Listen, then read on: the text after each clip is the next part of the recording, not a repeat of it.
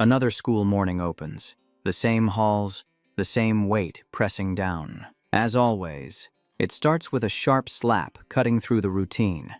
Blows rain on him repeatedly, a cycle that never seems to end. A pack of bullies surrounds him, feeding off habit and cruelty.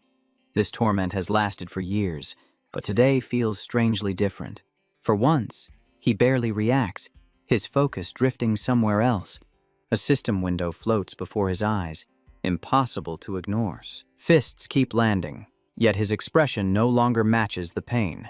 He laughs, wild and unhinged, echoing through the corridor.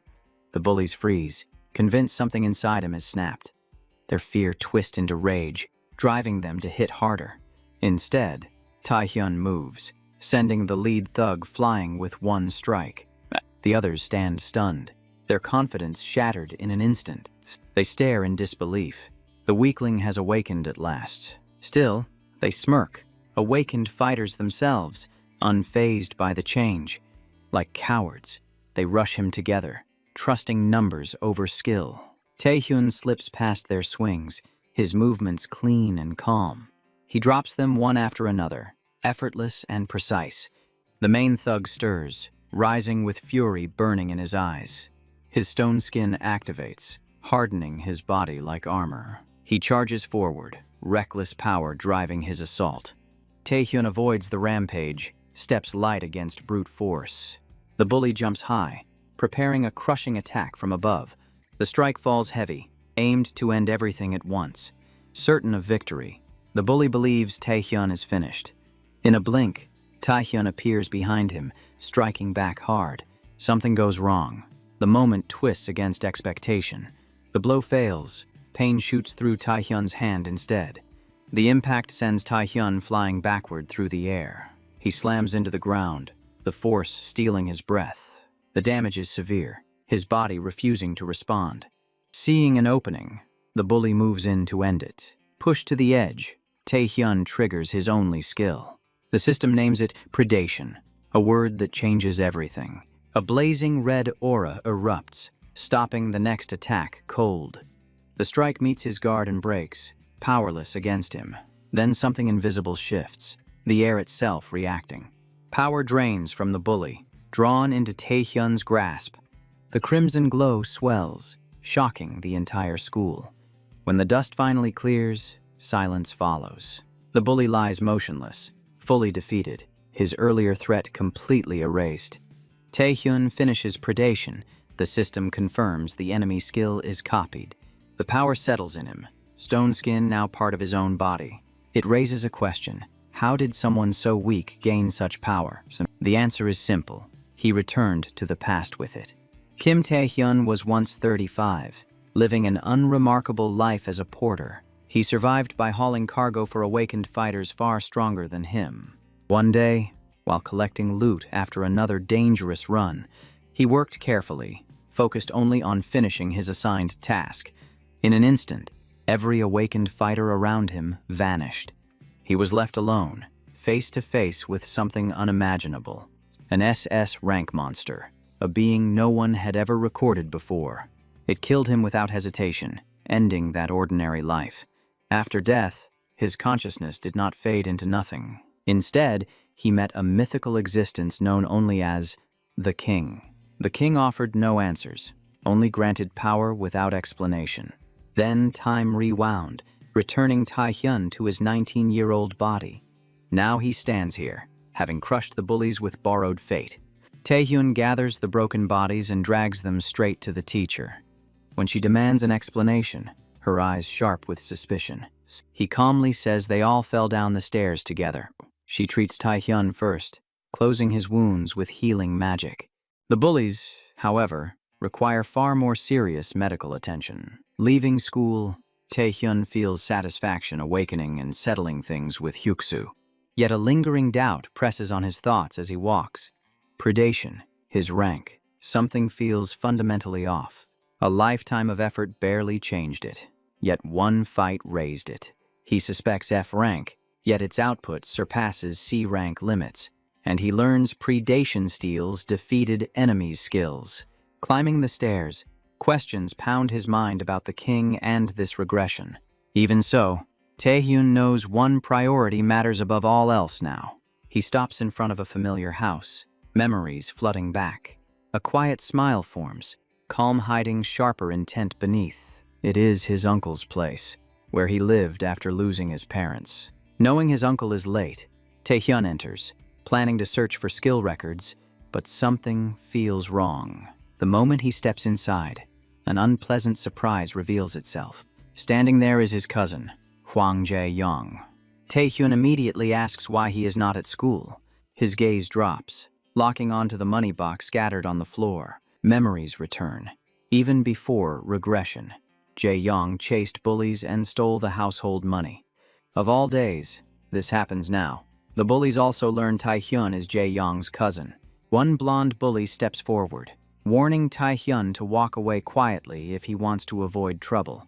He adds they will leave peacefully once they get exactly what they came for. Then he slips up, calling Taehyun an unawakened like it is an insult. Taehyun smiles, sensing the opening he has been waiting for. He moves first, driving a heavy punch straight forward. The bully crashes down hard, sprawled across the floor.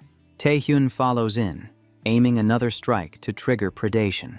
But the instant he tries to activate the skill, predation fails to respond, locked and unavailable. Taehyun freezes for a brief, dangerous moment. In that opening, a kick slams into Taehyun's face, snapping his head aside. His body stumbles back, balance breaking. The remaining bullies activate their skills together. Bind, poison, and bleed surge toward him at once.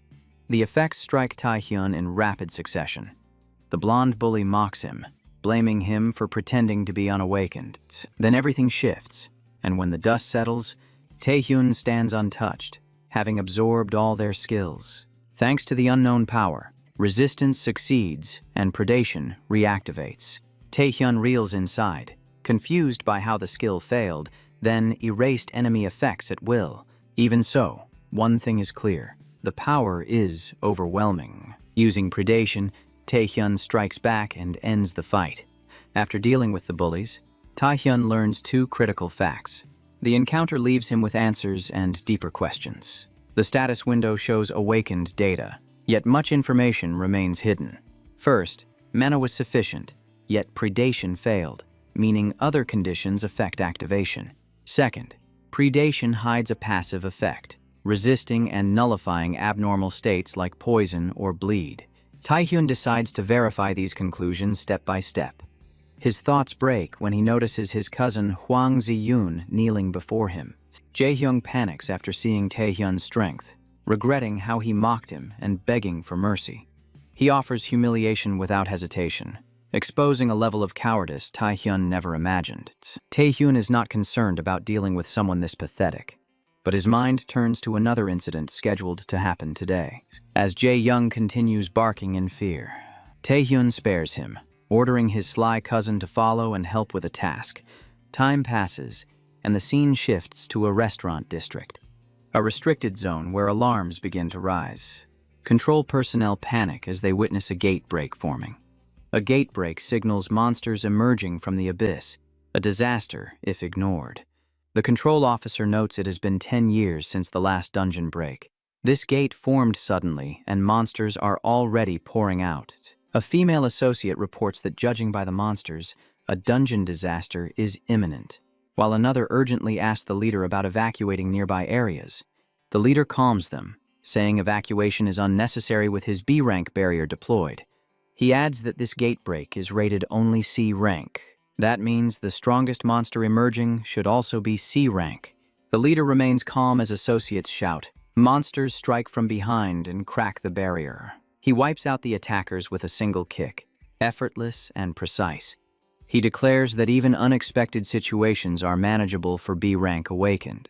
Elsewhere, Junyoung and Taehyun sprint toward the gate break site. Junyoung panics, calling his cousin Sir, hoping control personnel arrived first. Taehyun shuts down the title, agrees the initial mana read is C rank, and notes B rank control should handle it easily. Junyoung gasps for air, shouting that is exactly his point. Still, doubt lingers in Taehyun's mind, sensing this dungeon is not truly C rank. At the site, the leader has already wiped out the visible monsters, yet something feels wrong. Low-rank creatures pierced his B-rank barrier. Realization hits as he senses mana overflow exceeding his own rank. The associates warn that something massive is emerging inside the gate.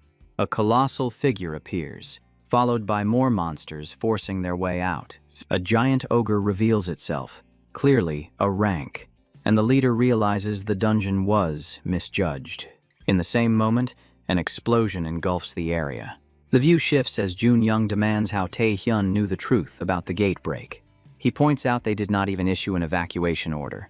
Taehyun hides his regression, brushing it off as intuition, which Hwang refuses to accept. Suddenly, a panicked crowd rushes past as giant monsters chase behind them. People scream warnings, telling everyone to flee when they see the cousins heading forward. Hwang anxiously asks Taehyun what he plans to do. Activating stone skin, Taehyun moves ahead, resolved to stop the monsters and catch up later. The scene cuts to another building. A man reports the situation is spiraling fast. The supposed C-rank gate is confirmed. A rank, with no reinforcements available. He concludes that only an A rank awakened can resolve this crisis. He pleads for assistance, calling them their last hope. He contacts the Blade of Lunacy, An Hyun-soo, who listens with tears in his eyes. Hyun-soo tells them to hold on, promising he is on the way. It becomes clear this A-rank fighter has an overly dramatic personality. Meanwhile, elsewhere, Taehyun arrives at the perfect moment, cutting through monsters using predation. The monsters fall one after another under his assault. Their powers flow into him as predation completes. As expected, Taehyun realizes another hidden detail. He deduces predation fails due to fatigue. Once it exceeds 70%, activation stops. Most skills rely on mana to activate, yet mana alone is not the only limit. Fatigue plays a critical role. Fatigue rises with skill use and physical strain, weakening output while making the body feel heavier. It is a harsh rule, but Taehyun learns absorbing dead monsters restores mana without spending it, draining them completely. Even better, his rank shifts upward, reaching D. Stone Skin also advances, and Taehyun realizes predation fuels growth, each use pushing him further. He considers a future as S or even SS rank, once impossible as a middle-aged porter. With the area secured, he prepares to return to Jun-young when a sudden disturbance pulls his attention away. An Hyun-soo drops into view mid-battle, clashing with a monster below. He burns with resolve, vowing to answer for the lives already lost. The dramatic fighter calls himself a warrior of justice. Taehyun can only stare, unsure how to react. Still, the fight does not slow. In an instant, the Blade of Lunacy cuts the monster down. The impact shakes the city, the creature collapsing under the force. Taehyun freezes, stunned by what he sees. He watches an A-rank monster fall effortlessly, realizing Hyun-soo once solved this gate break alone. Seeing the sword buried deep, Taehyun confirms the man matches every rumor. At the same time, he notes Hyun-soo foolishly scolding the fallen monster. Even so, Taehyun focuses on one concern: why Hyun-soo is here.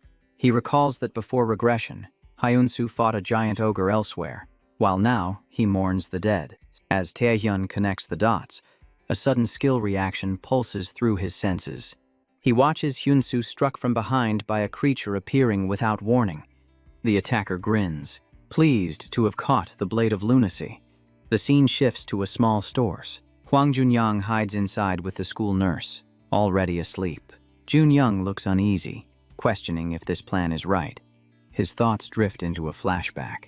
Taehyun explains how many will die in this gate break, warning him about Nurse Choi Na-young. He says she will die by healing others instead of escaping. Taehyun orders Jun-young to use sleep, sedate the nurse, and evacuate her safely. He promises to handle everything else himself. Back in the present, Jun-young wonders how Taehyun knows all this. He concludes Taehyun awakened a future sight ability. The idea overwhelms him, amazed and terrified by such power. Even so, He trusts that nothing will go wrong. The view returns to Taehyun, unsettled by how events are unfolding. A bloodied An Hyun-soo demands the attacker reveal its identity. The figure answers calmly, impressed Hyun-soo survived a vital strike, noting A ranks are different. The attacker is revealed as B rank villain Han Sang-do, his ability clearly focused on stealth. He mutters that hunting will be more fun. Criminals among the awakened are known as villains. Han Sang-do is one of them, a killer who slaughtered civilians during the gatebreak for pleasure. Taehyun is certain Hyun-soo and Sang-do never crossed paths before his regression. That realization makes him question whether his actions altered the future. Nearby, An Hyun-soo burns with rage and calls Sang-do an evil bastard. Acting as a self-styled hero, he moves to punish the villain himself. Without warning, the ground shakes violently beneath them.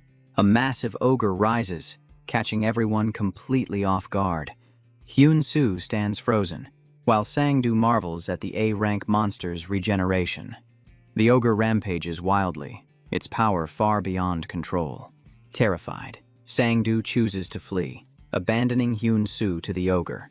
As Sang-do retreats into the chaos, he stumbles upon Taehyun watching nearby, finding fresh prey. Sang-do lunges to stab Taehyun, blind to the mistake he makes. Taehyun reacts too late, momentarily stunned. The dagger grazes past Kim's face at close range. Kim Taehyun activates Stone Skin in time, calling the villain a moron. He counters with a crushing kick that sends blood from Sang-do's nose. In that instant, Sang-do understands the truth. Taehyun is awakened. Worse, Taehyun knows everything about his stealth-based murders. Taehyun welcomes the encounter, using Stone Skin to confront the madman. The clash drags on as neither side retreats. Sang-do realizes his blades cannot pierce Kim's hardened body. Taehyun presses back, forcing Sang-do to admit his skill. Sang-do ignores how Taehyun knows him. He assumes Taehyun believes he is winning due to failed attacks. Grinning, Sang-do states the world never follows plans, then activates stealth. His body vanishes as he prepares a hidden strike. Taehyun grows overconfident, assuming nothing can bypass Stone Skin. In the next moment, Taehyun is ambushed. He senses movement and narrowly avoids a fatal hit. Shock hits him as Sang-do's blade slices through Stone Skin, blood spraying from his arm. Sang-do boasts of hunting many like Taehyun, striking relentlessly without pause. He mocks Taehyun, claiming exposed weakness brings fear, teaching that all skills have flaws. Han Sang-do continues his assault, carving into him repeatedly. Taehyun collapses, bloodied and gasping for breath. Reality crashes in. Stone Skin was never perfect. The truth is revealed. Stone Skin fails under overwhelming shock. The shattered section regenerated as stone again. But this new layer carried far weaker durability. Kim finally realized Sang-do targeted his Stone Skin from the start. Han reappears as our boy steadies himself. He grins, learning close combat still works even on a B-rank foe, his body clearly beyond D-rank limits. Taehyun suddenly asks Han if the test should end now. The question leaves the lunatic frozen. Sang-do laughs, mocking him for losing reason, then lunges forward to strike our boy head-on. As Taehyun rambles about meeting a B-rank criminal, Han wonders why this fool keeps talking. In the very next instant, the battle shifts, flipping everything without warning. Taehyun admits he sought Han Sang-do to sharpen his skill, then predation ignites, red energy flooding outward. Sang-do trembles before Kim's sinister mana, suspecting this monster hid such power all along. Han steadies his breath, refusing to care what strange skill Kim wields. He remains convinced stealth will keep him untouched no matter what. Taehyun crushes that belief, echoing Sang-do's words, every skill hides a fatal weakness. He learned this truth by devouring countless monsters, many slipping beyond his sight. Yet predation consumed them regardless, leaving no escape behind. Taehyun states plainly, no matter where Han hides or flees, predation will reach him without fail. A dreadful pressure pours from Taehyun as predation grows feral. Meanwhile, elsewhere, An Hyun-soo lies sprawled on the ground, his body drained, barely clinging to strength. Cursing the sly villain who struck him, He accepts that even heroes cannot deny death. The boy collapses motionless, his body giving in at last. Above him, a massive ogre prepares to smash him apart. The ogre swings a crushing blow meant to end it. At the final instant, Hyunsu's body is yanked away. It is our boy, stunned to see the ogre flattened against the ground. That position makes things far easier for him. Kim Tae-hyun returns home alongside Jae-young. They are met by an uncle and aunt, sick with worry. Relief floods them, overjoyed to see the children unharmed. The blonde boy calms his parents, glancing to our guy, who stays oddly relaxed. The broadcast resumes, announcing official updates from the government. The gatebreak warning has been fully lifted nationwide. Due to possible aftershocks, nearby schools will close for 1 week. As survivor reports spread, public fear eases. Rumors swirl of an A-rank dungeon mistaken for C-rank. Reporters swarm Hyunsu, the A-rank awakened, pressing him about the ogre. He snaps, admitting another took it down. A reporter adds the ogre corpse is missing and the villain vanished, raising doubts about public safety. Our guy listens quietly to the unfolding report. He exhales in relief when his name never appears. With that settled, he prepares to advance to the next stage. As Tae-hyun reviews himself, he notes 3 skills, stealth proving an exceptional gain. But at his current state, using all 3 skills would strain him badly. Reckless use would drain mana fast, spike fatigue, and lead straight to disaster, so he holds back.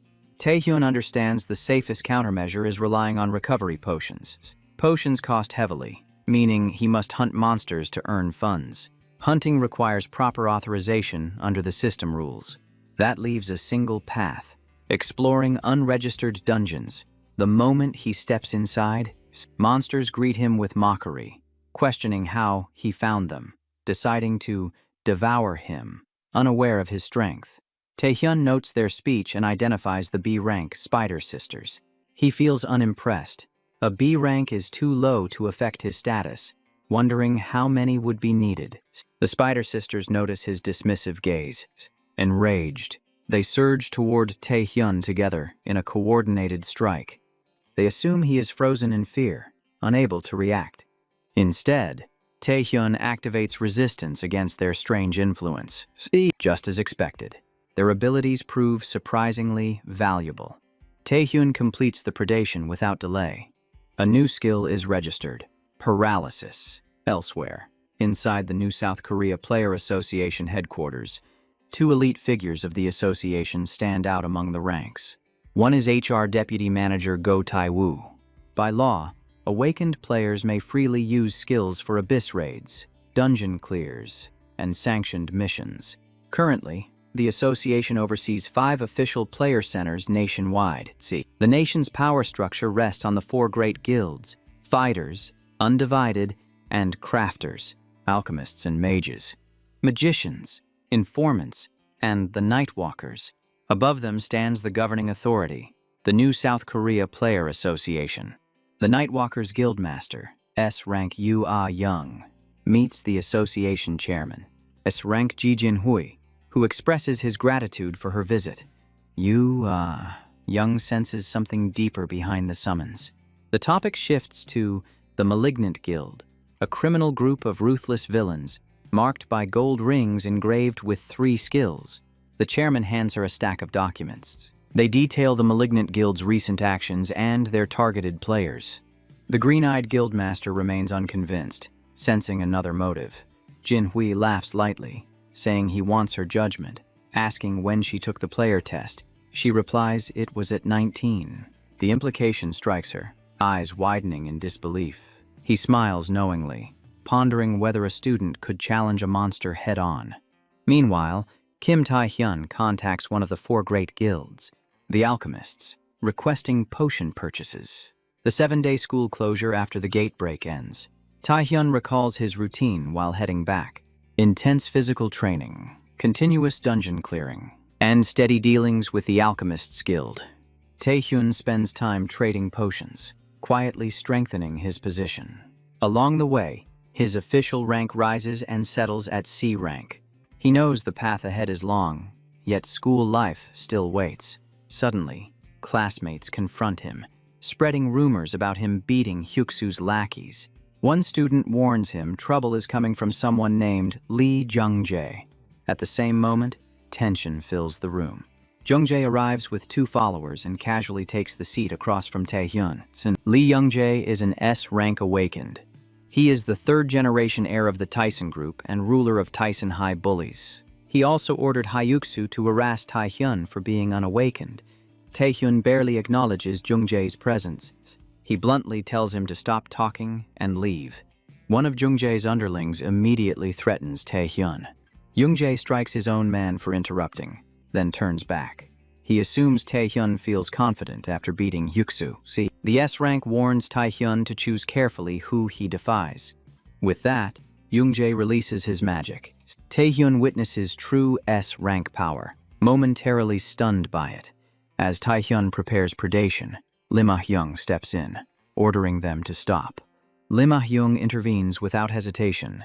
Known as class president, noble heir, S-rank awakened, and elite prospect, her titles stack endlessly. Many believe even more titles await her future.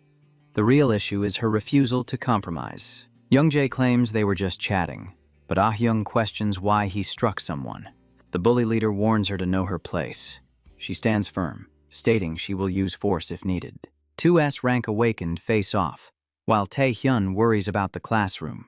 Suddenly, Jung-jae turns away, claiming he quits and will not fight here. However, his movement hides intent. He positions his arm to strike Ah-hyung. His hand freezes as an announcement echoes through the classroom speakers. The broadcast orders all students to gather in the main hall immediately. Hearing this, Jung-jae leaves, mocking them for their luck. The blue-haired girl turns to check if Taehyun is okay. She finds his seat already empty.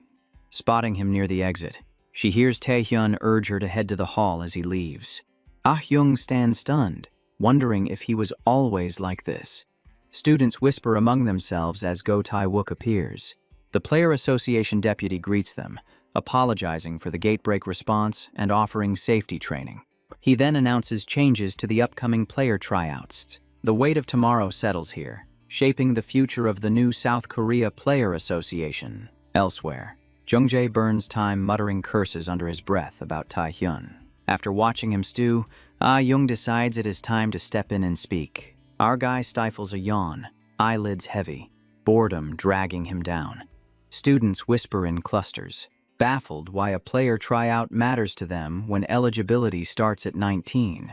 Tae-wook explains that recent gate outbreaks and swelling dungeon monster numbers changed everything. The association admits they are short-handed, so these tryouts now accept nominations from high school students. The HR deputy claims each school nominee is judged by ability, scores, academics, and conduct combined. Our guy hears it all and knows the truth. These speeches hide that selections already include students. What they do not say is that the selection process has already begun. It operates through Go Taiku's skill, known as the Observer's Eye. The Observer's Eye measures the total value of a target's abilities when focused. It also reveals the target's stat window information to the user. The brown-haired manager notices the values here surpass results seen anywhere else. That alone proves these students could become exceptional players. Yet Lee Jung-jae and Ah-hyung immediately stand out from the rest. Their presence registers as something far beyond ordinary. The deputy manager plans to file recommendations the moment he returns. Then Jung-jae calls out to him without hesitation. He questions the promise to notify students, insisting some here are unfit for that courtesy. He argues tryouts exist only to judge awakened fit to be players, not average awakened listeners. His pointed words clearly target Kim Tae-hyun. The narration stresses that raw strength alone never defines a true player. Rank of awakening and abyss knowledge are only parts of many skills tested. Jung-jae disagrees, calling it the harsh fate reserved for the unawakened. His remark is aimed squarely at our guy. Our boy understands the probe, checking if he is awakened, so he shows no reaction. The blue-haired girl steps forward again, speaking up in his defense. Taehyun stops her, saying he does not need help, leaving her frustrated and silent. Youngjae pushes on, saying students like him should be expelled while mocking our fella. Our guy knows he cannot even glimpse the tryout without proving himself awakened. Still, a recommendation does not strictly require him to reveal that fact. Go Tae-wook finds Jungjae's bullying display outright pathetic. He shifts his gaze to Kim Tae-hyun, listed as unawakened with unknown latent rank. Using the observer's eye, the manager finds Taehyun's data cannot be verified. The discovery leaves him completely shaken. Our guy surprisingly agrees with Youngjae's conclusion. He admits this place is not for him and turns to leave. As he goes, he mocks the S-rank man about enjoying his grand lecture. The S-rank guy scoffs, says he will listen to the end, and calls him a fucker. The deputy manager still reels in disbelief, his observer's eye failing on the boy without explanation. The same skill works perfectly on the chairman, making the failure even harder to accept. The incident unfolds inside Yuayong, a place where rules rarely bend. Because nothing like this has ever occurred, the situation spirals beyond expectation. Hae-wook stands frozen, confusion swallowing him as logic offers no answer. Before leaving the room, the boy slows his steps, calm and deliberate. He turns his head back slightly, the motion small yet loaded. The brown-haired manager finally reads the number above him, a count of the dead. It shows 5096, a figure dwarfing every other student present. Later, Taehyun flips through a book, hunting clues about the king, finding nothing. Bai Huixu arrives with his crew, surrounding him without warning. They say Jungjae wants him, insisting he comes along immediately. Taehyun freezes when Hyuksu brings up his aunt and her restaurant. Huksu threatens her suffering, pressing him before any reply can form. The group falls fast, struck down hard as the situation snaps. Taehyun grips Hyuksu's throat, cutting his breath without hesitation. He demands Jungjae's location, voice cold and unwavering. Kim Tae-hyun steps into the gym, posture steady and alert. Lee Young-jae waits with his bodyguard, the A-rank Seol Hundo. The A-rank player casts multiple status effects onto Taehyun. They fail against his resistance, leading to a shocking conclusion. Youngjae realizes the awakening, declaring he has no intent to harm. The S-rank reveals plans for a guild, claiming his future as Taesun heirs. He seeks real human talent, not tools like Bae Hyuksu. Youngjae offers alliance, promising erased grudges, wealth, and honor. He even claims Taehyun's family would live without hardship. Taehyun calls the offer garbage, believing a line has been crossed. He stops listening and readies himself for the long-awaited fight. Hundo spreads a binding room, sealing the space in magic. The magic hides itself, leaving outsiders blind to what happens inside. Both sides move at once, attacks colliding as the battle starts. The S-rank overwhelms Taehyun early, confidence dripping from each strike. The bodyguard studies the clash, pitying Taehyun as a mere A-rank. Hundo assumes defeat is certain against such an opponent. His master stands as the embodiment of calculated intelligence. As the fight continues, those beliefs begin to fracture. Youngjae is driven back in close combat by Kim Tae-hyun. The bald bodyguard stares in disbelief, unable to process the sight. The arrogant S-rank groans, pain tearing through his composure. He demands an answer, unable to move, body locked in place. In that instant, Seol Hundo finally understands that body strengthening was not the boy's only weapon in play. Confusion hits him hard as he struggles to grasp what technique was just used. The narration explains that Taehyun gained 3 abilities through predation alone. The first of those abilities is Stone Skin, a defensive enhancement. The others are stealth and paralysis, each carrying specific combat limitations. Taehyun deliberately avoided using every skill from the very beginning. C-rank paralysis struggles against S-rank resistance, while stealth cancels long-range fire attacks instantly.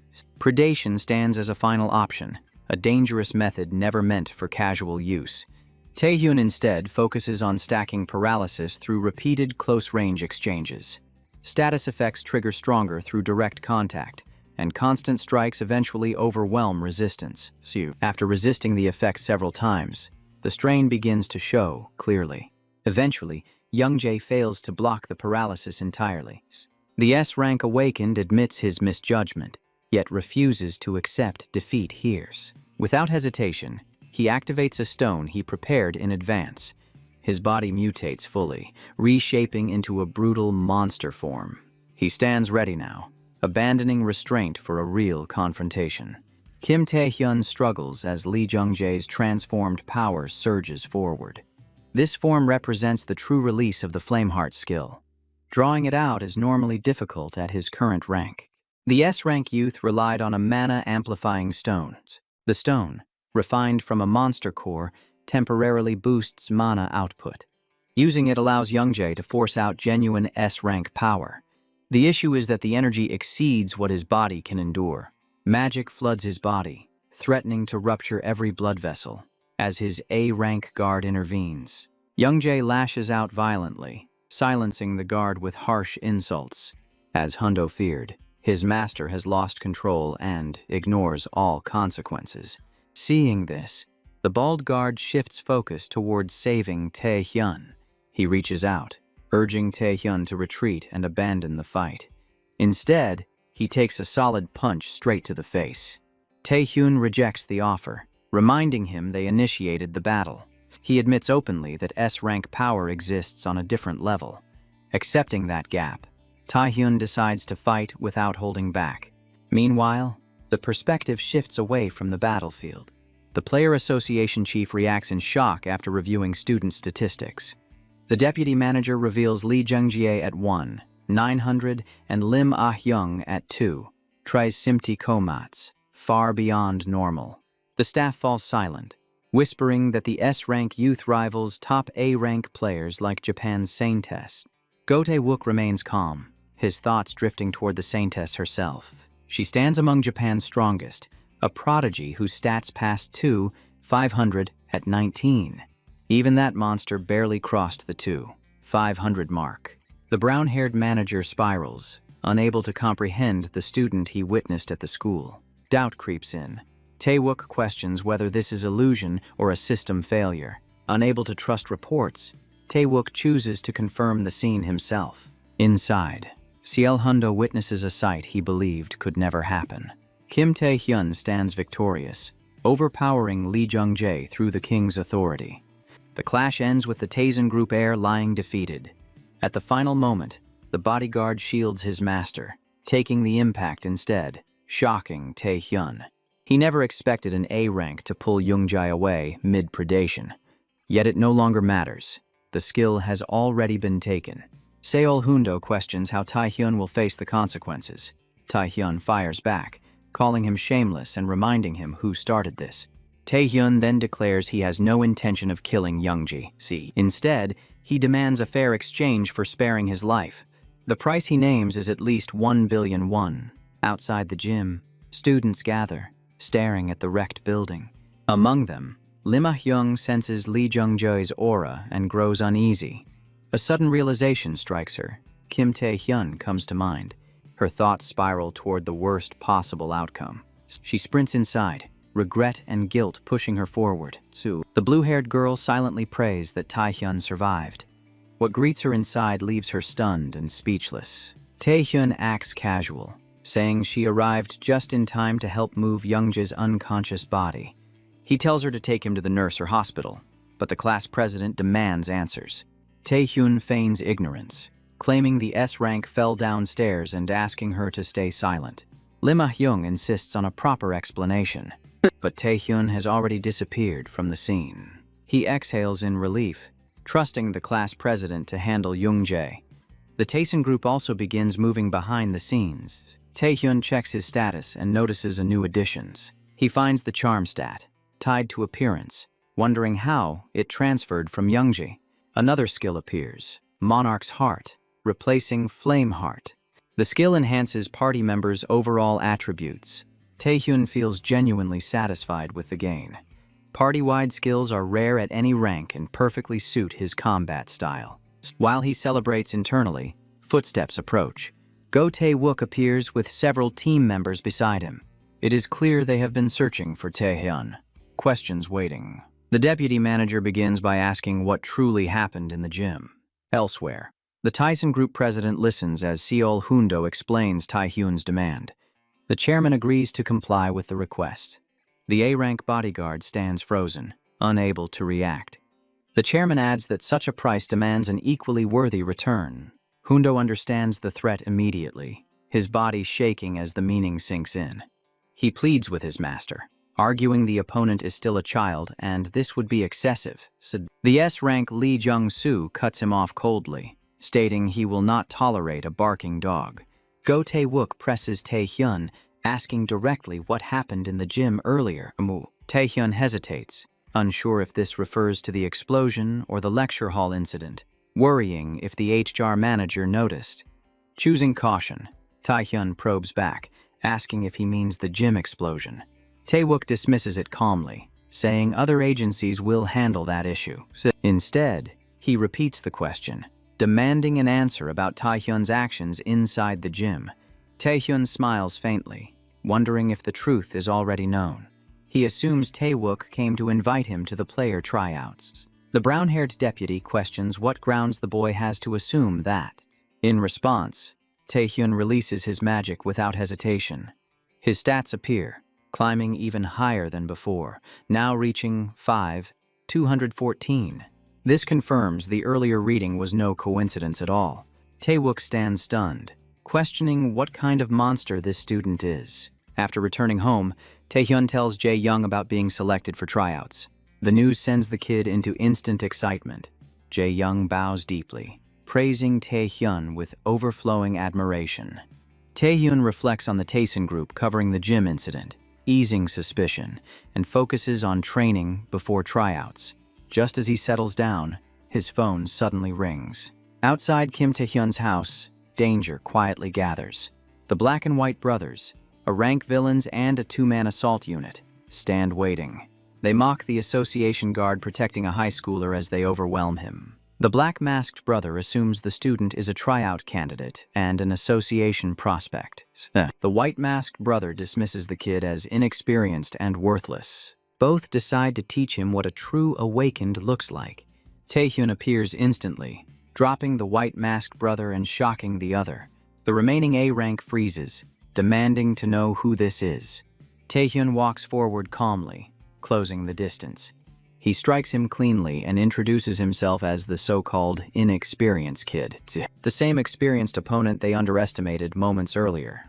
Hours earlier, Tae-hyun spoke with Seol Hundo at the gym, demanding 1 billion won and silence.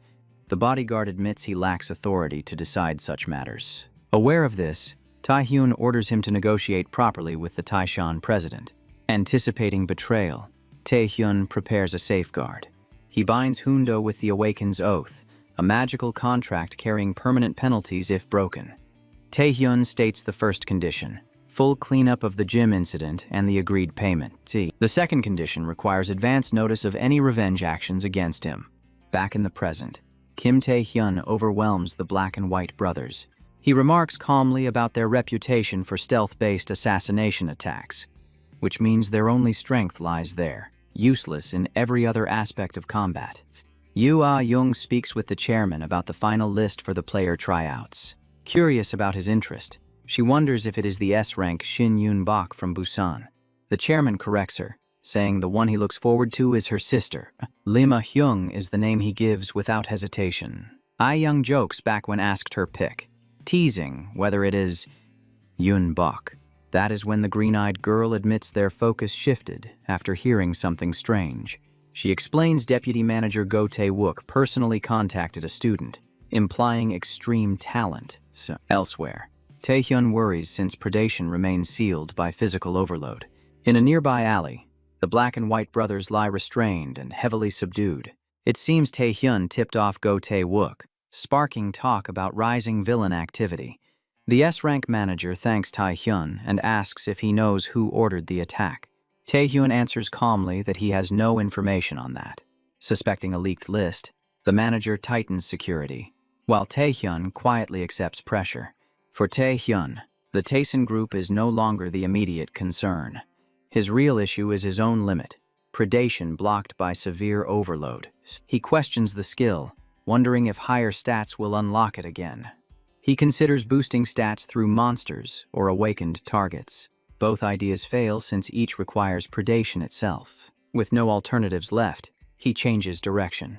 Taehyun later arrives at Blackhead, the top training center of New Korea.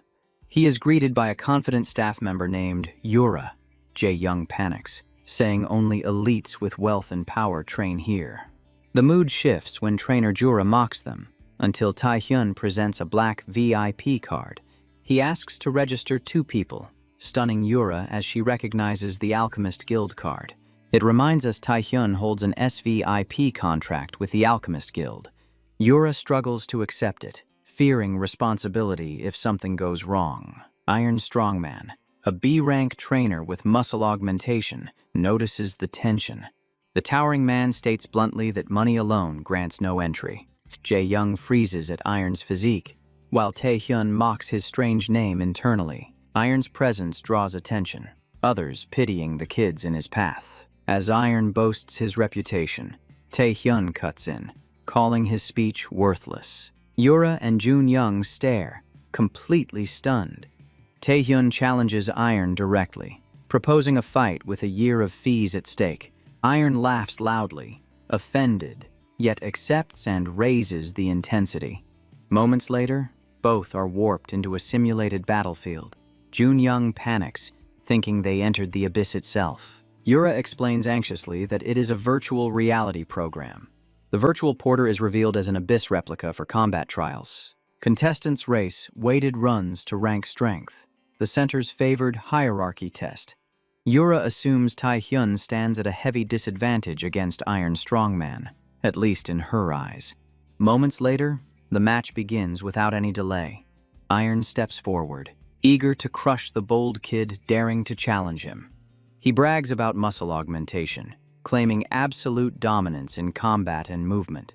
Inside the virtual porter, his balance and raw load capacity far exceed normal limits, as he smashes monsters and mocks a free year reward. Then the flow of battle shifts in an instant. Taehyun calmly activates his skill. He charges through every monster, movements sharp and devastating. The counter climbs until it reaches a 999 combo. Iron staggers in shock, while Taehyun casually remarks he planned only 30 days. Impressed despite maximum load, Jun-young watches quietly, showing complete trust in his cousin. Taehyun mocks Iron, asking if this was what he called strong. He returns carrying a massive bag of defeated monsters, demands payment, and tells Iron to leave. The scene cuts to the long-awaited player tryouts, the official license examination day. An announcement explains minors may now join by recommendation, drawing candidates worldwide. The association highlights top prospects: Iron Fist Hong Young-wook and Druid Lee Gil-san. Thunder God S-rank Shin Yun-bak draws massive attention. Another standout is Lim Ah-hyung, an S-rank prospect with Saintess-level records. The focus shifts to a reporter nearly in tears as the venue feels impossibly distant. Missing coverage means termination. This is Kim Gija, a new SY economy reporter. Trapped behind crowds, Gija sinks into despair. Convinced failure follows her everywhere. She mutters bitterly about her collapsing future. Taehyun steps in, asking how a test taker is meant to pass. Fate turns as Gija meets Taehyun, who turns out to be an examinee himself. Soon after, Taehyun is summoned for the test. The interview nearly delays him, leaving him rushing at the last moment. Taehyun decides this is the time to shape his public image. As he enters the test zone, silence spreads instantly. Every gaze locks onto him, including Lim Ah-hyung. She freezes at his physique, while Taehyun brushes it off as simple training. The class president stands stunned, unable to speak. She recalls his awakening but never imagined such change in 1 month. Lim panics, demanding to know what he did to Youngjae before. An announcement cuts them off, signaling the first test site. It explains this trial will choose who qualifies as players. The host orders everyone to check their chests for numbered tickets. The task is to collect 5 tickets, including their own, within 1 hour. A scramble exam. The ground shakes as the environment rapidly transforms. All methods are allowed except lethal actions. With that declaration, the test officially begins. The test takers are lifted onto floating cubes, hurled apart as the arena spreads wide. Players quickly notice S-rank Lim Ah-hyung and rush her, aiming to strike first. Lim Ah-hyung releases frost, stopping mid-air attackers cold, leaving spectators stunned by her control. The judge reminds everyone the field is stacked, as every contender surpassed earlier test groups. His attention locks on Busan's S-rank player, Shin Yeon-bak. Cameras track him closely as 20 minutes pass inside the test. Shin Yeon-bak allows no one near, sealing the field with relentless thunder. Judges marvel at his talent, debating whether Ah-hyung or Yeon-bak dominates the field. Player Association head manager Go Tae-wook understands the focus on such ranks. Still, Tae-wook remembers the impossible numbers he saw in Tae-hyun's stats. He believes Tae-hyun will clear this test without resistance. Tae-wook silently cheers, hoping Tae-hyun exposes his true strength. The next moment shatters that confidence completely. Tae-wook sees Tae-hyun stalled by a rank Hong Jung-wook using iron skin. Doubt hits hard as Tae-wook questions his own judgment. He cannot accept an A-rank stopping Tae-hyun cold. Worse still, Tae-hyun does not dodge even once. As Jung-wook pounds him and blood appears, Tae-wook finally understands. The A-rank guy calls our boy a fucker and asks if he's looking down on him, saying stone skin is the inferior counterpart to iron skin and mocking Tae-hyun for charging in and taking useless hits. Tae-hyun shuts Jung-wook up when he says that's exactly why there's meaning in getting hit continuously, as his stats rise with every strike. It is revealed that even after a month of training, predation stayed sealed due to lacking stats, requiring extreme physical stimulation. That makes fighting at the absolute limit the best training, meaning Tae-hyun was never finished. Tae-hyun counters, driving a heavy punch straight into Jung-wook's face. Blood sprays as iron skin shatters, and the A-rank calls him a damn monster. That single blow drops him instantly, ending the fight. Tae-hyun stands tall, monstrous in presence, and claims Jung-wook's ticket. Go Tae-wook reacts in the opposite way. He laughs wildly, now convinced Kim Tae-hyun is abnormal, while judges think he is overly excited. Tae-wook cannot believe Tae-hyun trained mid-survival game, his boldness sending chills. Still, he worries the fight drained too many stats and stamina. He thinks Tae-hyun should conserve energy and hunt weaker opponents. Events immediately move against his expectations. Judges notice the C-rank awakened, challenging top ranks, assuming self-elimination. Instead, Tae-hyun steps directly toward S-rank Shin Yeon-bak. Shin Yeon-bak holds 147 tickets and has crushed countless challengers. Tae-hyun wonders how many tickets Yeon-bak holds and grins darkly, saying as long as it's more, it's fine. The battle begins as Shin Yeon-bak unleashes thunder. The arena rumbles under the impact. Each time Tae-hyun attacks, Shin Yeon-bak counters with thunder control. Even Tae-hyun smirks. He never expected this S-rank fighter to be this slippery. Yeon-bak wraps himself in violent lightning, the barrier stopping every incoming blow cold. That raw power stretches his reach, letting him dominate both close and distant combat. Worse, Tae-hyun cannot use predation now, leaving no opening to break through Shin. While circling, the Thunder God grows curious, pressing Tae-hyun about his hesitation. Without warning, Shin launches forward in a sudden burst of motion. He catches Kim off balance, thunder crashing down in a sharp assault. Tae-hyun has no option but to react on instinct alone. He dodges by, sprinting away, barely slipping past each strike, while Yeon-bak closes in. Yeon-bak hunts him without pause, savoring every second of the chase. At last, Yeon-bak reaches him, slamming thunder straight into Tae-hyun. He scolds Kim, saying retreat has no place in a real fight. It is clear Tae-hyun has provoked a monster far above expectations. In that instant, Kim activates Stone Skin, hurling hardened rock at Yeon-bak. The thunder shreds it instantly, and the S-rank fighter mocks his attempt. Blinding light erupts as Shin Yeon-bak unleashes his power with unstable force. He crushes Tae-hyun with overwhelming blows, then senses something strange. Yeon-bak realizes that while others fled in fear, Tae-hyun kept pace. He believed only Lim Ah-hyung could amuse him here, yet Kim Tae-hyun stands equal. To Yunbok, Tae-hyun becomes nothing more than an entertaining toy. Suddenly, something flashes at light speed, grazing Shin's head and drawing blood. The thunder god freezes, stunned by what just struck him. He cannot comprehend how Kim's attack even reached that distance. Tae-hyun seizes the moment, hammering Yunbok with a rapid series of blows. It becomes clear that stone skin alone cannot endure the thunder god's wrath. At full strength, it only strikes, shatters, and vanishes without effect. But within the player tryout grounds, the rules change. The arena material itself withstands awakened power from the start. Unlike stone skin, it may crack, yet keeps its form, turning into a true weapon. If Tae-hyun pierces the thunder barrier, even S-rank Yunbok will fall. Shin calls Tae-hyun a sly bastard while being beaten down hard. Kim relentlessly overwhelms the thunder god with brutal precision. The surrounding members descend into total chaos. They cannot grasp how a C-rank is overpowering an S-rank opponent. Taewook watches in delight, thrilled by the shock spreading through the crowd. He concludes Kim Tae-hyun is far more dangerous than anyone guessed. Just like that, Kim defeats Shin Yunbok and claims every exam ticket. He waits calmly as the test period drags toward its end.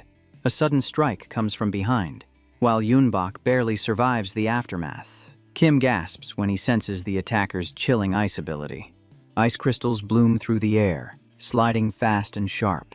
The opponent is revealed, Lim Ah-hyung now standing before Tae-hyun. A cold glare flashes across Lim Ah-hyung's eyes. Tae-hyun wonders how long she watched the previous fight unfold. Lim Ah-hyung speaks first, saying power without responsibility becomes violence. Admitting Tae-hyun beat Shin Yunbok cleanly. She assumes he defeated Lee Jung-jae the same way, and that thought unsettles her.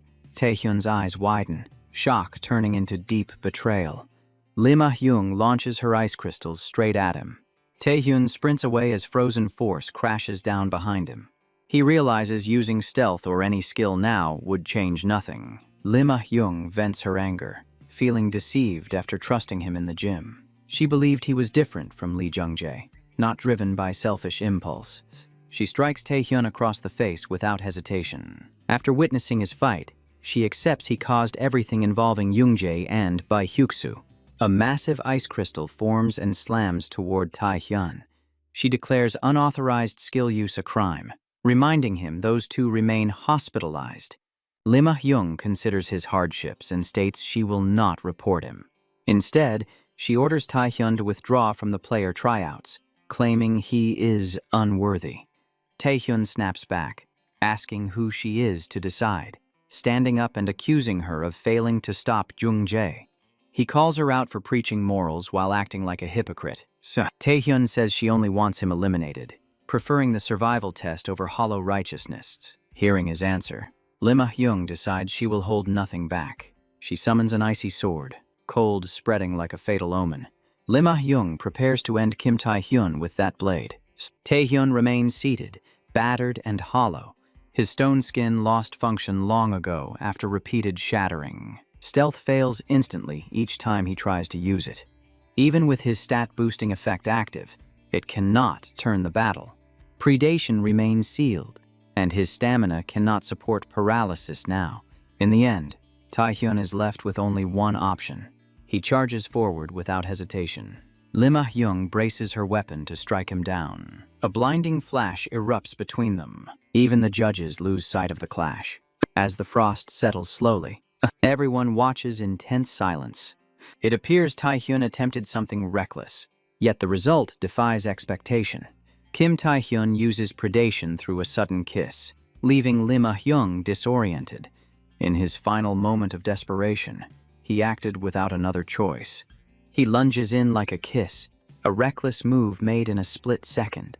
It looks desperate and strange at first glance, but the intent is precise. This is paralysis taking hold at the source, not hesitation.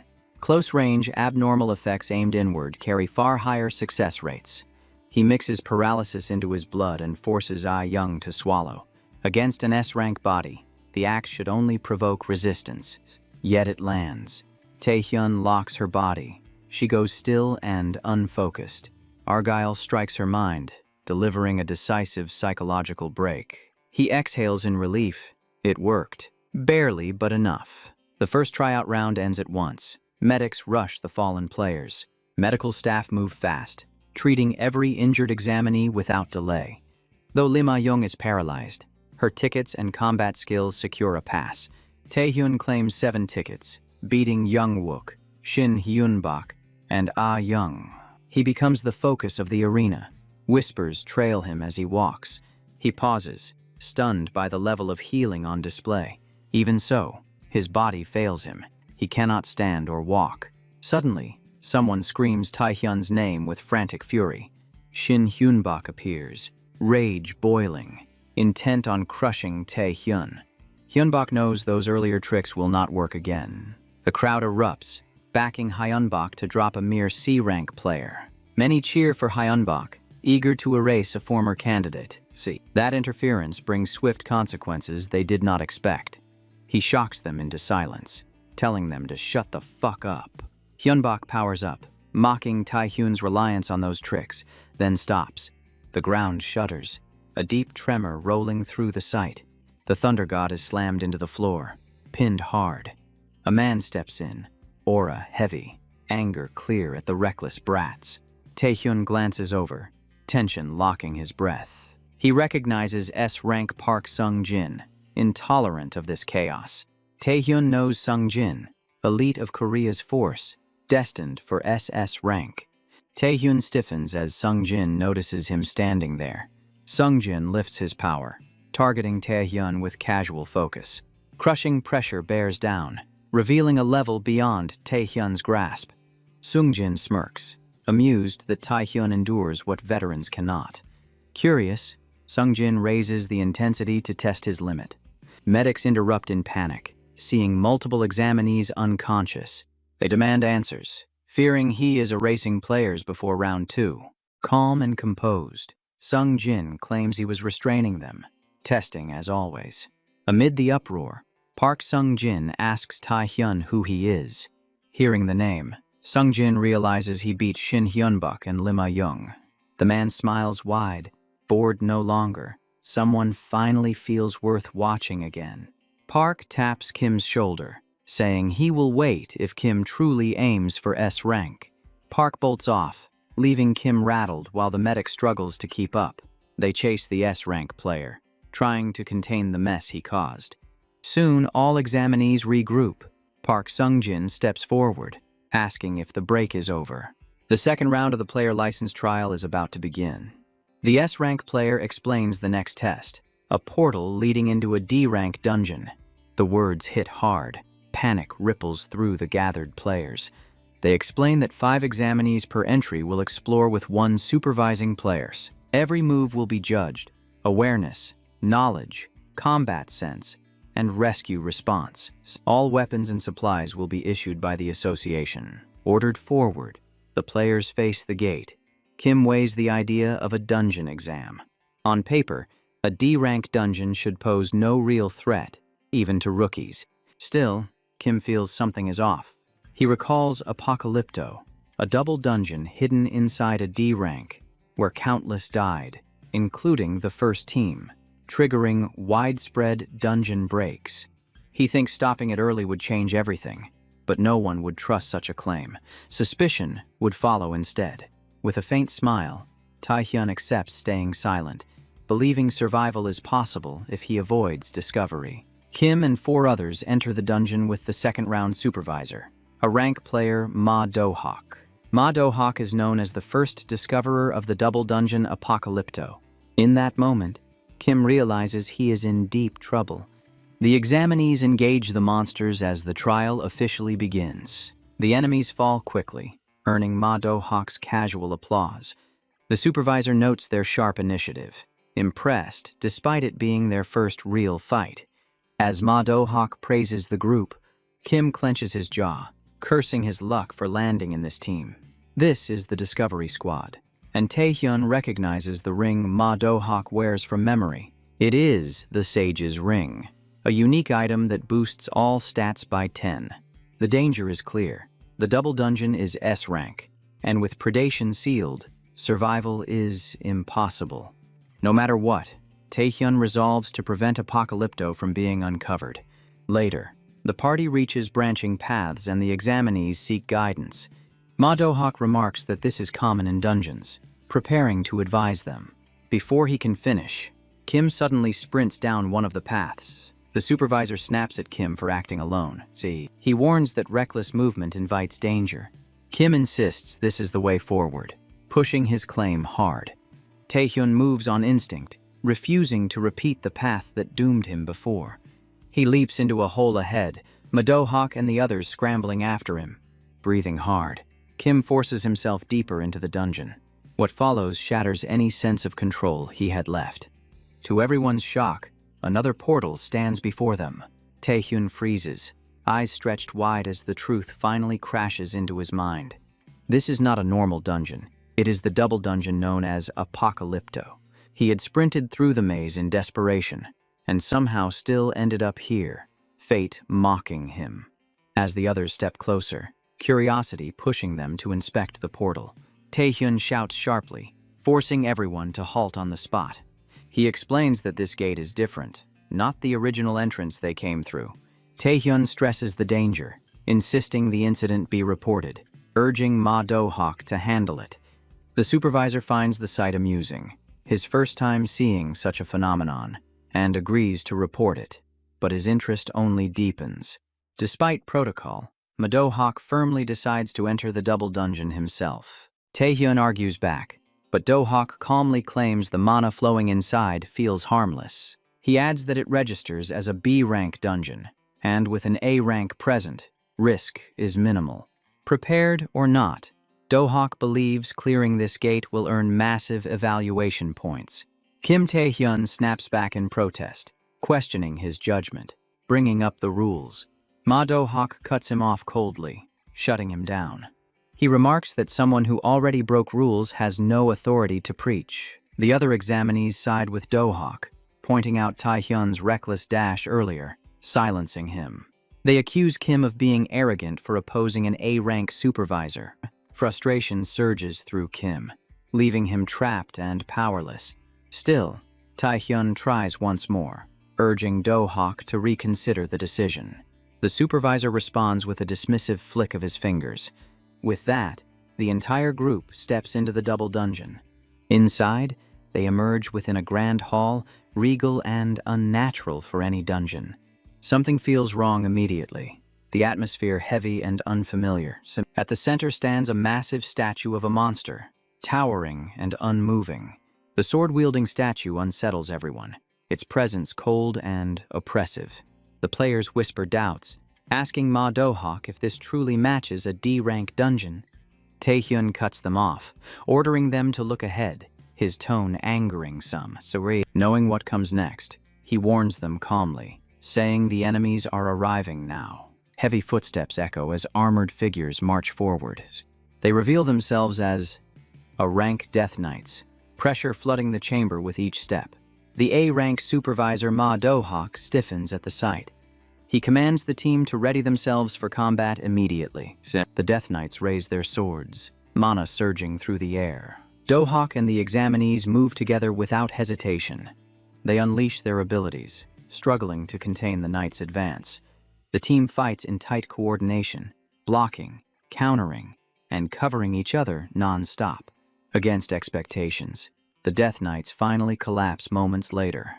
The group stands stunned, barely processing that they defeated A-rank monsters.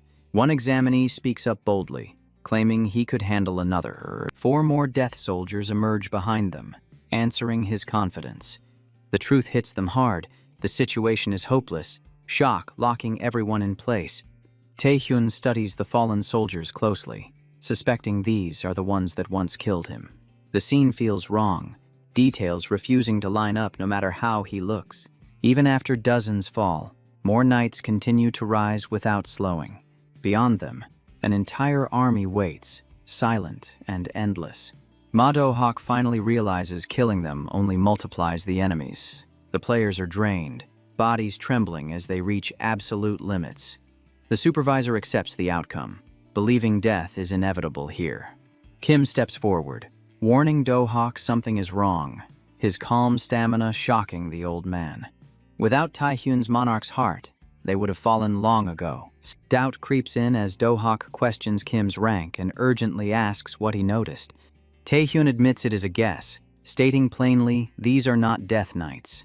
Panic spreads as everyone questions what they have been fighting this whole time. Taehyun says he will confirm it now, moving without hesitation. He grips a knight's sword, stone skin hardening his body.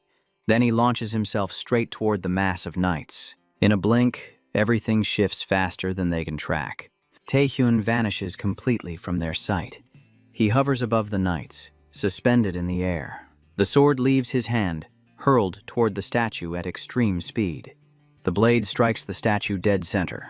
Time seems to stall for a brief instant.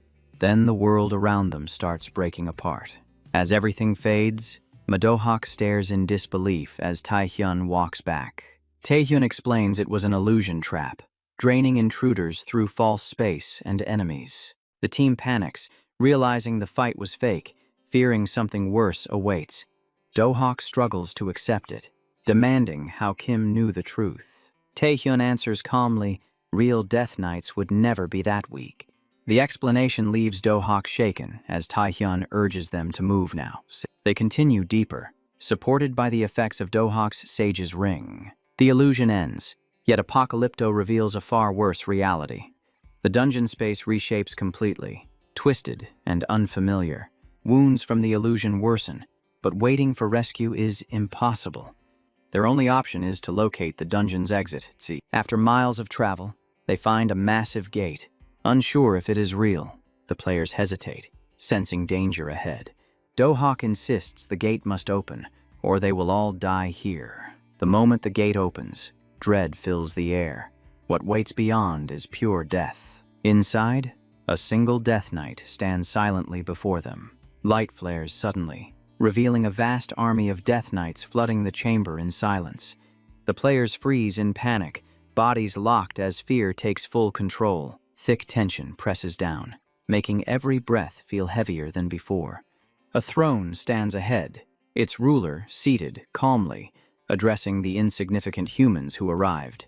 Without delay, the ruler signals the start of the confrontation. This being is the master of Apocalypto, the lord commanding all Death Knights. The lord of the Death Knights formally declares the battle to begin. Every knight raises their blade toward the exhausted five, Taehyun standing among them. Taehyun quickly understands. These knights demand single combat, one opponent at a time. The players begin to panic openly, their mana nearly depleted and bodies failing. Taehyun urges them to escape instead of fighting, but his warning goes unheard.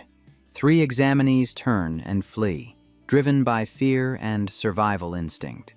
Regret floods them as they run, realizing too late how wrong their choice was. A knight moves, its sword cutting through the air in one clean motion.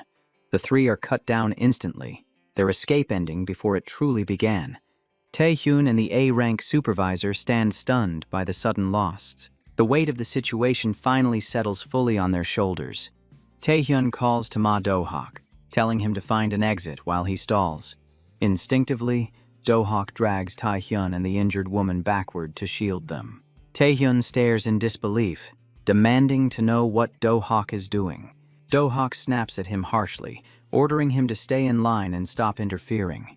The A-rank player vents his frustration about his lifelong pursuit of S-rank. Despite relentless training, the goal only drifted farther away, never closer. He believed solving this incident might finally earn recognition near S-rank. Now, everything has collapsed into this desperate moment. Do-hak admits that Taehyun is different from the rest.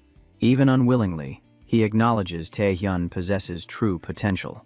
As the superior, Do-hak orders Taehyun to flee with the wounded immediately. He declares this choice his responsibility as the highest-ranked survivor. Taehyun realizes too late that the wounded person is already dead. Before he can react or speak, Do-hak's lifeless body falls to the ground before his eyes. An armored knight points its blade at Taehyun, demanding a formal duel. Taehyun notices the sage ring still on Do-hok's hand. He lunges forward and snatches the ring without hesitation. He knows this is his only chance to survive this place.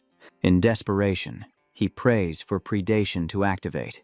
Fortune turns as the ability finally responds. Power surges, boosting all his stats by 10 each. With every condition fulfilled, the seal on predation fully breaks. The sudden surge of power throws the knight off balance, catching it completely unprepared. Taehyun knows relying on predation alone will never secure victory here. He resolves to burn through every stat and skill he has gathered so far. Only by pushing everything can Taehyun stay alive in this moment. A spear suddenly locks onto Taehyun's position. Confusion flashes through him as he senses something unfamiliar. The moment he turns toward the source, he knows escape is impossible. The Lord of the Death Knights attacks relentlessly without pause. Taehyun is denied any opening to counter or strike back. He can only retreat, moving purely to survive, until finally, the Lord catches Taehyun and pins him down completely. The Lord admits Taehyun's strength without hesitation, yet he declares that this power marks Taehyun's absolute limit. Before ending him, the Death Knight Lord poses one final question. He asks who granted Taehyun this borrowed power. A foreign force resists the Night King's roar and oppressive will. That resistance holds, barely, but enough to matter. The Lord realizes Taehyun understands their language, unlike other humans. He repeats the question, demanding whose power flows through him. Taehyun feels trapped, stripped of any answer, just like the moment he once faced before. He questions what predation truly is and why he hears monsters clearly. Power and opportunity came to him, yet the outcome feels unchanged. As Taehyun wonders why the king chose him, a voice answers, reminding him the reason was already given. The king explains he was moved by Taehyun's resolve and endurance. He tells him not to change, only to keep moving forward. Those words ignite something deep within Taehyun. The Lord assumes Taehyun no longer has strength to speak. Confident, the Lord moves to deliver the final blow. At that moment, Taehyun rises back to his feet. He stands ready, eyes locked on his enemy. The S-rank Lord mocks him, amused by what he sees as futile struggle. Taehyun calmly asks if the Lord still wants to know whose power this is. Argyle strikes back decisively, telling the Lord to discover it himself. The blow ends the fight, pushing Taehyun forward to rank B. The king finally reveals the truth. The power was his all along. As the battle ends, Taehyun gains the skill, Night King Spirit. Outside the dungeon, Park Sungjin and association members wait anxiously. The S-rank player checks the readings, confirming the dungeon is S-rank.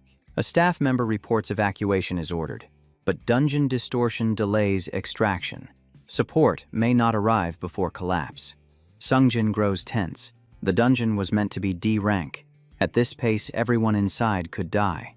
He considers stepping in alone, weighing the risk without hesitation. Suddenly, the dungeon gate begins to flicker erratically. Everyone braces for a dungeon break, hearts tightening, until the impossible happens. Kim Taehyun steps out from the gate. He barely escapes, standing alive before them. Because of Taehyun, the double dungeon incident ends. Examinees evacuate safely, and results rely on prior evaluations. The fallen are recovered and returned respectfully to their families. The association chooses to hide the identity of Apocalypto's clearers. The chairman explains press backlash is severe. Revealing Taehyun would paint a target on him. Taewook and Sungjin raise no objections when the chairman asks for their judgment regarding Taehyun, the man who cleared the S-rank dungeon Apocalypto.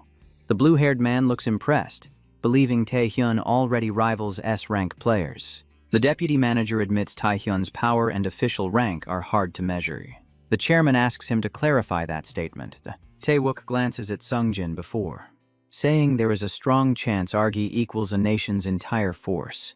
Elsewhere, Taehyun drifts within an abyss crawling with monsters. There, he meets the king once more.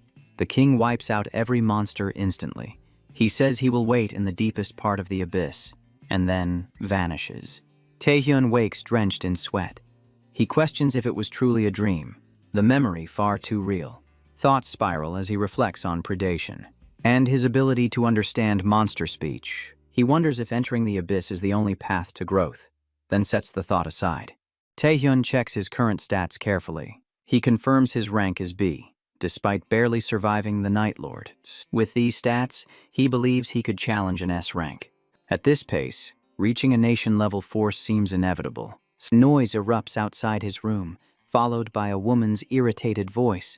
She complains about being barred from visiting someone sick, calling the situation heartless and excessive.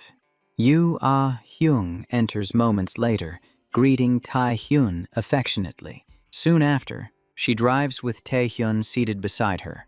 Her manager sits in back, clearly displeased with her driving. Tae-hyun wonders why the Nightwalker's guildmaster, one of the 4 great guilds, would want to see him. Yo explains she only drove him home after discharge, curious to meet the one who survived Apocalypto.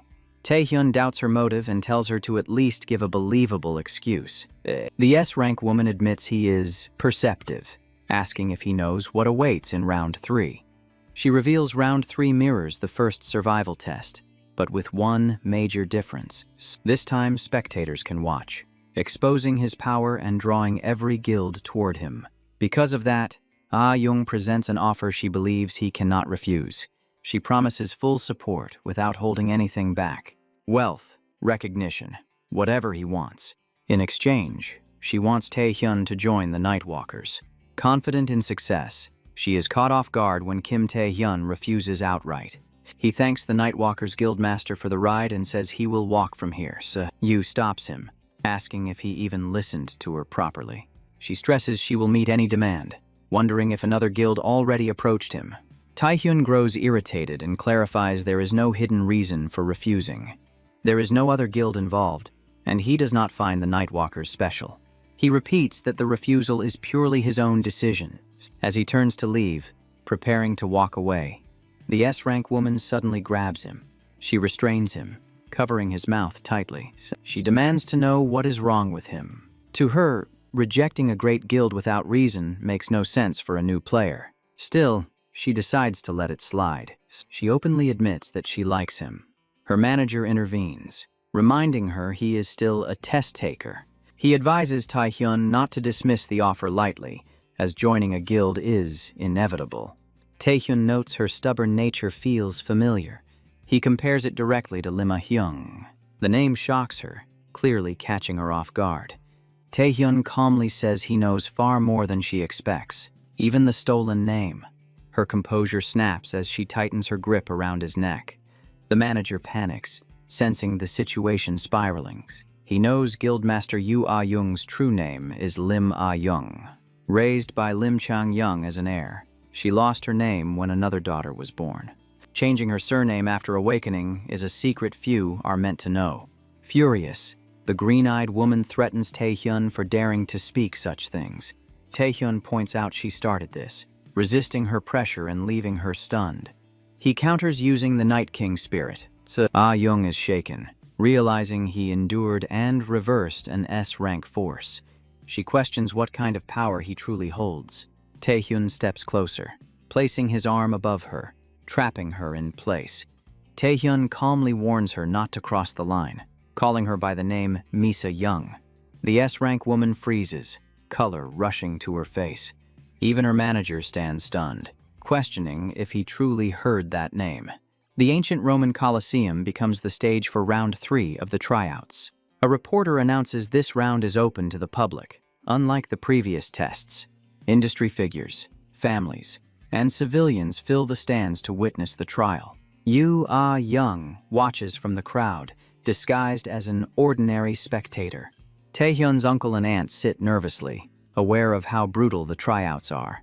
Their son, Taehyun's cousin and Seoul fan club president, believes his Hyung is unbeatable. Meanwhile, Kim Gi-ja, a struggling rookie reporter on the brink of dismissal, scrambles for a real story to save her career. Her last report was rejected for focusing on a low-ranked awakened, Tae-hyun. She assumes he was eliminated already, fearing termination if she fails again. As anxiety builds, murmurs spread about something feeling off. Veteran awakens, even A-rank Lee Gilson, are all staring at one person. The sight immediately grabs Gija's attention. She watches in disbelief as multiple players move together to target a single man. It makes her question just how strong that lone player must be. Then it clicks. She realizes exactly who he is. The host announces round 3 will begin, warning viewers of intense shock. With that signal, the trial officially starts. Every participant charges straight at Taehyun. They rush him, knowing he defeated 2 S-rank players since round 1.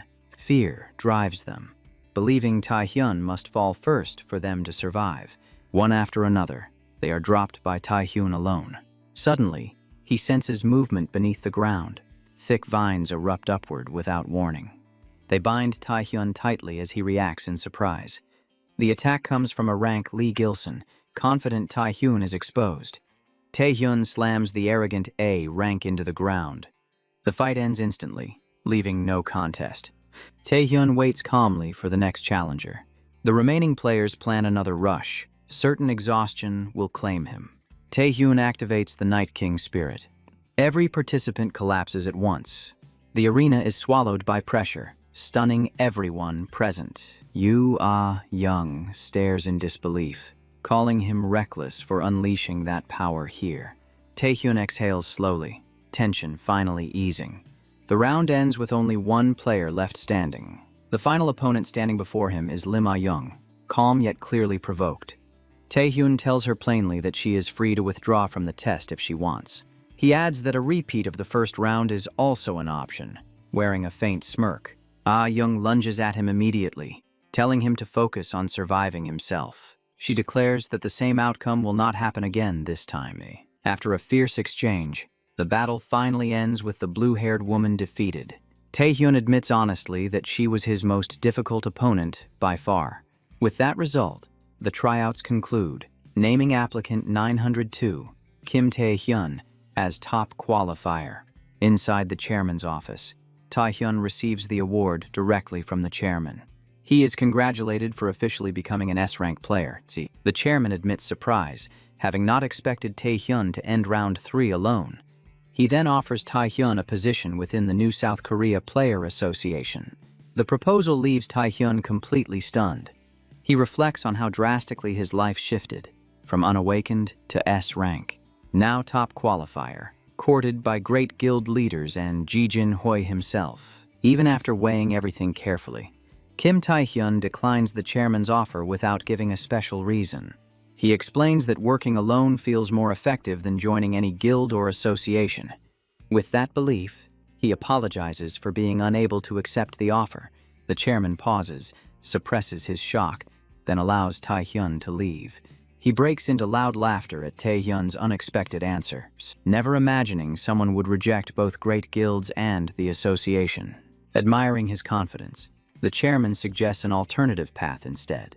He asks whether Taehyun is interested in the Asian exhibition games. Taehyun finishes off the remaining monsters inside the dungeon.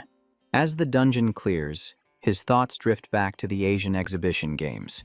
The event selects 5 representatives per Asian nation for large-scale hunts. To qualify, players must earn merit points by defeating threats for their country. The chairman sees this as a fitting objective for Taehyun. But Taehyun is newly registered, far behind veterans in accumulated merit. To catch up, he must hunt monsters and villains far stronger than usual. For a month, he clears known dungeons for the association with little progress. Left with no options, Taehyun accepts the danger of the exhibition games. Elsewhere, Lee Jung-soo restrains Seol Hundo, trying to calm him down. The president rages over his heir still hospitalized while Taehyun rises as S-rank. Enraged, Young-soo slams the bald man to the ground. A housekeeper announces the arrival of a guest from the malignant guild. The president's anger spikes. Furious they failed despite being paid. He prepares legal action when, suddenly, the door bursts open and the malignant guild vice-master enters. He is known as Shadow, his rank unknown, calmly telling the furious president to settle down. Elsewhere, Taehyun exits the dungeon and immediately notices another fallen body. He is soon greeted by an A rank awakened from the Alchemist's Guild. The man claims he will act as Taehyun's guide for the auction. He introduces himself as Park Gyeong-woong, an A rank with gate manipulation, hired for security, and a devoted fan asking for an autograph. East Point stands as Asia's largest and most prestigious auction district. It boasts top-tier items, automatic interpretation support, and unmatched reliability, but its greatest pride is security. Taehyun dryly asks if Youngwon really wants an autograph on his face, as the man keeps praising the defenses. He explains that guards like him form the backbone of auction security. Constantly shifting warp points prevent anyone from entering without authorization. Taehyun agrees the system deserves its reputation as the strongest security. Yet he knows an S-rank villain attack is scheduled to strike this place today. The auction officially begins. The headline item goes on display, the Phoenix Potion. Drinking it raises stamina and magic by 20 points each. Taehyun plans to wait for the attack and earn merit by defeating the S-rank villain. The issue is a lack of detail, since before his regression, reports only mentioned massive damage and named Narendra Nairu as the culprit. Taehyun wonders who actually stopped the incident. He questions Gyeong-woong about the chief security officer when an interruption occurs. A group approaches, their leader clearly aware of Taehyun's achievements. The man reveals himself as Isaka Ryohei, a Japanese S-rank and East Point's chief security officer. Park quietly confirms his identity and warns Taehyun to be cautious. Isaka is infamous for betraying allies and is feared under the title, the Devil. Isaka extends his hand toward Taehyun. Taehyun notices it is his left hand. The moment they shake, a sharp electric surge courses through Taehyun's body. The Devil laughs, amused that Taehyun endures the shock. Taehyun prepares to retaliate. Then he notices nearby civilians. They struggle to breathe under the same pressure, forcing Taehyun to hold back. Suddenly, the disturbance vanishes. Isaka claims the joke went too far, mocking Taehyun as a new S-ranker. He pulls Taehyun closer, warning that their levels are not equal.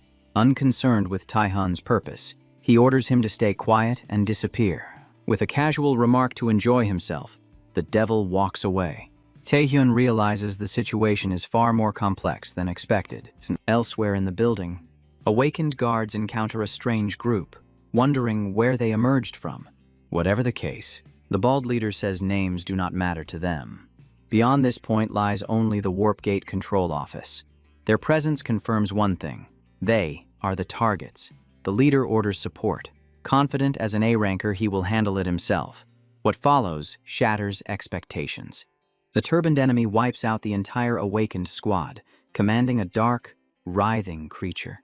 That turban belongs to Narendra Nairu, an S-rank villain with no known ties. Masked subordinates report to Narendra that a variable surfaced at the auction house.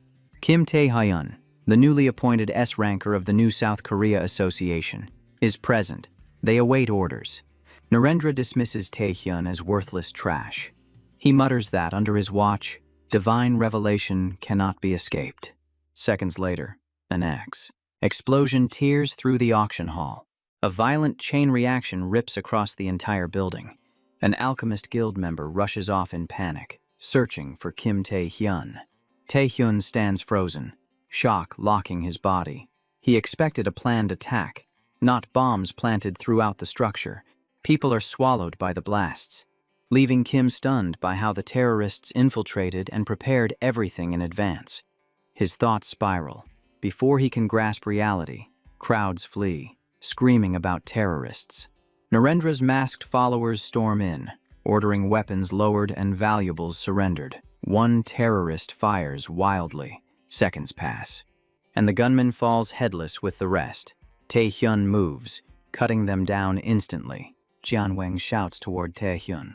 But Taehyun charges ahead, vowing to hunt the masterminds. He orders Gyeong-woong to alert the association and call reinforcements, using a talisman blade gifted by the Players Association chairman for top trial results. He cuts through enemies. Meanwhile, elsewhere, auction staff confront the terrorists.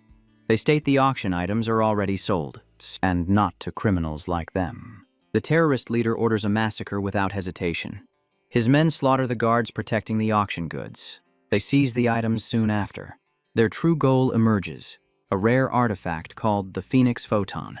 It permanently boosts stamina and mana by 20 points per use.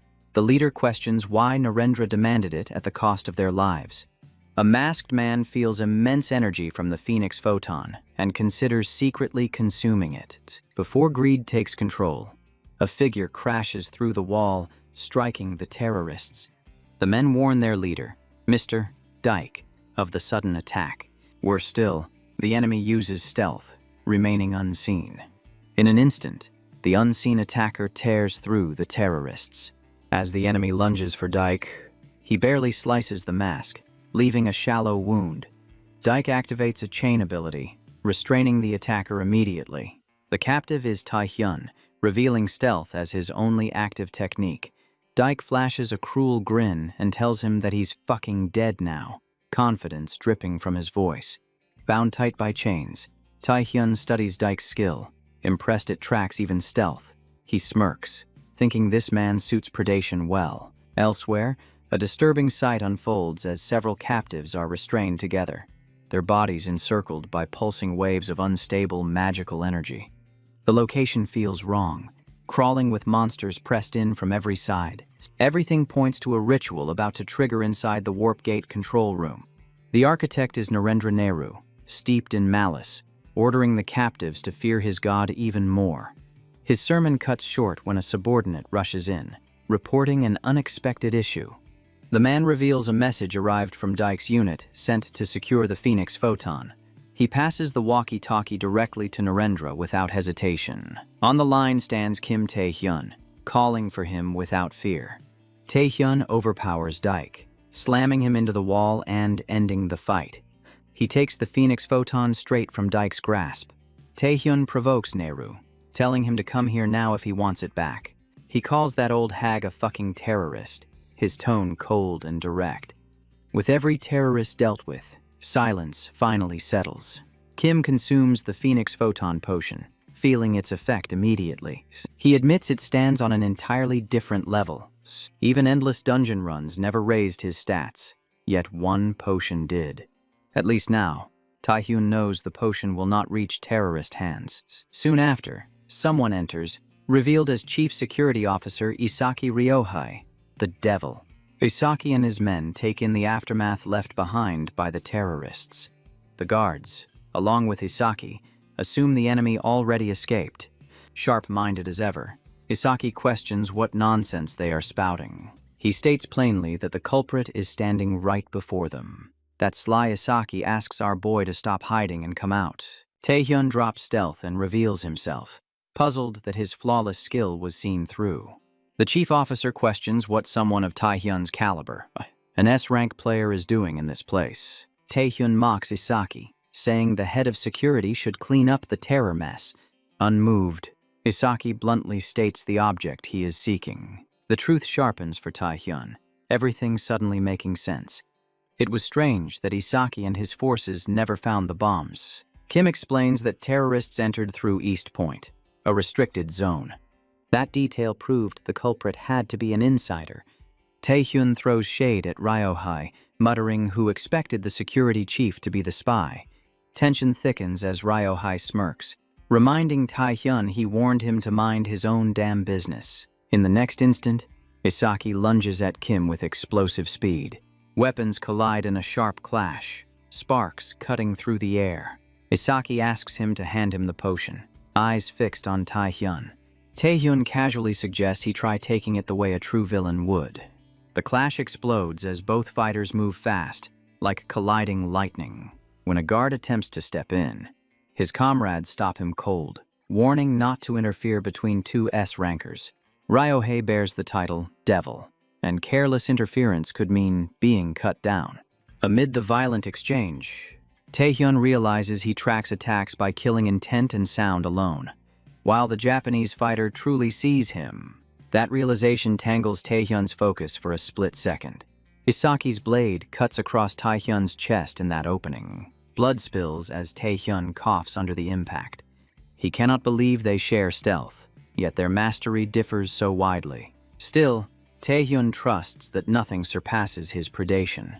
He absorbs the guard's power without hesitation. As he prepares to strike back, Isaki Ryohei suddenly vanishes from sight.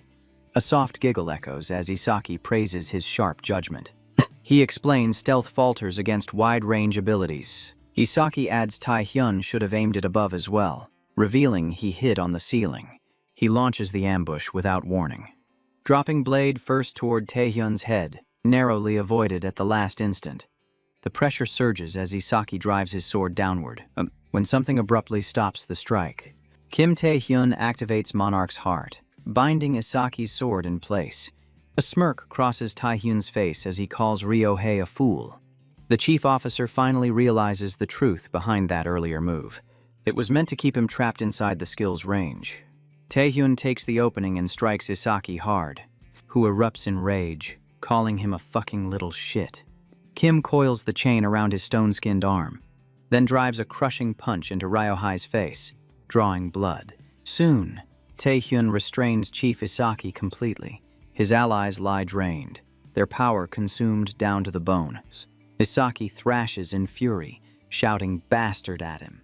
Taehyun wonders why an S-ranker would stoop this low for dirty money. He kicks Isaki's face, thinking he talks too much for a low-life criminal. The chief is sent flying from the impact. Taehyun orders the guards to reveal everything about Narendra Nehru. With reinforcements coming, Taehyun decides it is over for Isaki and Nehru. Isaki only snickers, calling Taehyun a clueless kid. The revelation leaves Taehyun deeply unsettled, tension tightening in his chest. Elsewhere, Seo Sangek, the alchemist guildmaster, rushes into the operating room. He immediately meets Go Tae-wook and the Players Association chairman. Sangek urgently asks about reinforcements sent to the East Point. Seo Sang-guk grows anxious, knowing valuable items and countless New Korea Association VIPs were present. The chairman steadies him, explaining backup forces were deployed the moment the terror attack was reported. An elite unit led by player Park Sung-jin was assembled. Sangek questions the delay, offering supplies and manpower if needed. The chairman explains the problem is not manpower. Access is completely blocked. Shocked, Seo Sang-gik listens as Go Tae-wook explains the terrorists seized the East Point Warp Gate control room and shut all gates. The guildmaster panics, nearly losing composure. Go Tae-wook reassures him that two S-rank players are present, Isaki Ryohei and Kim Taehyun, noting only Narendra Nehru stands on the enemy side. Confidence fills Tae-wook's voice as he believes two S-rankers can bring Nehru down. At that exact moment, Young enters the room, back at East Point. Isaki asks Kim if he knows the skill called Contract with the Devil. He reveals it as Narendra Nehru's most dangerous ability. Isaki explains the skill requires sacrifices. Their quantity and value decide the monster summoned. Taehyun's eyes widen as he understands the nature of those sacrifices. Isaki confirms without shame, stating it is human sacrifice. Meanwhile, inside the operating room, they learn Narendra is holding several hundred hostages. Guildmaster Sangek reminds them Nehru is a notorious terrorist, dangerous even among S-rankers. Sangek panics, knowing a massive sacrifice would summon a disaster-level threat, leading to catastrophe. The scene shifts back to Taehyun. He calls them freaking lunatics. Isaki grins, claiming Taehyun may beat him, but will never defeat Narendra. The deranged Isaki offers two choices: beg for life and watch the sacrifices, or fight hopelessly and die like a dog, laughing with cruel certainty. At the Warp Gate control room, a subordinate reports Isaki Ryohei's defeat to Narendra. He also reports that Kim Taehyun, who defeated Isaki, has vanished along with the Phoenix Potion. Nehru advises waiting for association reinforcements, knowing direct combat means loss. Still, Nehru chooses to force Taehyun out if he stays hidden. He uses the hostages as bait and begins the ritual sacrifice. A dark, ominous aura pours out from Nehru. Suddenly, the entire area plunges into darkness. The hostages erupt into panic. The guards also panic as their vision vanishes, while Nehru witnesses the hostages disappear in an instant. It is Kim Taehyun charging in, saving civilians, ambushing the terrorist. He snaps the chains tight, precision strikes slicing the narrow space. The old man fights back, straining hard against the sudden restraint. Taehyun wraps him deeper in chains, confident the capture is sealed. then a snake monster erupts from Narendra turban without warning. Narendra rips free as more snakes spill out, breathing sheets of fire. The clash triggers a violent blast that tears through the room. Taehyun dodges, stunned. He never imagined monsters hidden atop a head. He questions the man's identity. Then Narendra walks out of the flames. Nearby hostages ask Taehyun if he truly came to rescue them. Fear takes over as they plead for him to keep them alive. Taehyun recalls pushing hostages aside before, not mercy, just survival. Their hope rises anyway, and the moment freezes around him. Taehyun looks up. Endless monsters loom. The sight crushes the air. In the next heartbeat, the swarm drops straight down to strike. The monsters surge harder, chaos swelling with each second. Kim launches upward, twisting away to avoid the crashing bodies. He quickly sees his attacks fail. These creatures ignore the damage. Narendra mocks him as a fool, warning this contract breeds different monsters. The villain explains the contract binds them all under his command. Using his magic, the creatures harden beyond their kind, rising far stronger than normal monsters. Kim is driven into the ground as the empowered monsters crush down on him. Naru snaps him back to reality, saying defeating Hisaki means nothing against God will. At Neru's command, the monsters rush in wildly, closing around Taehyun from all sides. The hostages watch in fear as Taehyun becomes completely surrounded and pinned. Some hostages turn hostile, blaming Taehyun for failing them while losing to monsters. Another hostage cuts in, telling them to actually look at what is happening. He points out that because of Kim Taehyun, the monsters ignore the hostages entirely. Even while overpowered, Kim blocks every path, never letting monsters reach them. That single truth shifts the moment and forces everyone to rethink the scene. He explains Kim already flung the hostages to safety earlier, clearing this side. The truth hits them hard, eyes shaking, realizing what Taehyun was doing. From the beginning, every move he made was meant to protect them. The crowd erupts in cheers for him, unaware of his true intentions. Meanwhile, Kim keeps fighting with everything left, blood streaking his face. Pushed past restraint, he screams at them to shut up. Overloaded and cornered, monsters strike non-stop. Hostages interfere. He says he cannot do this shit anymore. The hostages still call out to him, hoping their voices give strength in this one-man war. Narendra Neru scoffs at Taehyun, asking if he is giving up now. In that instant, Kim turns the tide, ordering player Park Gyeon-woong to finish this fast. The moment freezes, tension spikes. Something is about to step in. Park Gyeon-woong appears, apologizing for keeping Taehyun waiting this long. The story cuts backward, pulling us into a sudden memory. Park Young-woong reaches the site where Taehyun crushed Chief Officer Isaki and guards. Taehyun explains the guards worked alongside the terrorists from the start. Kim shifts focus. The true threat is the Warp Gate Tower, packed with Opid Uro Neru's monsters. Taehyun says dealing with the villains themselves is manageable. The monsters would react instantly, and hostages could be caught inside the chaos. As Park panics, Taehyun explains he needs gate manipulation for this reason. Park agrees to assist and asks for the precise warp location. Taehyun answers calmly. The location does not matter to him. His goal is simple: expel every summoned monster. The plan is bold. Back in the present, Park activates gate manipulation. The monsters vanish, dragged away to another destination. Opid Uro Neru witnesses this and completely loses control. He screams, "What the hell is going on?" While Park is stunned, the absurd plan works. Through precise gate control, the battlefield changes instantly. Only Opid Uro Neru and the villains remain. Victory seems guaranteed. Taehyun announces that his role here has ended. He orders Park to take the hostages and leave immediately. Gyeong-woong protests, insisting on staying behind. Taehyun reassures him his enemy is an S rank just like himself. From here on, Taehyun admits he cannot protect anyone else. The A rank hunter hesitates, then leads the hostages out. At that moment, Opid Uro Neru calls out to Taehyun. The fight restarts without delay. The old man mocks Taehyun for believing he is S rank. He declares Taehyun cannot defeat him, then moves. Opid Uro Neru strikes Taehyun directly. The blow lands, damage is clearly dealt. He keeps ranting, saying all rescues mean nothing without victory. The fanatic condemns Taehyun as a non-believer defiling God's name. Monsters close in as Taehyun keeps his head lowered. Taehyun activates predation. Opid Uroneru freezes in disbelief. Realization dawns in his eyes. Taehyun had concealed this power all along. The villain admits Taehyun is the finest sacrifice. Opid Uroneru reveals he too hid abilities. Taehyun is left stunned by the revelation.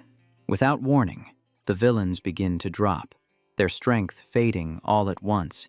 Their bodies twist and weaken, as if something vital is being torn away. It becomes clear Opid Uro is consuming their souls to fuel himself. With every sacrifice, his presence grows heavier and more dangerous. The S-rank bone dragon exhales dense green flames across the battlefield. Elsewhere, Park Young-woong keeps moving, refusing to slow down. He shields the hostages while forcing a path through the remaining threats. Just as the terrorists prepare to strike, something goes wrong. Their bodies crumble as they cough blood and collapse mid-motion. The sudden sight leaves the A-rank hunter shaken.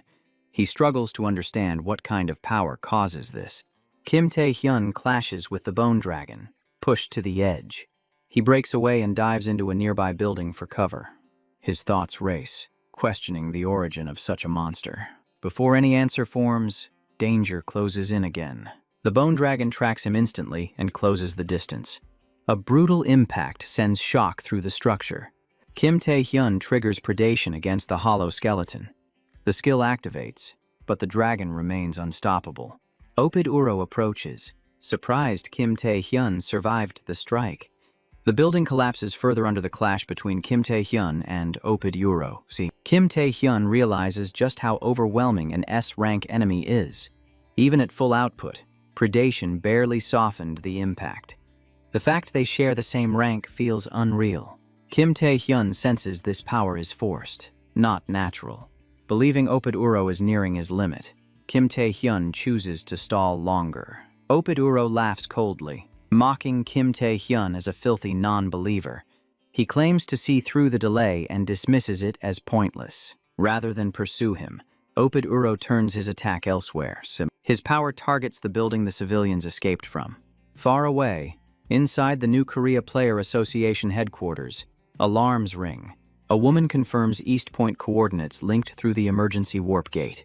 She hesitates, realizing only New South Korea is connected. Even Park Sungjin could face extreme danger entering now.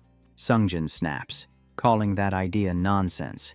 He fears how dire the situation must be for that kid. Speaking of Kim Tae-hyun, he charges through the gate with his team. Park Jae-young-woong regains consciousness amid chaos. He sees Kim Tae-hyun standing firm, shielding everyone from the bone dragon's flames. The A-rank hunter tells him not to worry, since everything ends if Kim Tae-hyun falls. Tae-hyun trusts his judgment, convinced his read on the situation is correct. He understands a direct clash against the bone dragon is impossible. The only viable path is waiting until Opid Uro exhausts his power. Even with that risk clear, the pressure keeps rising.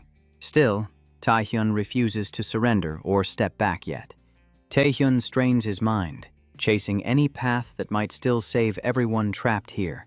A sudden voice cuts in, saying it cannot endure this any longer. Taehyun pauses, searching his thoughts, unsure where that voice came from. Predation rank shifts without warning, the system forcing a temporary adjustment. The rank surges to A, his power bursting past limits he never crossed before. His body fails to contain predation, the rank racing from S to SSS, locked active, leaving him lost. Taehyun finally understands. Predation has slipped control and is tearing loose. His thoughts drift to the king who placed this power inside him. He wonders if this is how he dies, right here. A pointless ending after everything he endured. After all he survived, Taehyun refuses to accept dying like this. His strength gives out, and he crashes to the ground. Opid Uro watches, confused, questioning if Taehyun forced his skills to erupt. He senses an absurd flood of energy and cannot grasp its source. He cannot understand why Taehyun collapsed under his own skill. Unconsciousness should have stopped the ability cold. The S-rank villain declares he will personally end Taehyun if he defies God to the end. He steps closer, intent clear. Taehyun suddenly rises to his feet. He sneers, mocking the old hag without fear. Something feels wrong, as if this is no longer Kim Taehyun. Oped Uro realizes the presence before him is not the man he fought. Taehyun dismisses him, saying an already dead insect need not know. With a single swing of his hand, Oped Uro is hurled far away, erased from the battlefield. At the same moment, Taehyun gains a new skill, demonic contract. He drifts in a black void, certain he stood with Oped Uro moments ago. Chains choke him tight, stone skin and paralysis locking his body. Confusion floods him as he struggles to understand what is happening. Taehyun questions his failing skills while a voice mocks him openly. It asks when those powers ever truly belonged to him. The unseen voice tells him it consumed everything he swallowed. Now he must return every bit he took. With that, Taehyun jolts awake from the nightmare. He pants and checks his hands, realizing the wounds are gone. Even the arm shattered by predation is fully restored. Player Park Sungjin enters, offering fish cakes with a calm smile. He explains the association and alchemists prepared this place to repay Taehyun after the terror attack. Thanks to Taehyun, Ryohei was arrested after yielding to the terrorists. The A-rank player adds that many survived, and countless visitors came, worried for Taehyun. From his parents up to the chairman, he explains everyone broke down crying non-stop. The blue-haired man adds the exams showed no issues. He stayed behind in case reporters or villains appeared. Kim Taehyun only focuses on one thing, figuring out what actually happened. He clearly recalls collapsing during the fight against Oped. Sungjin says he expected that outcome. He admits he was about to ask the same question. The flashback shows Park Hyung-woong witnessing the clash with Oped Uro. He hesitates, unsure the man before him is really Taehyun. The A-rank hunter demands to know what was done to Taehyun. The man turns, faces Jung Weng, and lifts his hand calmly. An unseen force strikes Park, dropping him to the ground instantly. He loses consciousness, and in that moment, the presence controlling Taehyun realizes it has reached its limit. It chooses to withdraw for now. The moment Taehyun collapses, Park Sungjin and his team arrive, securing survivors and pulling them out. Oped Uro and the other terrorists vanish without a trace. The flashback ends as Sungjin explains he questioned every survivor. All of them remember Taehyun trying to stop the S-rank enemy. Yet none recall how the fight truly unfolded. Their memories feel altered, like something interfered. The S-rank hunter believes the terrorists caused it. He decides to leave, promising to report anything he uncovers. Taehyun still doubts Oped was responsible. He cannot explain his recovery, because he never felt it happen. He remembers his arm being completely destroyed by predation, and thinks Oped suffered the same. Taehyun realizes he gained a new skill, demonic contract, and opens his status window. He is stunned to see gate access unlocked. Recalling it summons monsters and costs more magic than he has. Suddenly Park Sungjin calls out to Taehyun. He peeks in, informing him a visitor has arrived. Lim A-young enters, carrying a fruit basket for him. Ah-young slams the basket down, saying she heard he was injured. Yet he looks fine. She adds she also heard Taehyun saved many people during the incident, and that he even fought 2 S-rank players. Taehyun simply agrees, giving her the answer she wanted. She snaps, telling him not to get arrogant, crushing an apple and vowing to catch up soon. Taehyun wonders why she even showed up. She admits she came to check on him, but he does not believe her. Ah-hyung shakes with frustration, recalling she came out of concern, only to find him fine. She senses an absurd amount of power radiating from him. The pressure hits her hard. She realizes the gap between her and Taehyun has grown far beyond the tryouts. Just as she gathers herself to ask him something important, the door lock clicks open without warning. A knock follows. Then Yoo Ah-hyung steps inside the room. Taehyun and Lim freeze, both stunned by her sudden appearance. Lim never expected to run into her sister here. The blue-haired girl fires question after question, asking why she is here and how she knew the password. The green-eyed woman bristles at being called sister, tells her to stop, and says the association gave her access. Without hesitation, Yoo Ah-hyung casually grabs Tae-hyun. Lim stands frozen, completely lost about what her sister is doing. The S-rank hunter acts like she lives with Tae-hyun, giving off an awkwardly intimate vibe.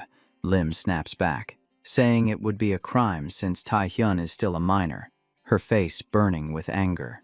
Before it escalates further, Tae-hyun forcefully pulls Yoo Ah-hyung's hands away. He tells her to stop joking and asks why she is here after he rejected her guild offer many times. The green-eyed S-ranker mocks his attitude, saying she came to check on him and bring a gift. She then brings up the Asian exhibition games. She reminds him his merit point rank is still only 30 despite East Point. To reach the top 5 and qualify, he needs far more. So she offers him raiding rights to the double dungeon, Fire Temple.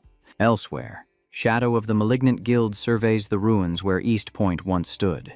A subordinate reports it stayed intact for hours after the attack, then collapsed from accumulated damage. The Vice Guildmaster asks about Opid Euro, but is told his location remains unknown. The member worries they will still have to report everything to the Guildmaster. Shadow dismisses it, saying their objective was met and the job was paid for. As he prepares to continue speaking, an East Point security vessel arrives, broadcasting warnings as it surrounds them. Only authorized investigators are allowed to enter the restricted zone. The ship orders all hostile forces to disarm and surrender immediately. In the next instant, the security vessel sinks beneath the sea. The Vice-Malignant Guildmaster resumes calmly, amused by Kim Tae-hyun, at Nightwalker Guild headquarters. The members erupt in celebration after hearing the news. The rising star of New Korea and hero of East Point is joining them. Yoo Ah-hyung explains that raiding rights do not grant control over loot or members. He will not decide item distribution or team composition. Tae-hyun accepts without complaint.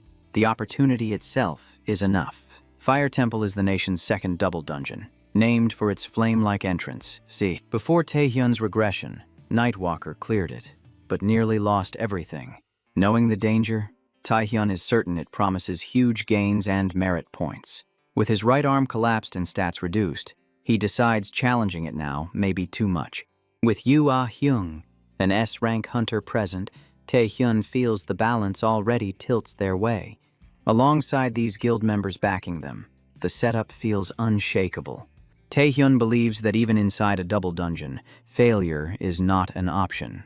At the double dungeon gate, nearly 300 non-participants gather, cheering loudly for those entering. It quickly becomes clear that only Tae-hyun and Yoo Ah-hyung will take part. The guild members wish them luck, hoping both return alive and unharmed. Tae-hyun quietly wonders why the raid only has 2 participants. Yoo Ah-hyung tells him it is a date, though she simply wants everyone else gone. The moment they step inside the dungeon, both stop in awe at the scene before them. The green-eyed hunter senses something off, the air unlike any normal dungeon. It makes her question whether all double dungeons feel this unnatural. Ah-hyung drops to one knee, wondering how they are meant to descend. Tae-hyun warns her to stay alert, sensing traps or monsters nearby. Then it happens. A monster suddenly yanks Yoo Ah-hyung away. Tae-hyun stiffens, knowing this was bound to happen. Before he can react or rush to help, the S-rank hunter moves. She erases the monster with a single clean strike. Calmly, she says she understands how to get down now. Tae-hyun watches as Yoo Ah-hyung deletes a rank monsters one after another effortlessly. He wonders if she hid her power before, despite knowing she ranked among the strongest S-class. Even so, he never expected this level of dominance, making her 2-person plan obvious. Seeing that, Tae-hyun decides it is time to contribute seriously. Much later, they near the end of the dungeon as Ah-hyung complains about its depth and length. Tae-hyun notes the monsters were numerous and strong, yet never enough to threaten Yoo Ah-hyung. This makes him question what could have driven Nightwalker to near annihilation here. Lost in thought, he notices the green-eyed hunter approach and hand him a ring. The warrior's ring surges with energy, rapidly enhancing stamina and strength. Tae-hyun is stunned, realizing it could restore what he lost from his damaged right arm, yet questions her timing. Ah-hyung explains the gift benefits the guild too, since Tae-hyun holds the raid rights. She pushes further, tempting him with more rewards if he joins, but he only looks bored, asking why now. Her reaction suggests concern, but Taehyun sees it as simple practicality. He tells her they should proceed carefully from this point forward. From what he can tell, they have arrived at the core. Within the domain of the Dungeon Master, they spot an egg of unknown rank. Taehyun cannot identify what kind of monster lies inside. Still, he is certain this egg is the double dungeon boss and signals for assistance. He calls out to Yoo Ah-hyung, suggesting they gather information first. Turning his head, Taehyun realizes Yoo Ah-hyung is no longer beside him. The fearless S-rank woman launches herself onto the massive egg without hesitation, committing fully to the strike. The shell shatters instantly, collapsing inward as the egg is completely crushed. Taehyun freezes for a moment, concern flashing across his face. He questions her recklessness, unsure why she would act so aggressively. Ah-hyung measures the force and concludes the monster was likely low S rank, yet she struck at full power and never expected it to break so easily. Taehyun refuses to believe the dungeon would end this simply. His instinct proves right, because the true boss has yet to appear. A voice echoes, mocking them as lowly humans, surprised they climbed this far. It remarks that some interesting guests have arrived today. The voice claims their proud strength will be erased by its blue fires. The speaker reveals itself as a phoenix, ruler of the Double Dungeon Fire Temple, an S-rank monster. The phoenix boasts regeneration and extreme magic resistance, making it seem nearly immortal. Taehyun wonders if this creature truly rules the dungeon, fearing a blue flame phoenix. His fear confirms as blue fire ignites around the beast. Argyle warns Ah-hyung about its mind control ability, but he is too late, her mind already seized. Yoo Ah-hyung turns on Taehyun, attacking while under the phoenix's control. Taehyun tries desperately to snap her back to herself. He questions how a veteran player could become completely useless now. Before he can react further, the S-rank player strikes him with overwhelming force through her skills. The dungeon boss watches with amusement, mocking humans and looking down on them. Ah-hyung searches for Taehyun to strike again when she is suddenly yanked backward by a chain, the chain binding her tightly in place. Taehyun finally realizes this phoenix destroyed the Nightwalker guild raid before his regression. He warns Yoo Ah-hyung that the next hit will hurt. He hurls a rock directly at her without hesitation. The impact makes her cough blood before she collapses unconscious. Taehyun knows chain and paralysis will not last long. She must recover her senses before waking. He chooses to end the fight before that moment arrives and prepares himself.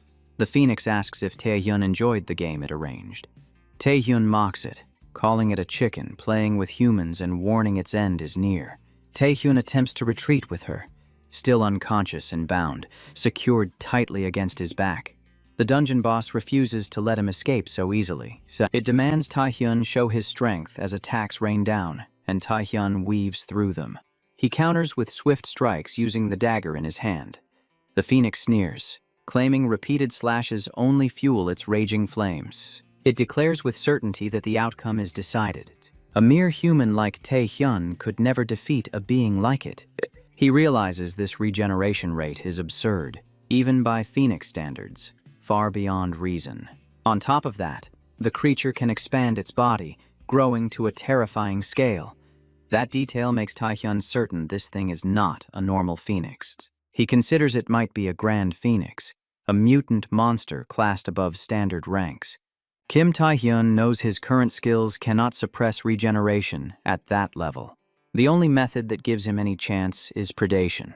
But predation risks another berserk state, so it must be saved as the final strike.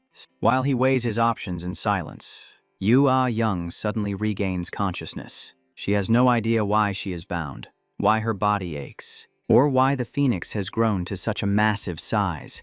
Taehyun orders her to stay still, while she demands to be untied immediately. He questions freeing someone who lost control in seconds, while Yoo insists she was manipulated. She swears it will not happen again, and demands he untie her now. In that moment of distraction, the dungeon boss launches another attack. Both of them engage the phoenix in direct combat. Taehyun warns Yoo not to fall for its tricks again. She dismisses him, calling him overly cautious. The Phoenix mocks them, claiming their attacks are meaningless.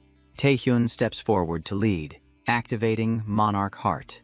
But Yua Young moves first. Her skill spirals out of control. Amazon Spirit enters Berserk mode. A violent green aura erupts as reverse mana flow fuels her Berserker state. Most avoid this power since it can permanently damage the body, but brief control changes everything. The force released in that state exceeds normal limits. Yu masters it briefly and clashes head-on with the Grand Phoenix. Her strike slams the Phoenix into the ground with overwhelming force. Gasping for air, her control slips away. She collapses, unconscious. The Grand Phoenix rises again and sneers at the lowly human. Enraged, it moves to finish her defenseless body. Taehyun intervenes, binding the Phoenix with chains from Monarch Heart. The dungeon boss is restrained as Taehyun holds it in place. He grins, realizing Yu crushed its regeneration with raw destructive power. Holding her, he knows he cannot rely on her alone and must end this himself. Beyond the dungeon portal, people wait anxiously, trusting the S-rankers yet fearing the worst. One man mutters that the guildmaster always charges ahead without thinking. He bursts through the gate holding Yu, both outfits soaked deep with blood. Guild members mistake the figure for Yua Young, asking if she is all right. The truth lands fast. It is our guy reporting the fire temple cleared. A bizarre twist follows. Images of Kim Taehyun carrying Yua Young explode online. The post frames it as a secret private dungeon raid. Later in the hospital, Yua Young flushes with shame reading dating rumors. She presses the guild on leaks, since the double dungeon raid was unannounced. The guild members dodge her eyes, clearly hiding something. One finally speaks, saying double dungeon raids matter. Secrecy rarely survives. Meanwhile, the copper red-haired member admits telling close friends. Promises made, claiming it was for her. Young smiles faintly and says they should just die together. Right then, the association chairman steps into the room. He is anxious, hearing the guildmaster used berserk mode inside the dungeon. Seeing the room wrecked and members bruised by Yu, he assumes she is fine. Afterward, the chairman and Yua Young walk outside the hospital. She says 1 minute of control was manageable after training. He asks about Kim Taehyun's ability she wanted tested. Yu grows quiet, then explains what happened after she lost consciousness. Kim Taehyun fought the Grand Phoenix alone and ended the battle completely. Yu adds it has been 2 weeks since the Fire Temple, and Kim already heads to the abyssal depths, wondering how far he pushes himself. The chairman gasps in disbelief, calling it amazing growth speed for New Korea. Something keeps bothering Yua Young, an unease she cannot shake away. So she says most people crave growth, then slow once satisfied. But Kim Taehyun never pauses or settles. In truth, Kim Taehyun pushes forward using every path and method available to him. That relentless drive makes her ask the chairman why Kim chases strength so desperately. The chairman listens calmly, acting as if he already holds the answer. The old man dodges the truth, claiming Kim grows stronger out of love for his nation. He adds monsters rise everywhere, evil stirs, and Kim's patriotism fuels his advance. Yua Young stands silent, stunned by how hollow the explanation sounds. The scene shifts deep into the abyssal depths, far from human ground. Ruined human bodies lie scattered, erased with overwhelming and merciless force. A cloaked man kneels and presses his lips to the Archduke's hand. Vampire Lord Igman seals their bond through an unbreakable blood oath. The man offers thanks to the Lord of Blood without hesitation. Igman calmly asks how it feels to inherit the power of their race. The cloak falls, revealing Zhang Linping, China's sole force-level player, smiling with malice. Elsewhere, Kim Taehyun enters the abyss, realizing it is his first return since regression. He is met by a representative of the World Player Association. The same man also manages the 22nd district of the abyssal depths. Paul Becker steps forward and greets Kim Taehyun with formal composure. Paul Becker assumes this is Kim Taehyun's first time setting foot in the abyss.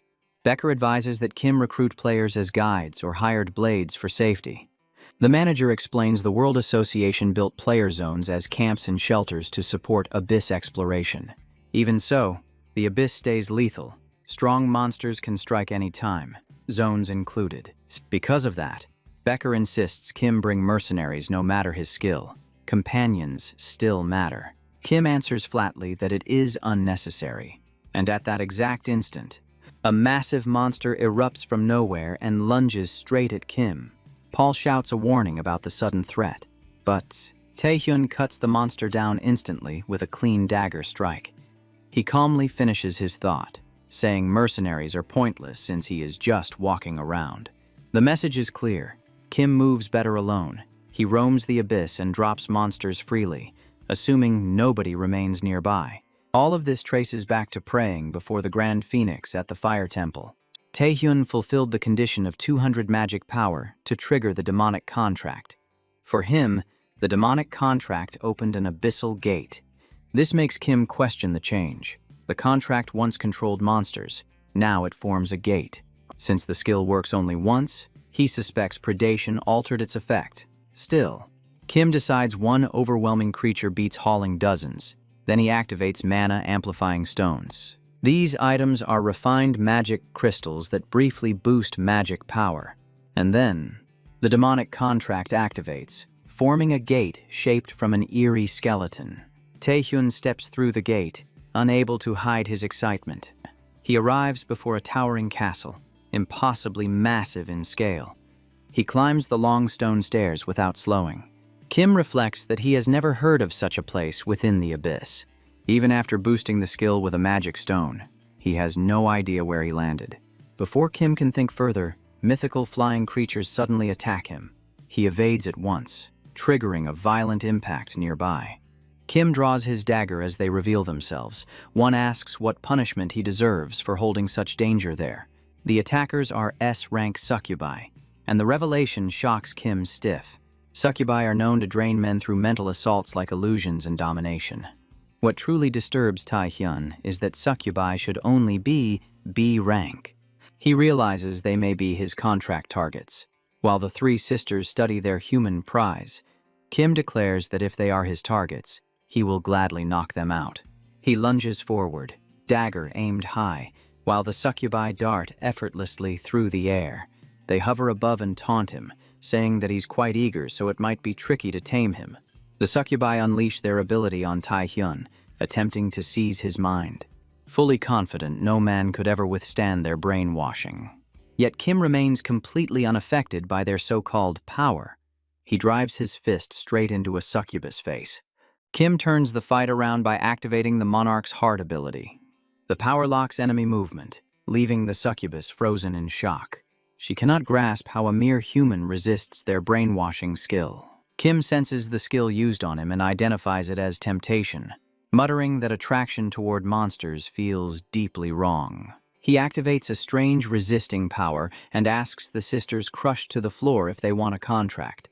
To create a monster summoning contract, one of two conditions must be fulfilled without exception. The first path requires granting the monster exactly what it desires. Kim chooses domination through force, favoring direct conflict as he moves to form the contract, only to discover the succubus before him is not his true contract target. Kim freezes in disbelief, realizing he has made a serious miscalculation. That is when the true presence finally reveals itself. Multiple S+ rank grand succubi appear, judging Kim as a worthy offering for their queen. Deep within the palace halls, a grim scene unfolds as countless humans are petrified and suspended upside down in silence. The succubi report to the queen that a human has invaded the palace. The queen rests beyond a veil, smiling as she declares the arrival of long-awaited amusement. Throughout the palace, impacts and violent tremors echo without pause. The grand succubi pursue Taehyun relentlessly, hurling stone as he flees through collapsing corridors. They mock him as a coward while insisting he must be captured alive for the queen. Taehyun smashes through a glass barrier, only to face even more enemies. Frustration peaks, leaving him no option but to unleash his power to clear a path. A massive blast erupts within the palace structure. Kim advances steadily toward the queen chamber without hesitation. Kim reasons that if lesser succubi fail as targets, the queen must be the only answer left. A maid appears and greets Taehyun calmly, stating that the queen has been expecting him. This confirmation aligns perfectly with Kim's intent. Inside the chamber, countless strands stretch outward from behind the veil. The queen greets Taehyun with composed authority, introducing herself as Rosaria, the origin and ruler of all succubi. In that instant, Kim understands she is the demonic contract target. After confirming her name, Kim is stunned by the fact that a monster speaks fluent human language. Rosaria explains calmly that he understands monsters as well, making it no different. The queen then asks Taehyun the reason he came to her castle. She assumes he seeks riches, power, or desire. Kim rejects every assumption without hesitation. He states clearly that he came to form a summoning pact.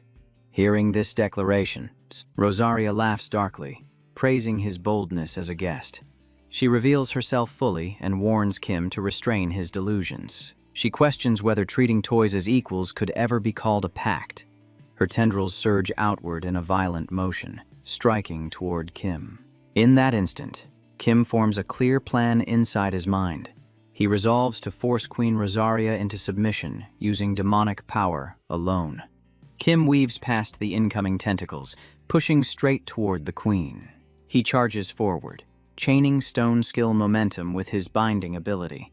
The surge ends abruptly when Rosaria flicks her hand once, stopping Taehyun cold while he is still suspended in midair. Terror hits as his body suddenly drops, and he sees himself falling through the real world below. His skills refuse to activate as he plummets downtown, making him question the space itself.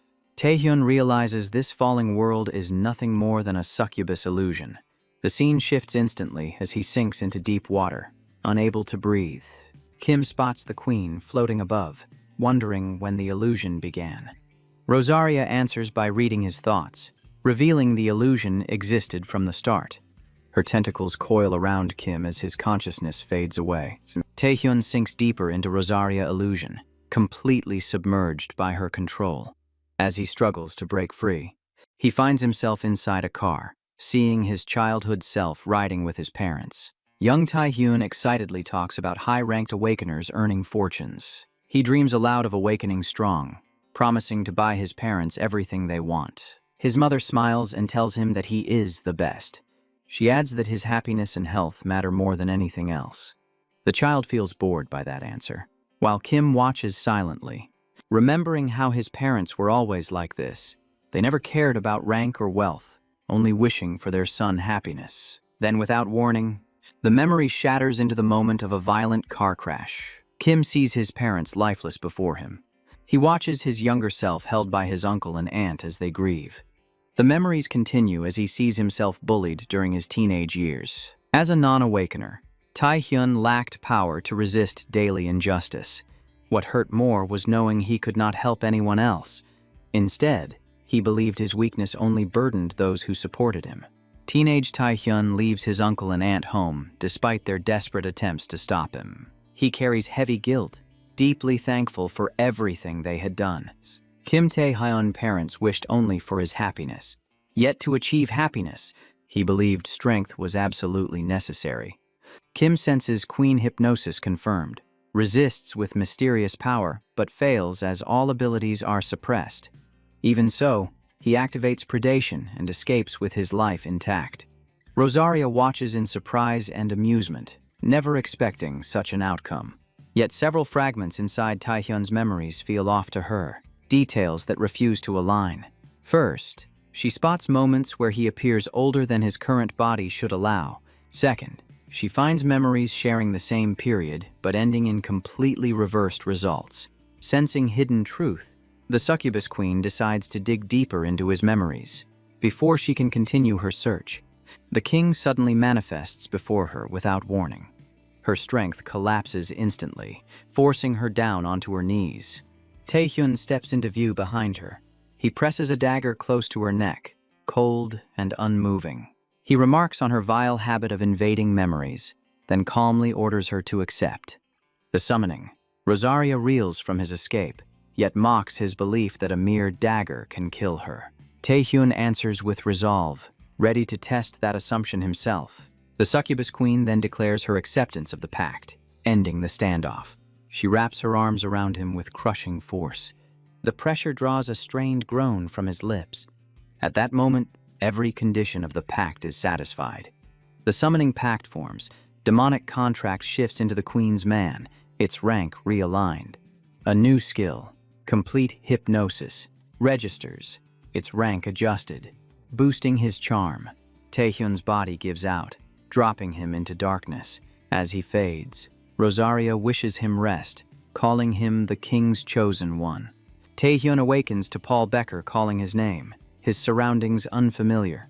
The A-rank player explains they are inside the player zone. He says he found Taehyun unconscious during patrol, worried something went wrong. Taehyun tries recalling whether Rosaria put him to sleep.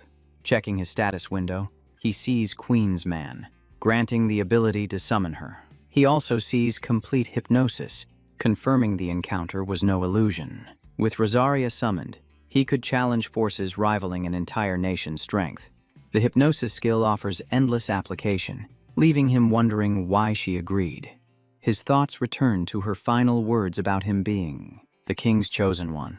Doubt grips him as he questions whether she knows the King's truth. Paul's voice snaps Taehyun back from his thoughts, asking his next move and suggesting he hire a guide.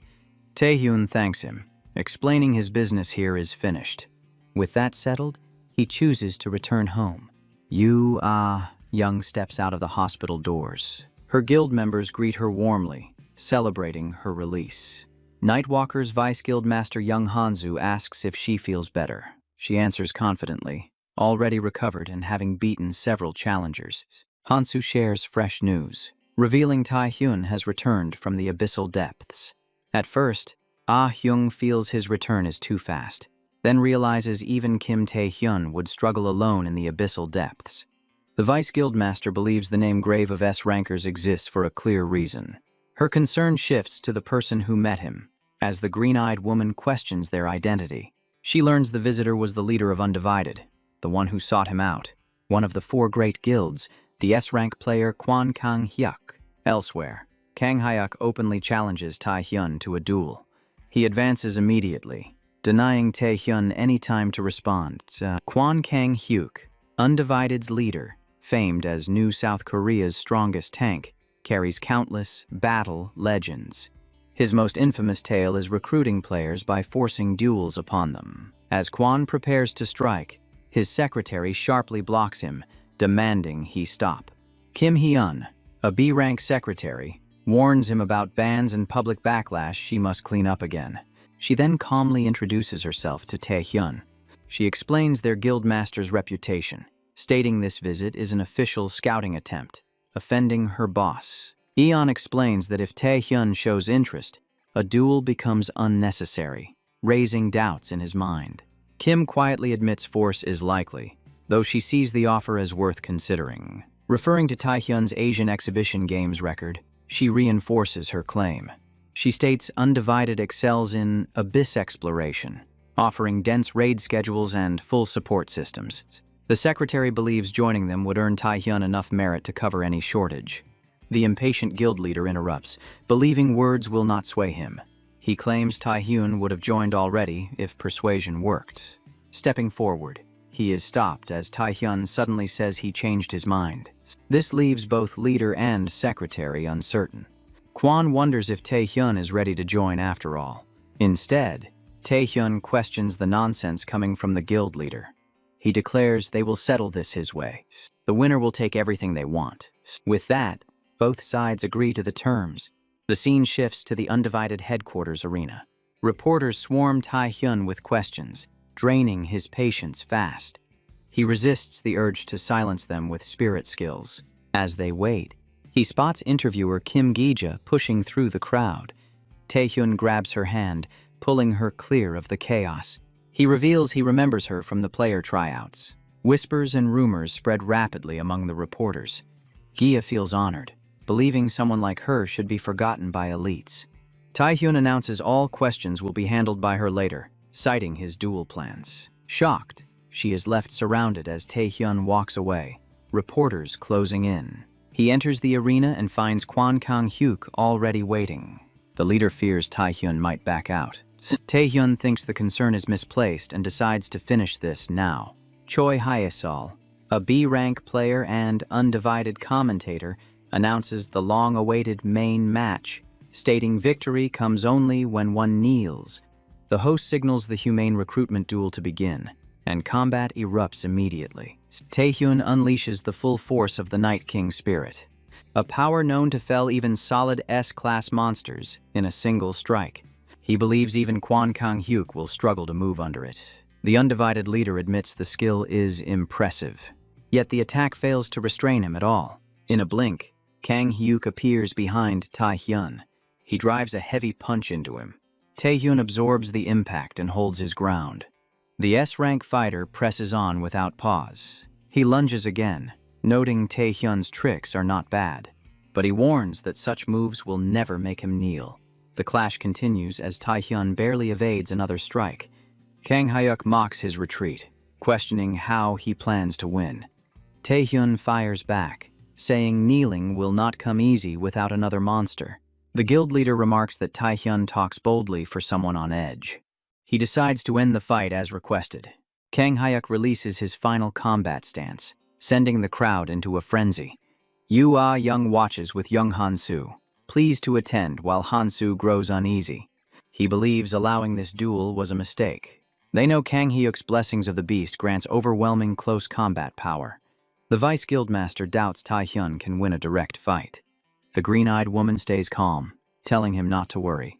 From what she has seen of Taehyun, he always hides a decisive card, so then the impossible unfolds before everyone. Hyesol announces the defeat of their guildmaster. Kang-hyuk kneels by his own will, leaving the arena silent. Taehyun smiles calmly, asking Kang-hyuk if that counts as victory. Secretary Ha-yeon rushes to manage explanations with the human rights community. Undivided members stare in shock, their leader kneeling for the first time. Protests erupt as they accuse Taehyun of cheating and demand a rematch. Taehyun exhales and looks back at Kang-hyuk, still kneeling. Kang-hyuk expected criticism, but not being cornered so completely in close combat. Taehyun feels relief knowing complete hypnosis activated at the final moment. Kang-hyuk denies defeat, unable to recall the ending, suspecting mind control. The undivided leader raises his voice to address everyone. He silences the crowd, admitting fault and accepting the result despite unknown skills. He orders his members to accept the outcome, warning dissenters to step forward. Hansu still struggles to process that the leader of Undivided actually lost the duel. Ah-young can clearly sense how furious Kwon is beneath his calm surface. The fact that Taehyun forced him to kneel in a single instant feels unreal. The green-eyed woman finds Taehyun endlessly entertaining after witnessing that moment. The vice guildmaster worries for his leader, pointing out her oddly amused expression. After the clash ends, Kwon Kang-hyuk walks over to Taehyun and they shake hands, acknowledging the fight as a solid match. Kwon remains unsatisfied, asking if Taehyun intended to win this way all along. Taehyun answers without hesitation, showing no regret at all. Kwon mutters that Taehyun is an irritating man.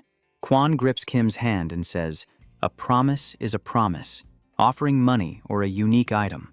Taehyun replies that rewards are fine, but what he wants is not an object. Argyle states his demand clearly. He wants a labyrinth minotaur. The request leaves Kwon visibly confused. Taehyun clarifies, asking Kwon to let him join the labyrinth minotaur raid. The scene cuts to the chairman briefing Taewook about the labyrinth raid near the abyss entrance. The dungeon lives up to its name, filled with layered traps and twisting passages. Chairman Jin-wee advises bringing detection experts, noting many guilds and S-rankers failed there, while Undivided held secret raid rites. Taewook panics, questioning how Kim Taehyun even learned of this forbidden dungeon. The chairman voices concern, knowing the dungeon's dangers remain unpredictable. Still, Jin-wee chooses trust, saying he would have joined himself if younger. His true worry lies not with the dungeon, but with the people involved. The discussion is suddenly interrupted by an aide. The associate urgently reports contact from the Japanese Players Association. He adds that the Saintess sent an invitation to player Kim Taehyun. The scene shifts to the association's underground gate control room. There, the Undivided Guild assembles 100 members for the raid.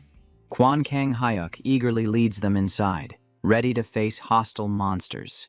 Within the Labyrinth Minotaur, guild members clash with emerging threats. Argyle cuts down the monsters with clean, decisive strikes. Guildmaster Quan approaches him, praising the precision of his combat. He asks Kim whether he liked the weapon provided earlier. Argyle answers that it works fine, noting his usual weapon needed repairs. Quan explains the weapon was meant for Tae-hyun if he joined, adding his presence benefits the raid, then asks about the labyrinth. Argyle warns that for 30 years every raid failed, and without preparation, success is unlikely. Secretary Kim reassures him, stating all participants are veteran players of B rank or higher. So far, the advance has been smooth without serious resistance. Their vice guild leader actively detects and dismantles the labyrinth traps. Quan confirms their trust in the vice leader, mentioning a clue found months ago.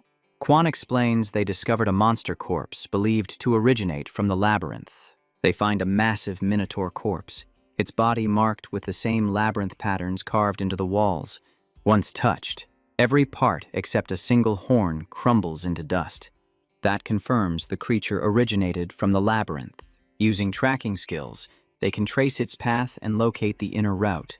The vice leader takes point, moving without delay. The team soon reaches the labyrinth's final chamber.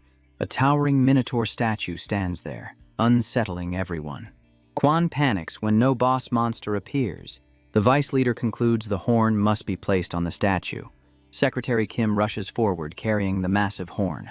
Tae-hyun notes, everything matches his knowledge from before regression. The horn leads them here, yet he worries about what comes next, knowing it is far worse. Kang-hyuk places the horn onto the statue. Cheers erupt as the guild believes the 30-year labyrinth is cleared. Quan eagerly waits to see the boss appear. Instead, a blinding light floods the chamber. The guildmaster suddenly finds his foot crushing brittle bones. Panic spreads as the surroundings completely change.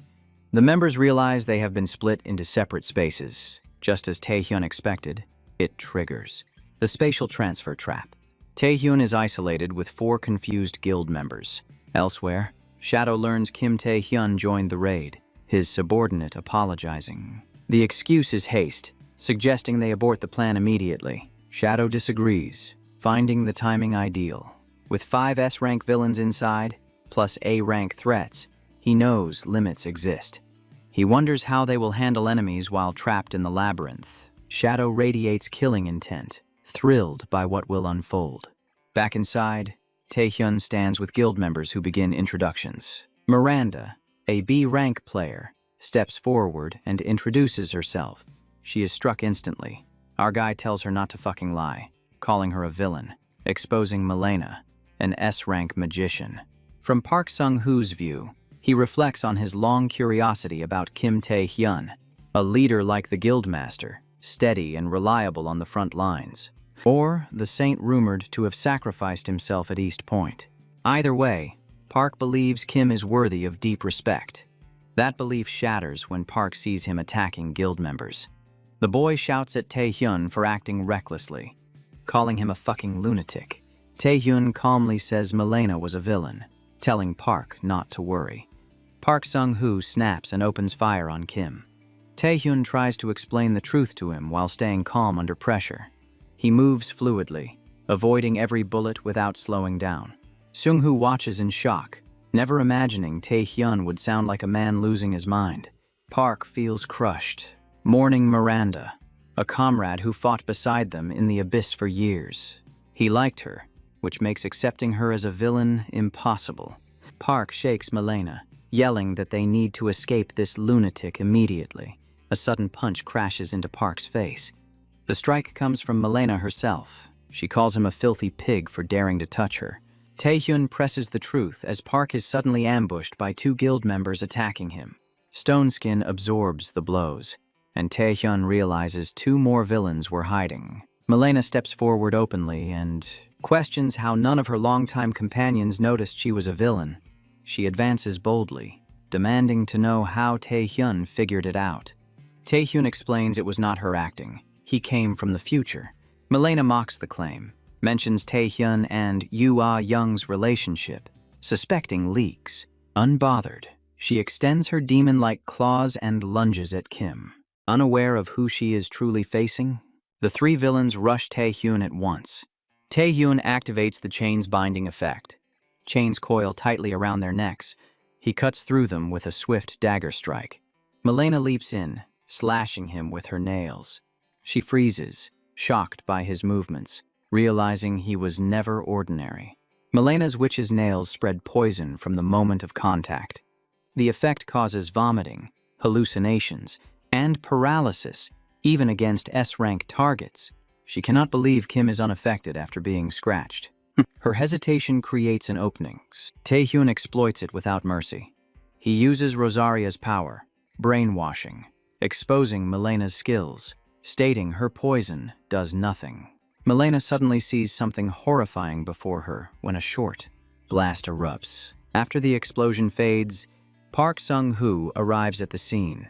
He sees Milena bound by branches, Taehyun standing nearby as she screams, threatening him to release her now or she will tear him apart. Taehyun grips her hair firmly and states he has no time left to play games. He activates Rosaria's skill, demanding truth through complete hypnosis. Kim asks how many infiltrated the dungeon and their objective. The hypnosis locks in almost instantly, leaving no time to resist. Milena breaks, revealing 20 infiltrators, 5S rank, sent to sabotage the Labyrinth raid. Their true goal is killing Undivided's guildmaster, Kwon Kang-hyuk, led by a member who stabs him inside. Park Sung-hoo overhears everything in silence. Taehyun falls into deep thought. He recalls a future with only 3 infiltrators, realizing the timeline is slowly shifting because of his return. After Taehyun eliminates the villains, only Park remains. With the goal clear, they move to reach Guildmaster Kwon. As they walk, Park struggles to accept Miranda was a villain, wondering if Kim knew. Taehyun tells Sung-hoo the exit is simpler than it appears.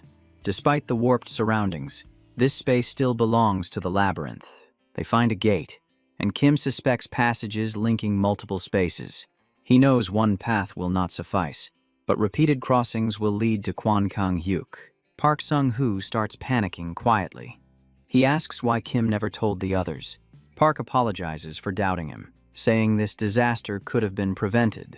Taehyun reveals he already warned the guildmaster. Park is left speechless. Taehyun adds that Kwon knew about the villains all along. Meanwhile, Guildmaster Kang-hyuk is stabbed by the Vice Guildmaster. Enemies close in around him. Kang-hyuk smiles, saying the joke has gone too far. The Vice Master's intent makes it clear this is no joke. Seeing the Guildmaster wounded, the secretary rushes to him. She is immediately ambushed by another attacker. Kang-hyuk shields her, taking another strike to his back. He endures the pain, refusing to fall. Secretary Kim panics, seeing his fresh wound. Kwon orders her to stay back. He unleashes his power, revealing his monstrous combat form. Secretary Kim insists she will fight as well. The Guildmaster stops her, commanding her to remain still. She blurts out that they are going to die. The Vice Guildmaster steps from the flames, agreeing with her. He tells Kwon this is no time to protect others. The Vice Master reveals they hid their power, all villains being A or S rank. He exposes them as malignant guild elites sent to kill Kwon and his forces. Kwon admits their preparation surpasses his skill with people. The Vice Guildmaster tells him not to blame himself. He reveals the malignant guild planned this for years, mocking Kwon for never seeing it. The Guildmaster smirks, admitting that Kim Taehyun was right all along. Kwon reveals Taehyun warned him early about malignant guild assassins targeting him. He admits he dismissed it as nonsense, only to face the truth now. The Vice Guildmaster freezes, shaken that Taehyun knew their scheme. Doubt floods him as he demands why Kwon did nothing, despite knowing. The Guildmaster answers that a true man never doubts his comrades. Even the villains recoil at this logic, regretting serving someone so foolish. One of them openly calls Kwon a moron. Secretary Kim explodes, blaming the chaos on Kwon for never verifying anything.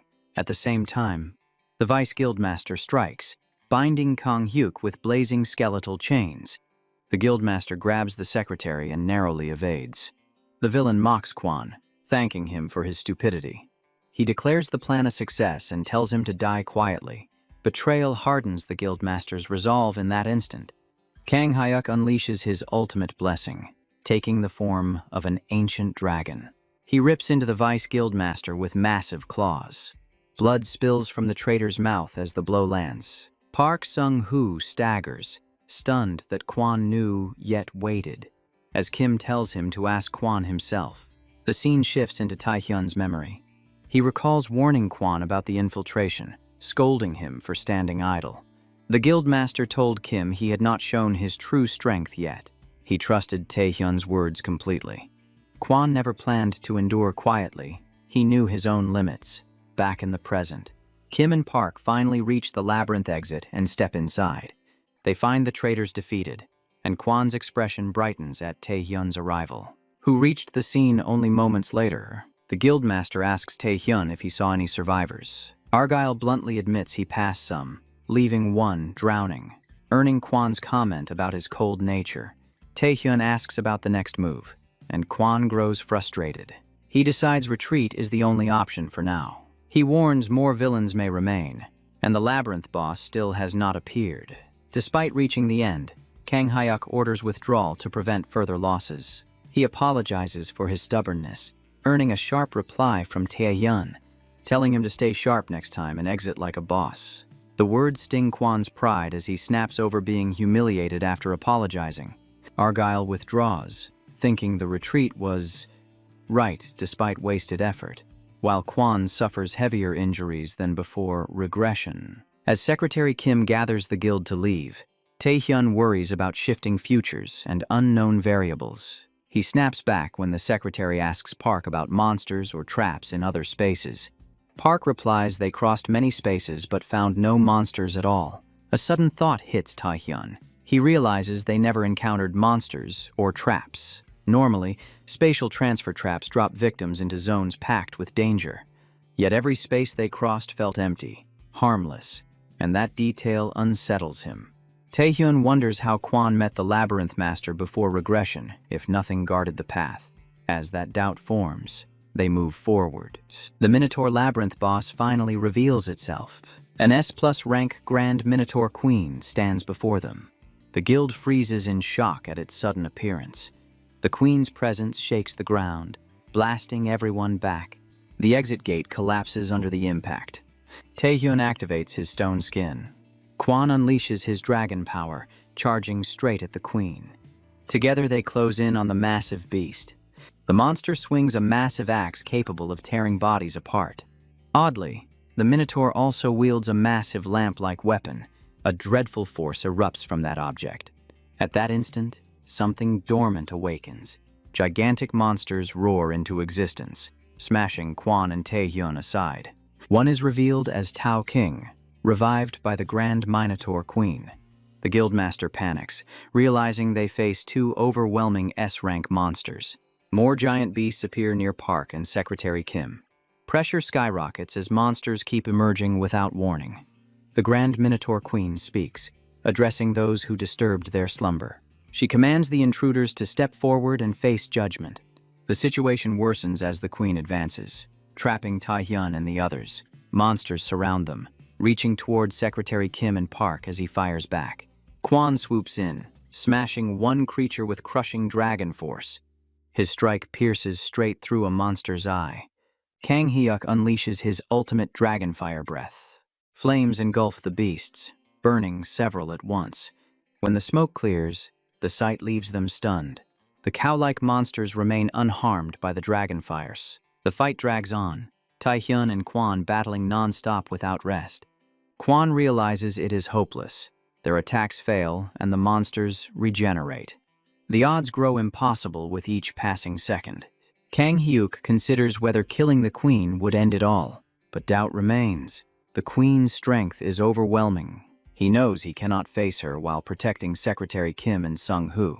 Worse still, both Kwon and Tae-hyun are nearing their limits. Cornered by rage and pressure, the guildmaster faces a brutal decision.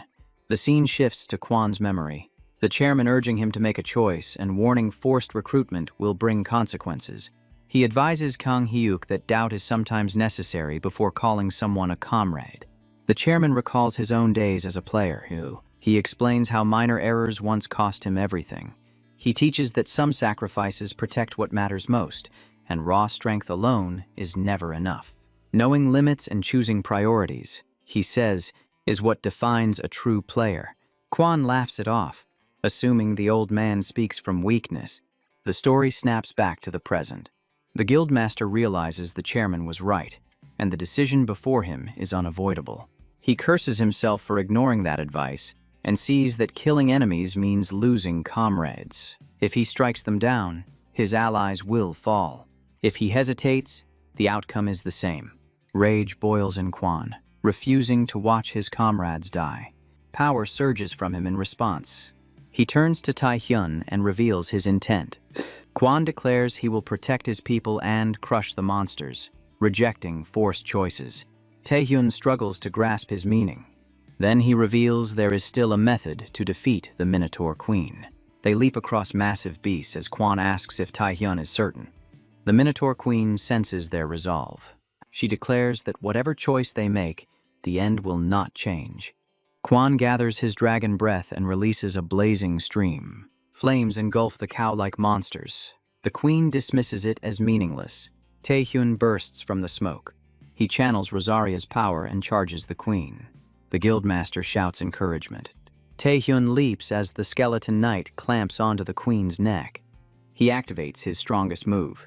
Taehyun explains he uncovered a solution.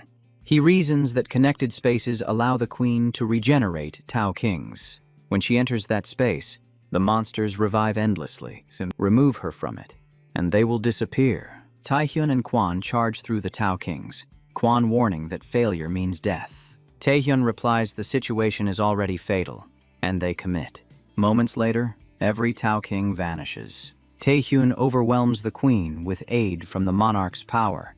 The monarch restrains the Minotaur Queen. Quan strikes alongside him, a blinding flash sealing her defeat. The Minotaur is torn away into another space.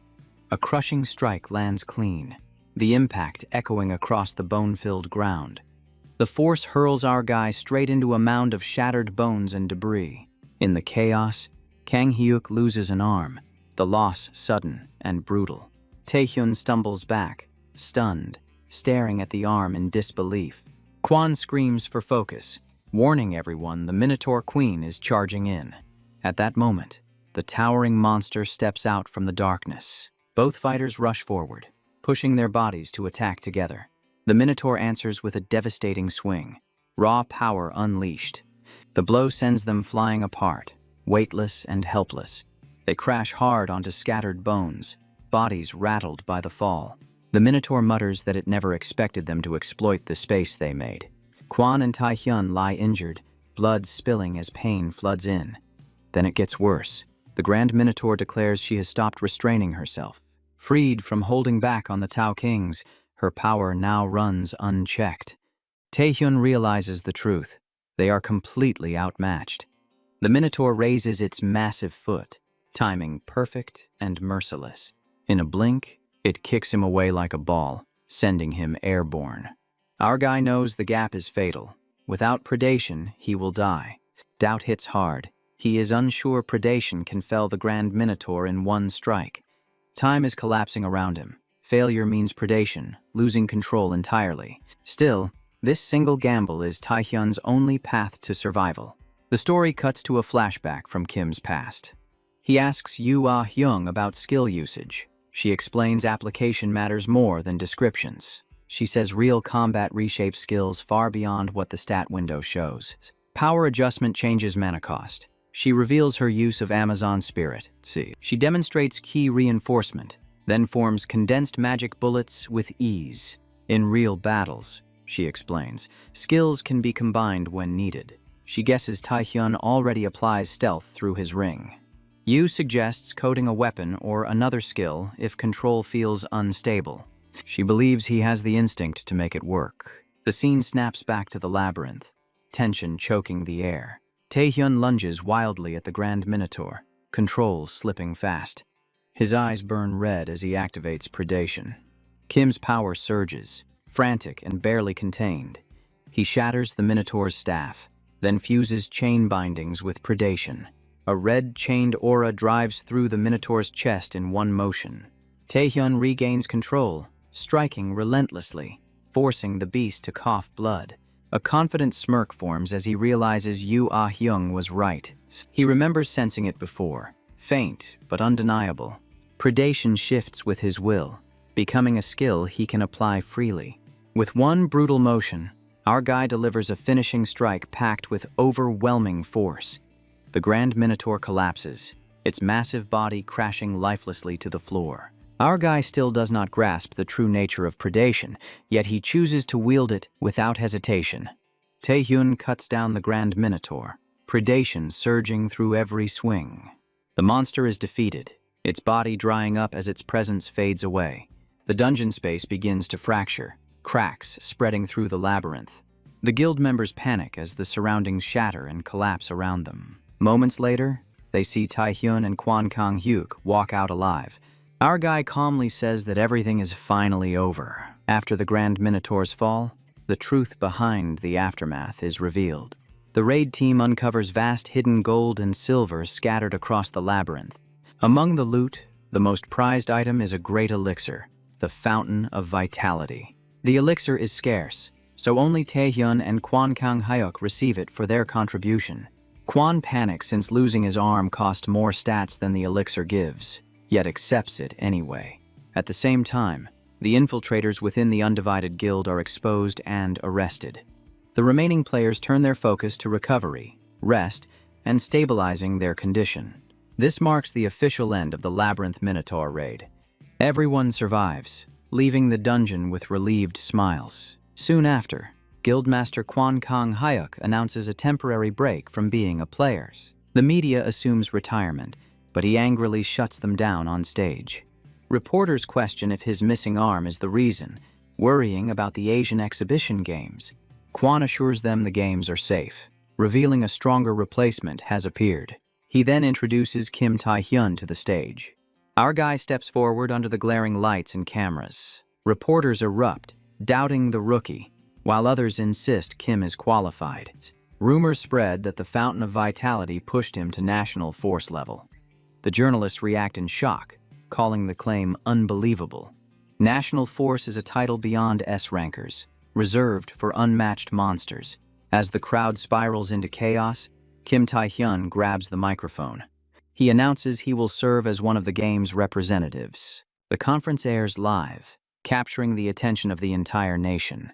Many assume Kim is bluffing, lacking confidence for the competition. Then our guy stuns everyone with his next words. He declares the Asian exhibition games will be where he proves everything, including the rumors surrounding the so-called national force rank, shocking the world. Elsewhere, Melina, the S-rank infiltrator, kneels before Shadow, begging for mercy. She breaks down, claiming she followed orders, but Kim Tae-hyun was overwhelming. Shadow tells her to stand, acknowledging the enemy was beyond expectations. He says failure was inevitable, since she fought with everything she had. From the outside, it almost looks like Shadow is showing sympathy. As he touches her face, he ends her life without mercy, stating they have no need for weak subordinates. Shadow tears her apart and coldly declares that power alone decides all laws. He feels disgusted by how someone as worthless as Melina begged to survive. Shadow walks away, ordering his men to burn everything with the body left behind. As he reflects, Shadow finds it strange they deployed far more manpower to prevent another East Point incident. Even with Kwon's assassination failing, clearing the labyrinth was never realistically possible. Dado realizes Kim Tae-hyun is the core problem, leaves after burning the site, expecting the Asian Games to be entertaining. Meanwhile, our guy steps into the Asian exhibition representative room, eyes locked on him instantly. The moment Tae-hyun enters, tension fills the room. Jang Jin-soo, ranked 7th in contribution, comments that Kim is far too young. Seo Hangul, ranked 8th, argues that this situation borders on human rights abuse. Kwang Sheng, rank 4 and head of the Mage Guild, states skill matters more than age. A familiar face appears, Park Sung-jin, rank 3. Surprised Kim arrived this early. The chairman welcomes Tae-hyun despite recent chaos. keeping the meeting moving. They immediately shift into strategy planning for the Asian Exhibition Games. The deputy manager of the New Korea Player Association begins the official briefing. He explains the games began when Asian defenders united after the abyss, and awakening sparked chaos. The event now spans 7 days where representatives hunt monsters and convert kills into points. Since the public fears monsters and demonic humans, the event is presented as a national celebration. In truth, it functions more like a contained war, a battlefield meant to measure each nation's combat strengths, and a chance to earn public trust through broadcasted monster hunts. The winning nation gains massive rewards, unique items, dungeon rights, making competition unavoidable. Listening closely, Taehyun feels relieved he chose to join the Asian Games. His thoughts drift to the succubus queen deep in the abyss who knows about King. Her power remains unknown, and she will not share information so easily. To face Rosaria again, Taehyun knows he must grow stronger, making these games essential. However, Taewook raises concerns about South Korea's current lineup. He explains their top ranker is missing, while Kwon Kang-hyuk and Yoo Ah-young cannot participate. Park Seung-jin interrupts the discussion without hesitation. He claims the issue is resolved, mentioning rumors of Kim Tae-hyun as a national asset. The room falls silent, everyone stunned and struggling to accept it. Taehyun calmly denies it, saying unproven rumors should not shape strategy. Seung-jin and Jang Jin-soo look visibly disappointed. Seo Hangul remarks it was almost impressive as debate continues about replacements. The chairman stands, saying the idea is not bad, even without national-level players. He reminds them the games are about points through monster hunting, not death matches. He assigns Park Seung-jin, Kwon Se-young, and Seo Hang-il to handle monsters. Jang Jin-soo is tasked to support Kim Tae-hyun against identified demonic humans. With the Asian Exhibition Games only a week away, the chairman demands nothing less than everyone's best. Inside the Asian Branch Stadium of the World Player Association, the opening ceremony prepares to begin. Teams from the Philippines, Vietnam, Singapore, and other nations gather, waiting for their turn to enter. Among them, Japan and China stand out, both fielding national-level players, with China sending 3 top forces: Bloodblade Liu Feng, Superspeed Kai Ming-min, and Godforce Zixin take their places for China. In contrast, many Korean elites like Kwon Kang-hyuk do not compete, worrying Taehyun's uncle and aunt. They quietly accept defeat, hoping only that Taehyun returns safely. Their son explodes in anger, asking why they have given up instead of chanting Taehyun's name. He reminds them of everything their Hyung has achieved for the family. He boasts about the house bought with Taehyun's money, and the allowance he gets every time Taehyun clears a dungeon. Greed fuels his cheering, while his parents stare in disbelief at his shameless enthusiasm. Meanwhile, Japan's national-level player steps forward. Holy Maiden Yoshikawa Tsurara approaches Taehyun calmly. She confirms his identity as the youngest S-ranker of New South Korea and mentions East Point. She explains she arrived late, realizing Argyle handled the incident before her arrival. Yoshikawa brings up the invitation she sent to thank Taehyun. She questions why he declined. Taehyun recalls the chairman mentioning she personally selected him. The chairman explains her rare hyper-regeneration could help treat Kwon Kang-hyuk. He asks Taehyun what he thinks about accepting her offer. Taehyun immediately says he will pass. Go Tae-wook reacts angrily, reminding him of Kang Hyuk's sacrifice before being calmed. The chairman trusts Taehyun has his own reason. Taehyun says he cannot explain now, but the answer is simple. He claims he knows the vile truth hidden behind the Holy Maiden's mask as he walks past her. Yoshikawa realizes his refusal was never a coincidence. She suspects he knows something dangerous about her.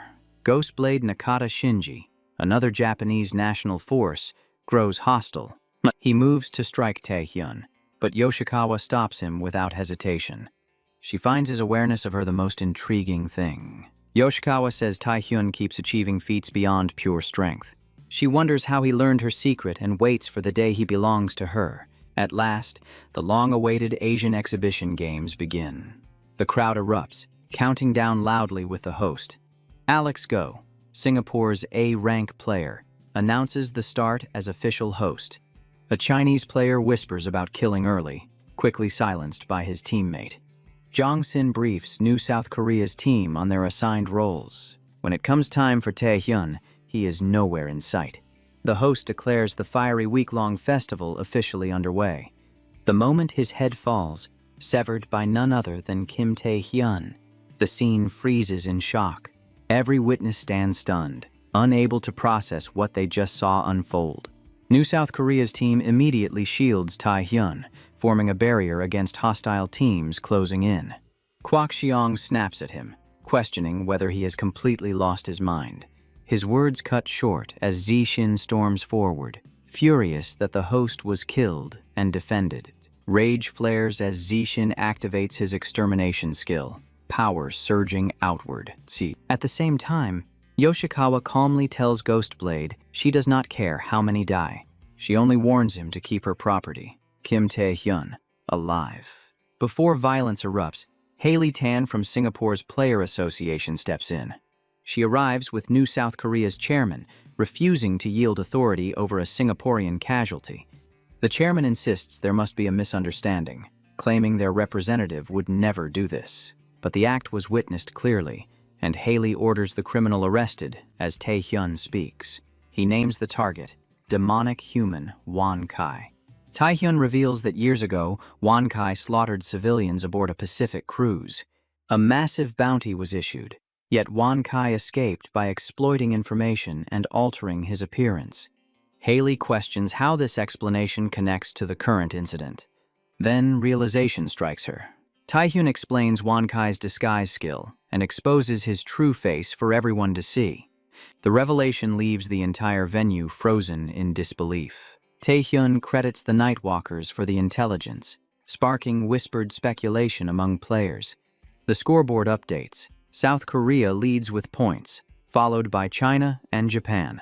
The host's death is reclassified as the elimination of a demonic human, halting the games briefly. Each nation's players disperse from the ceremony to begin their hunts. Kim Tae-hyun, first to score, credits the Nightwalkers and continues his pursuit. Young Hansu confronts his guildmaster, upset she knew Wan Kai's location. Confusion grows as they question why Taehyun concealed the truth. Nightwalker's systems overload with calls, strained but thankful for the exposure. Yu Ah-young claims this was Taehyun's independent action, slowly grasping his intent. Meanwhile, Taehyun continues hunting demonic humans without pause. He brings down an A-rank demonic human during the operation. Gokdagwi falls as Taehyun answers his ringing phone. Ah-young greets him loudly, teasing that he is late. Taehyun snaps back, reminding her they nearly died out there. He confirms the call security, briefly wishing he had made her call first.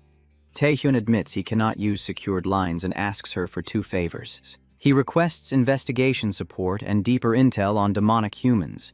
The green-eyed woman reminds him the association already shared information. Taehyun counters that hunting weak targets will never win the exhibition games. He explains that aiming higher demands hunting something far more dangerous. He gives an example, the Malignant Guild. As our guy speaks, Kimura Ren suddenly steps directly into his path. He accuses Taehyun of disgracing the sacred name of the Holy Maiden. Taehyun pauses, clearly confused by what Ren is even talking about. Kimura Ren is revealed as Japan's S-rank participant in the Asian Exhibition Games. He is also a devoted fanatic of the Saintess, blinded by worship, where Nakata Shinji's blade is refined and elegant. Kimura Ren's sword style is brutal and reckless, built to crush and tear opponents apart. Yet no matter how destructive a technique is, it means nothing if it never connects. Taehyun avoids every strike effortlessly while continuing his call with Ah-young. Kimura grows furious as each swing fails to land. He cannot understand how Taehyun dodges everything so calmly. The Nightwalker's guildmaster warns Taehyun he cannot target the Malignant Guild. She explains the association avoids them since they erase traces instantly when threatened. Even with leads, pursuit only begins when success is guaranteed, advising caution. Taehyun agrees, believing he can still manage it his own way. He ends the exchange by landing a decisive punch, dropping Kimura. Taehyun admits he cannot yet explain his method, but he knows for certain he can draw them out. He asks Ah-hyung to trust him, reminding her of his consistent results. The green-eyed woman finally agrees, noting limited intel on the malignant guild. She offers to share information on other potential targets instead. Taehyun hesitates, unsure where she is leading. She reveals the 3 warlords controlling Asia's demonic human underworld and politics. Nightwalkers identified one executive contact, Miyazaki Kenji, but risks remain high. Ah-hyung asks Taehyun what course he wants to take. Taehyun decides the warlords are acceptable, choosing them as a starting point. Ah-hyung agrees to investigate further, and Taehyun thanks her. She jokes that gratitude means buying her a meal after the games, and he agrees. Kimura suddenly shouts at Taehyun from the ground, enraged by being ignored. While Taehyun insists he never looked down on him, Kimura threatens to destroy the area unless Taehyun fights seriously. He activates domination of 5 senses to disrupt perception. Taehyun looks disappointed rather than alarmed. He notes he was sparing Kimura, questioning if he forgot combat rules. With no alternative left, Taehyun decides to get slightly serious. Ghostblade later informs the Holy Maiden of Kimura Ren's defeat. He claims Kimura kept repeating, "I will get serious and play with you," showing mental damage. Ghostblade concludes Kimura will need at least a month to recover fully. With his condition confirmed, Kimura Ren is ruled out and cannot join the exhibition matches. Yoshikawa notices Taehyun holds an unseen skill, brushing off Ghostblade's concern by noting points suffer without the Phantom Swordsman. The Holy Maiden calms her followers, claiming she foresaw Kimura's loss and prepared fresh bait already. After that reassurance, the 2 of them enter a sealed chamber together. Inside, Isaka Ryohei appears, restrained tightly against the cold wall. Yoshikawa informs him that it is time to repay her by doing some work. Far away, deep within an unknown region of the abyss, Philippine players struggle desperately against a Chinese national-level combatant. Shuishin faces Rakaya, who questions this cruelty despite their strength being enough to win. Shen shows no interest in games, refusing to entertain what he calls cowardice. He states he is only carrying out the Chinese Association chairman's request. Rakaya questions why the chairman ordered direct eliminations of other nations. She cannot tell if this is meant to provoke a larger conflict. The S-rank player orders her teammate to flee and warn others while she stalls. Unfortunately, their attempt ends in disaster. Both are eliminated by the overwhelming power of the Chinese national-level player. Shen remarks that the Singapore group under Chim Ming seems far more amusing. He then wonders who comes next, settling on New South Korea's Kim Tae-hyun. News reports confirm the Asian exhibition games will span a full week. New South Korea leads after day 1, with China and Japan closely pursuing. Broadcasts show live hunts, tracked movements, and edited footage from the field. Viewers are shaken by reports of deaths, surrenders, and teams vanishing inside the abyss. What everyone senses is clear. Something about these games feels deeply wrong. The Asian Exhibition Games Committee forms a special investigation unit. They probe the Singapore deaths and Philippine disappearances, requesting cooperation. Before regression, this chaos began later, making Taehyun uneasy at the timing. Taehyun recalls this path, knowing Chinese national players were behind it before.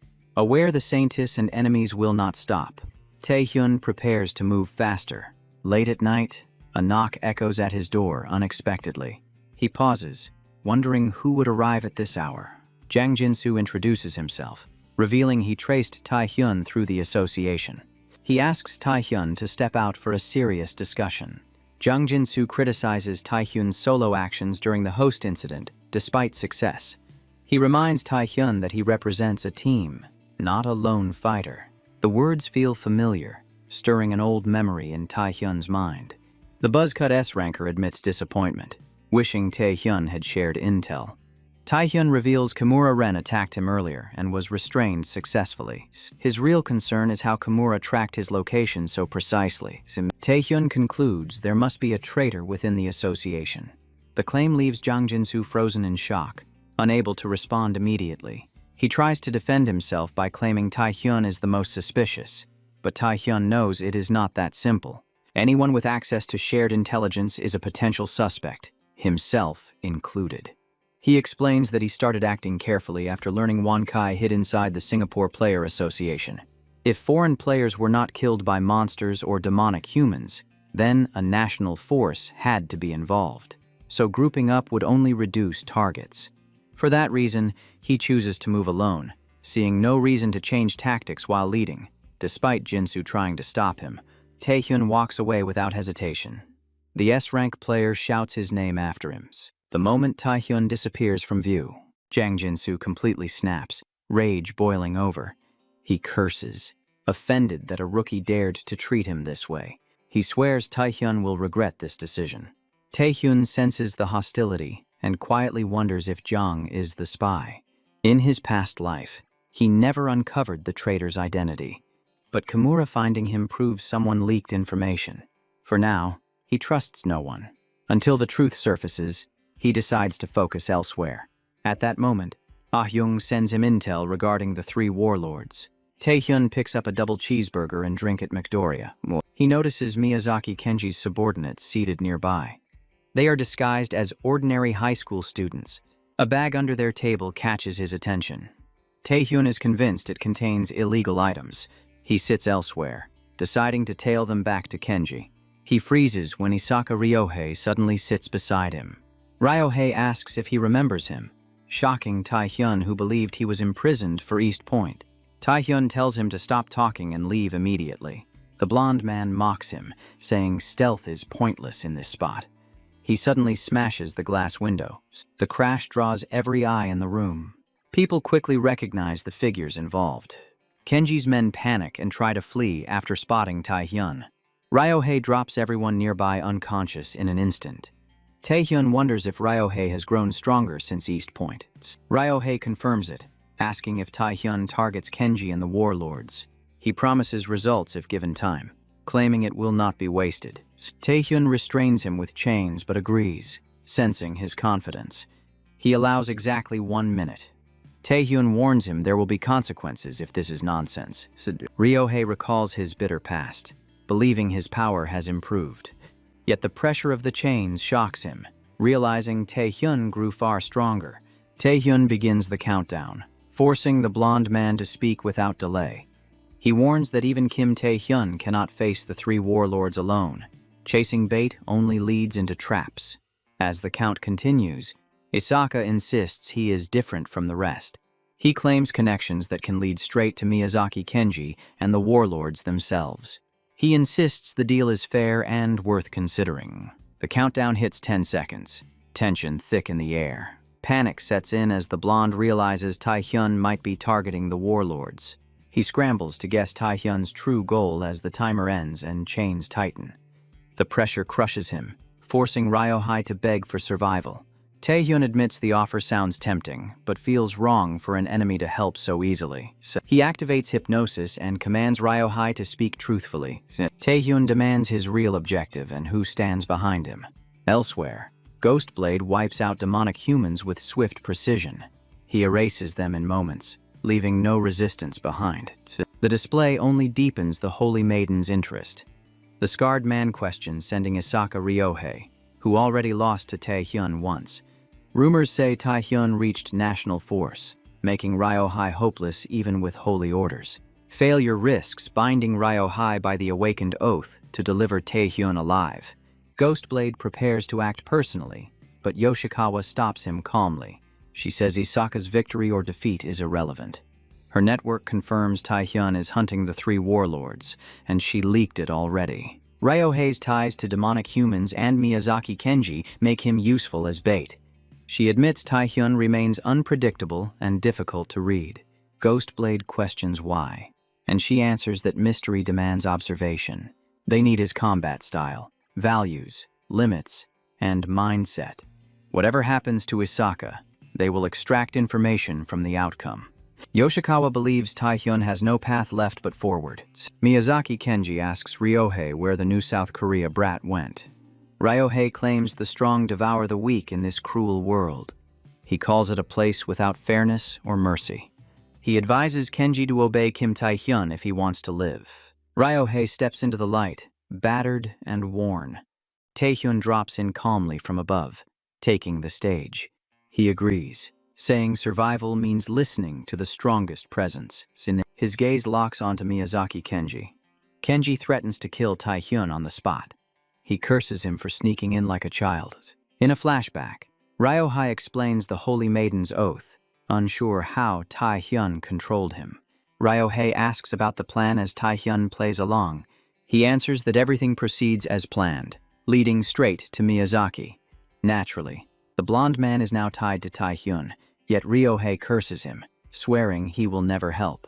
He insists that the Saintess, Ghostblade, and the three warlords would erase him instantly. Taehyun calmly replies that he could just as easily end him right now.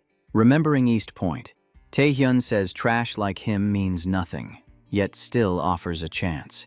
He proposes full cooperation during the exhibition games, followed by a lifetime of atonement.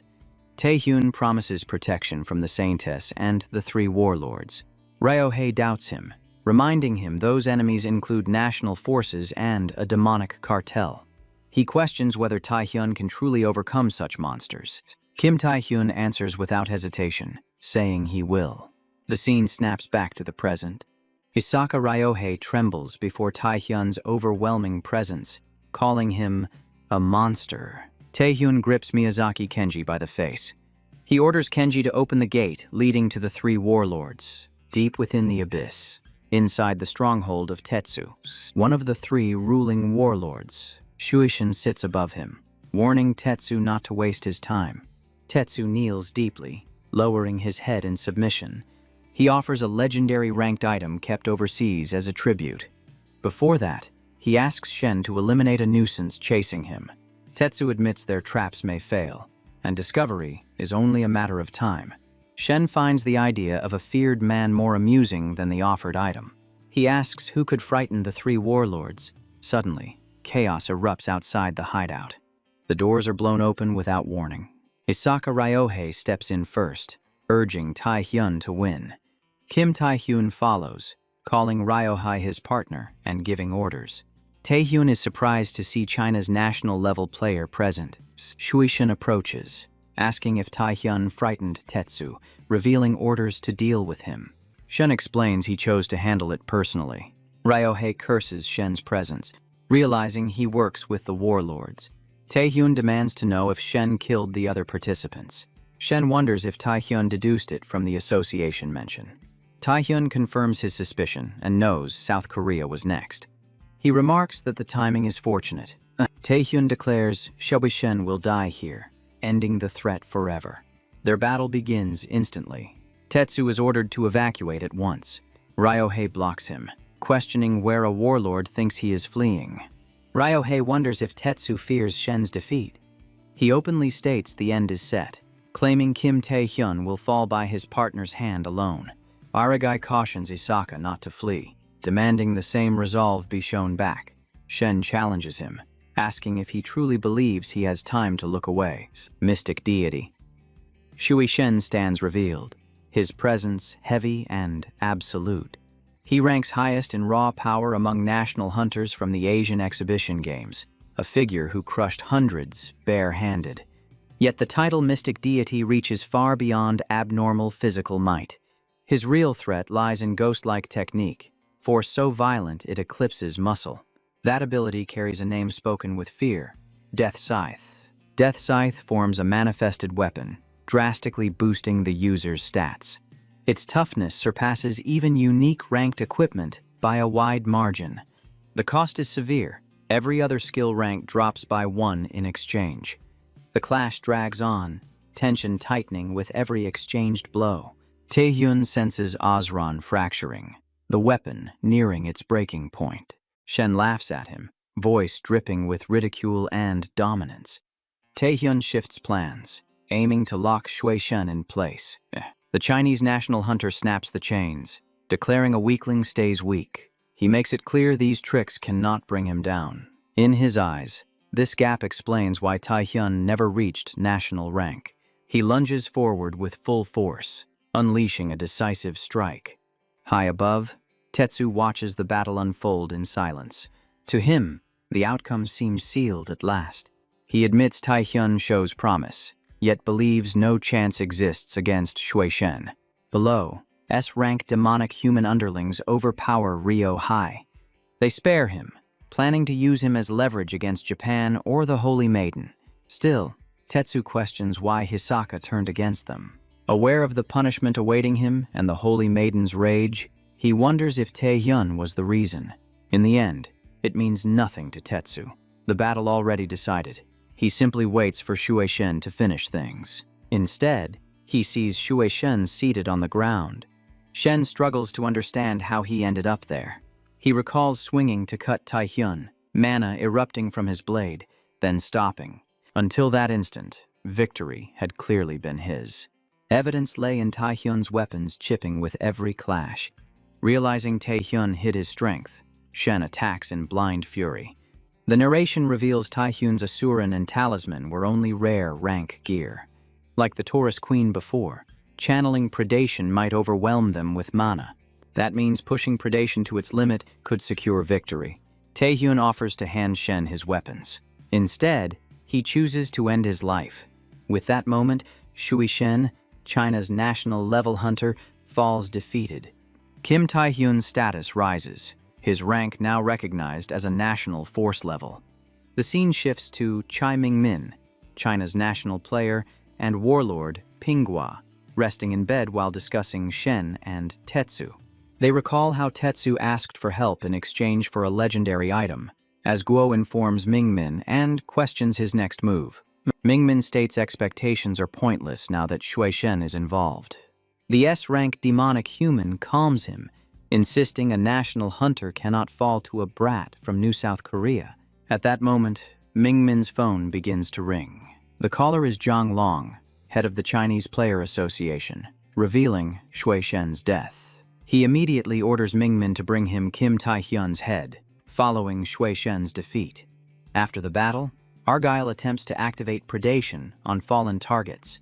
As expected, the skill only functions on living beings. Taehyun understands this is not the only requirement, and using predation on humans feels unsettling. He reminds himself criminals deserve no mercy, yet something else troubles him deeply. It is the voice heard when predation lost control that said, "I can't bear to watch any longer." Taehyun realizes he must better understand predation.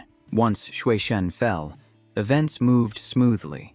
Kim Taehyun captures Tetsu along with the remaining demonic humans. Using Rosaria's hypnosis, he erases their memories of predation and hands them to the association. With Hisaka Ryohei having no purpose left, Taehyun sends him back, causing Hisaka to panic about the Saintess who reads memories. As Ryohei breaks down, Taehyun assures him calmly, stating the Saintess has no interest in him. He explains Isaka's oath was to bring Taehyun to her, ensuring Isaka survives for that purpose. Taehyun mocks Isaka, adding the Saintess never expected much from him anyway. Still, Taehyun knows the real threat lies with the remaining two warlords. Already aware, he hunts them. He decides to pause and think, taking a brief rest before moving again.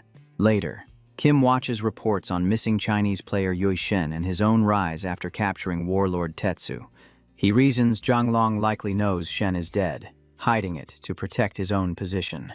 That secrecy benefits Taehyun, granting freedom to pursue the warlords. Soon after, he receives a call from Zhang Jinsu, an Asian Games player. They meet, Jinsu admitting concern that Taehyun might not appear. Taehyun, however, wanted this meeting after the information Jinsu provided. He confirms with Jinsu whether one warlord remains inside the building. Jinsu confirms Pinghua is present, though he refuses to reveal his sources. He adds that Ping and her followers arrived last night and plan to stay until the game's end. Taehyun recalls this location matching one of Pinghua's hideouts from Tetsu's memories. Curious, he asks why Jinsu shared this intel despite openly disliking him. Jinsu calls him a dumbass, admitting he wanted to prove he was not a spy. Growing emotional, Jinsu says being attacked by foreign hunters makes anyone doubt allies, yet he refuses to live under suspicion. To earn trust, he gathered information meant to secure Taehyun's acceptance. Taehyun stands shocked, knowing deep down Jinsu is the spy. Before meeting Jinsu, Taehyun had already received another call. Yoo Ah-hyung warned him directly that a spy existed within their team. With suspicion confirmed, Taehyun concludes that Jang Jinsu is the traitor. Yoo quietly tells Taehyun the truth. Jang is leaking secrets for China. The reveal lands heavy and immediate. They dug up proof from years ago. Jang haunted Chinese casinos, clearing gambling debt through a shady deal. Taehyun reels. He believed Jang served Kimura-ren. Yoo Ah-hyung admits a second spy serves Japan. Two traitors twist his mind. The association failed them. Yoo Ah-hyung steadies him, saying he can relax. She intends to file everything with the association soon. Kim cuts her off at once, stopping the report before it leaves the room. He has two reasons. If Jang Jin-soo falls now, the Japanese spy disappears into shadows. Second, knowing Jang is compromised lets Kim turn him into a controlled asset. Back in the moment, Jang Jin-soo plays friendly, promising Kim a perfect path to reach Pingui safely. Jin-soo already slipped. Inside, he calls Kim a freaking retard. He plans to guide Taehyun inside, knowing Pingui is not alone. Cha Ming-min, the Chinese national player, waits there to erase Kim Taehyun completely. In that instant, Kim triggers his skill predation. The system hums as power surges. He mutters that his overall power output feels higher than before, sharper and denser. Kim answers with fire magic, igniting the structure. The building starts to collapse fast. Jang Jin-soo loses his shit, panic breaking through his fake calm. He asks if Kim is crazy. Kim takes control, saying the place is packed with demonic humans. Sneaking in works better. Kim smirks, deciding to level it all. Jang quietly panics, calling him a crazy bastard. As the structure comes apart, Kim spots Pingwa buried under shattered debris. Weak but furious, she shouts at Jang Jin-soo, accusing betrayal, calling him a fucking gambling addict. Jang crumbles. Kim enjoys the moment, calmly asking what betrayal Pingwa means. Injured and breathless, Pingwa warns Kim that his laughter will not last. Against all odds, he already knows the chiming men are destined to end his life. Jin-soo freezes, disbelief hitting hard. He asks Taehyun how he knows. Taehyun coolly jokes about Chai Ming-min or being labeled a Chinese spy. Anger floods the air, and Jin-soo finally understands the truth. He was never trusted. The bald man lunges forward, arm cocked, ready to strike. Before contact, blood leaks out, pouring from skin and senses without warning. In that moment, Taehyun realizes the five senses domination is active, dulling perception and control. Taehyun's eyes, ears, hands, and mouth spill blood, his body betraying him all at once. Soaked in red, Taehyun stays impressed. Ming-min's five senses domination crushes even vision, absurdly strong despite predation resistance. Then Chai Ming-min steps out, admitting he never expected Taehyun to collapse the entire building. Chai admits curiosity about the one who killed Shui Shen, deciding Kim Taehyun is clearly unstable. Taehyun sneers at the Chinese player, saying he is no worse than a demonic human lover. He adds that only the skill matters to him. Nothing else carries weight. Elsewhere, the Saintess scans Isaka Ryohei's memories, finding them unexpectedly intriguing. She sees Kim Taehyun rise as a national player and personally bring down Shui Shen. As Isaka trembles in fear, the Saintess calmly asks why Taehyun chose to help him. She gently pats Isaka's head, tells him not to worry, and makes clear she has no interest in him. Just as Taehyun predicted, Isaka will lead him to her, though she dislikes how events slipped her control. A killing intent seeps out, and Ryohei nearly collapses under the pressure. With a twisted smile, the Saintess says she will meet Taehyun herself, the man targeting the three warlords. The story cuts to the past. Zhang Ling orders his players to accept 3 goals: win the Asian exhibition games, eliminate key rivals, and prove Chinese dominance by completing both. The evil Zhang plots to exploit their edge, locking dungeons and mana trade into a ruthless monopoly. He orders his players to commit any crime needed, including murder and torture, promising total erasure of consequences. Shushin feels alive when facing powerful foes. Strength alone fuels his excitement in battle. The rest show no hesitation either, killing without pause as if it were routine work. Deep inside, Chai Mingmin knows this group has crossed far beyond sanity. Still, reality leaves no room for denial. Chai has slaughtered countless lives to preserve his bond with Pinghua. Sanity was never his claim. This time, Jang demands Kim Tae-hyun's head. Failure means severe punishment without exception. Back to the present, Chai Mingmin lunges forward to strike Kim. Then everything shifts. His charge freezes mid-step as his instincts scream danger. He sees Tae-hyun's terrifying power. Predation manifests like a red blazing dragon. Fear grips him. The dragon roars, raw force flooding the battlefield without restraint. Mingmin's domination of 5 senses collapses instantly, leaving him stunned. Kim had already surpassed Shui Shen. He expected a national-level player, but this overwhelming might shakes him to his core. Che realizes Kim is beyond human limits, while Kim respects the deadly 5 senses domination.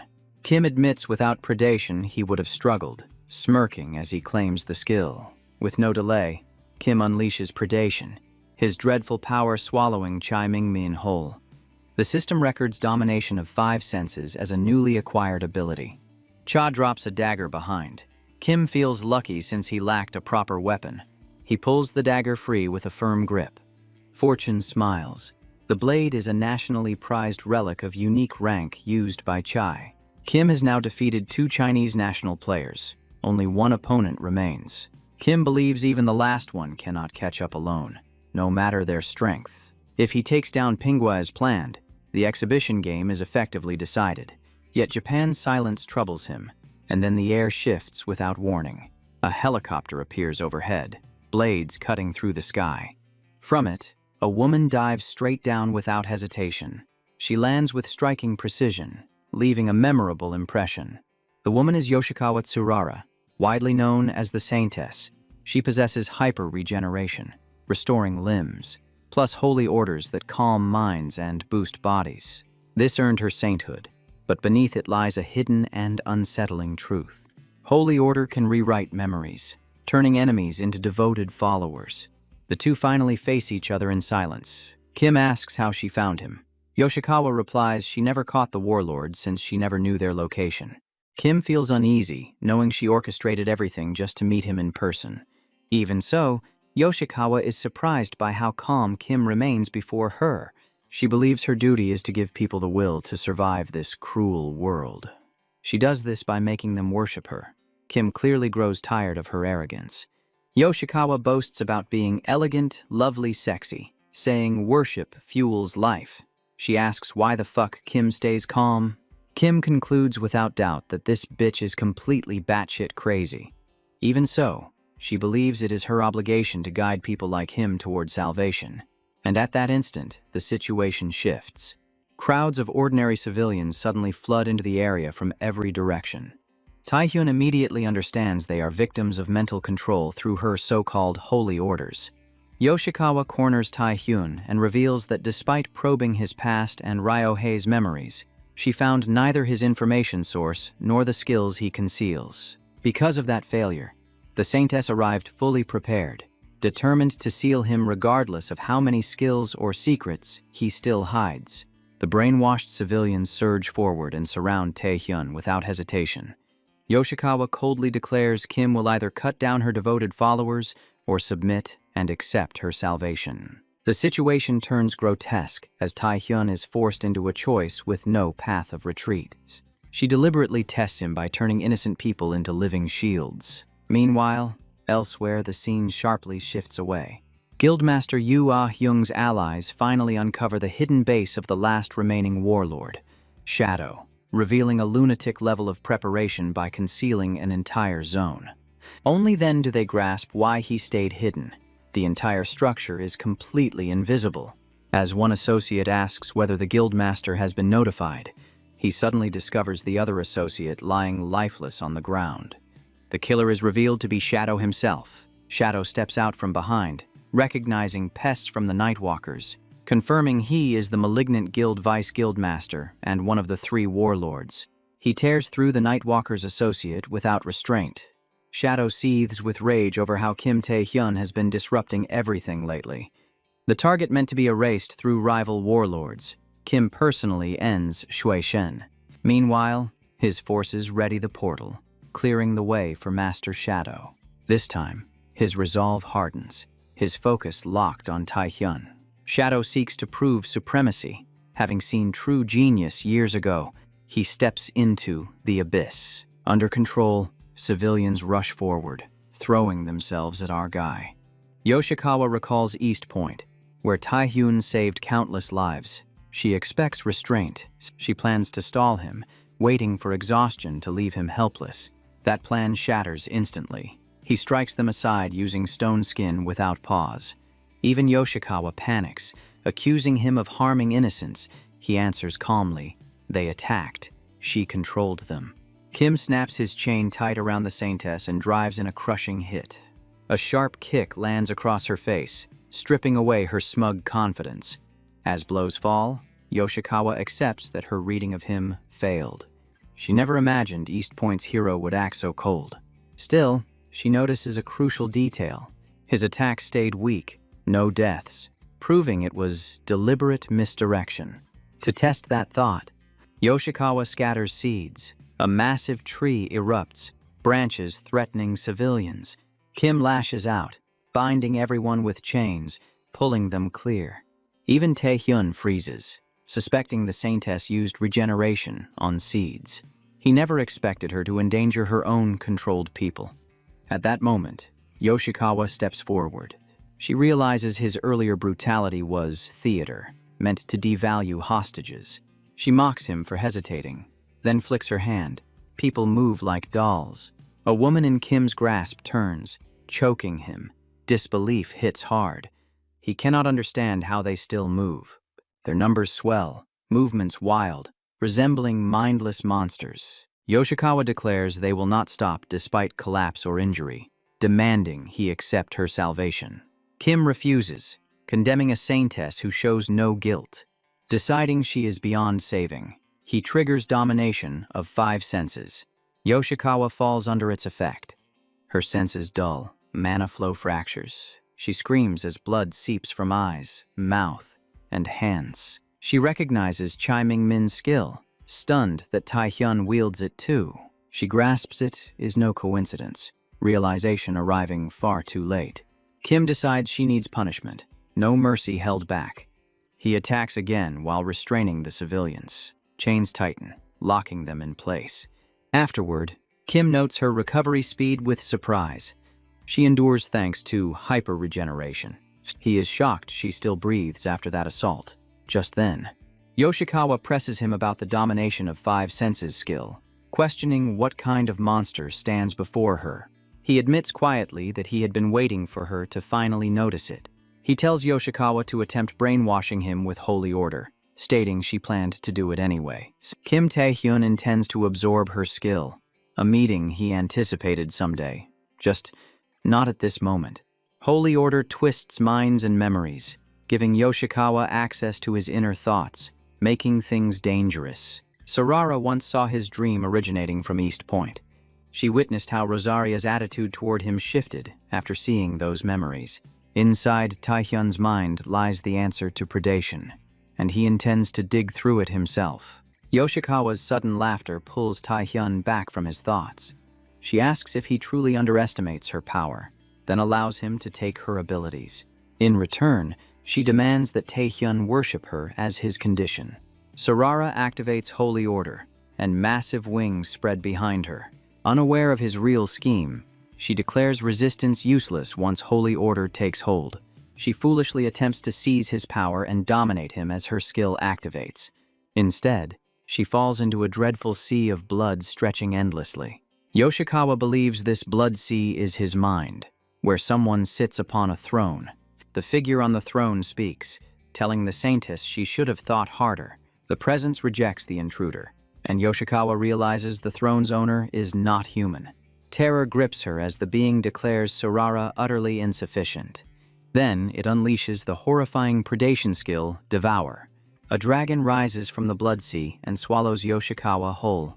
After the dark vision fades, Taehyun opens his eyes to find himself lying in a hospital bed. He immediately calls Yoshikawa's name, and at that moment, Hyung steps into the room. She says she feared the worst after he remained unconscious for an entire day. She explains he cannot speak with her right now. Yoshikawa was found unconscious as well. Jung Jinsu and Pingo share the same fate, while Chai Mingmin has vanished. She asks what truly happened down there, as Taehyun reflects that the attempt failed, though he never expected success. Even a national-level player proved insufficient to reach the secret of predation. His resolve hardens to uncover what sleeps in his mind and how strong he must become. Young grows overly affectionate, touching his face as she urges rest, while Taehyun tells her to stop. Go Tae-wook bursts in, panic clear as he checks on Taehyun. He urgently asks Guildmaster Hyung for Nightwalker's support. He states they must dispatch a search team into the abyss. Park Sung-joon and the rest of the new South Korea team are missing. Go Tae-wook is stunned when Taehyun says he will go alone. Taehyun believes sending more people would only lead to greater losses. They vanished deep in the abyss, and since Park Sung-jin and his team are veterans, this was clearly more than a simple monster encounter. Only forces at national-level strength could cause such a disappearance, narrowing down the true threat behind it. That certainty drives Taehyun to insist on entering the abyss alone. The HR deputy manager objects, arguing that a freshly awakened patient cannot be sent into danger. At that moment, Taehyun's uncle and aunt arrive at the room. Jae-young follows them in, all three visibly shaken after hearing he plans to leave. Young admits she called them, believing family must be present now that he is awake. Tae-wook joins Jae-hyung in protest, adding pressure as they try to stop him. Taehyun is struck by memories from before his awakening. He recalls being crushed repeatedly, met only with hatred and cold stares. But the present is no longer the same as that past. He smiles calmly and thanks everyone for their concern. Still, his decision remains unchanged. He states his allies are in danger, and only he can reach them in time. He reminds his family they raised him to never abandon comrades. Jae-hyung is deeply moved by his resolve. Young responds by hitting him, calling out his dramatic tone. She tells him to return safely, bringing everyone back with him. Deep in the abyss, Park Sung-jin is shown being overwhelmed by Liu Feng. Feng, a national-level player from China, acknowledges Sung-jin's strengths. Rather than ending him, Feng offers survival in exchange for loyalty as his servant. Sung-jin rejects the offer immediately, refusing to betray his friends and homeland. Bloodblade respects the pride shown in Sung-jin's choice. He then notices a South Korean teammate wavering behind him. Seo Hangul steps forward, willing to submit as Feng's servant. He believes resistance is pointless and submission is their only path to survive. Earlier, the Holy Maiden threatened him, demanding he serve as her spy. She warned him refusal would lead to consequences she alone would decide. Hangul knows he already betrayed his team once before. To him, betraying them again feels meaningless. Park Sung-jin grips his shoulder and tells him fear is natural. He promises to get Hangul out alive, even at the cost of himself. The blue-haired fighter says betrayal can wait until after his death, then prepares to fight. Kwangzung mocks Sung-jin, saying he talks boldly for someone barely standing. Emotion crashes over Hangul as reality sinks in. He apologizes to his teammates and chooses to fight beside them. Liu Feng assumes they still fail to grasp the gap between them. He admits he has been holding back until now. Feng decides to reveal the true difference in power. He activates his skill. The sudden turn leaves the South Korean players frozen, unable to process what just happened. Feng states coldly that their survival so far exists only because he allowed it. As his strike is about to land on Sung-jin and the others, Feng is abruptly struck by the domination of 5 senses. He recognizes the effect immediately as Chai Mingmin's ability. With Mingmin already dead, Liu Feng understands the source must be Kim Tae-hyun, the one who killed him, and he anticipates their meeting. Tae-hyun does not linger after making his move. He applies the skill once with precision, then disappears together with his teammates. The Chinese national rank player never expected a single strike and retreat, especially with battle ahead. Another Chinese player suggests pursuit, but Feng dismisses the idea. By reading the remaining traces, he concludes they are heading toward the Draconian Tower, the Abyss's infamous, unclearable dungeon. Within the Draconian Towers, Park Sung-jin starts to argue his case, but Tae-hyun cuts him off, forcing a potion down his throat. Shang expresses gratitude, yet questions what Tae-hyun plans next. The Draconian Tower has crushed countless players, and escape is impossible without an exit gate. Tae-hyun says it cannot be avoided. He cannot fight and save everyone, but tells them to stay calm. He reminds them it remains a dungeon, and clearing it means freedom. Shang and Hangul stand stunned, doubting if Tae-hyun even heard the word unclearable. Kim Tae-hyun leads them deeper into the Draconian Tower, a dungeon long deemed unbeatable. The tower carries two defining traits that make survival nearly impossible. Endless traps fill every floor, alongside vast numbers of intelligent, resilient Draconians. Even so, Tae-hyun moves through the tower with ease, leaving everyone confused. The reason is simple. He survived this tower repeatedly before regression, armed with deep knowledge. The tower cannot be cleared, but escaping alive is still possible. A hidden exit exists midway, long before reaching the final boss. Though undiscovered, Tae-hyun believes trap knowledge and strength make returning achievable. The group watches in disbelief as the escape gate appears. Relief washes over them, knowing they do not need to advance further. Shang wonders quietly if Tae-hyun already knew this outcome. He denies it calmly, hiding the truth that he knew all along. He urges them to leave before monsters arrive, and everyone moves through the gate. Sungjin pauses, turns back, and thanks Tae-hyun, vowing to repay him someday. Tae-hyun feels honored receiving gratitude from Park Sung-jin, crediting teamwork. Because of that cooperation, everyone makes it out safely. With Seo Hangul exposed as a Japanese spy, that issue ends, leaving Ghostblade as the final threat. Just as Tae-hyun believes everything is finally under control, as he steps through the gate, cracks spread instantly, cutting off any chance of using it again. It becomes clear the tower's master, Kaiselin, has been watching his every move. Tae-hyun struggles to comprehend the sudden shift in events around him. A massive dragon appears, mocking the audacity of a brat wandering its tower. The creature reveals itself as Kaiselin, the Red Dragon, ruler of the Draconian Tower and SS rank. Dragons stand among the strongest species, with abyssal dragons divided into 4 tiers. Hatchlings sit near S rank, still immature, yet already overwhelming. Adult dragons reach S+ rank, feared by most players. Worms rise to SS rank, beings of absolute destruction.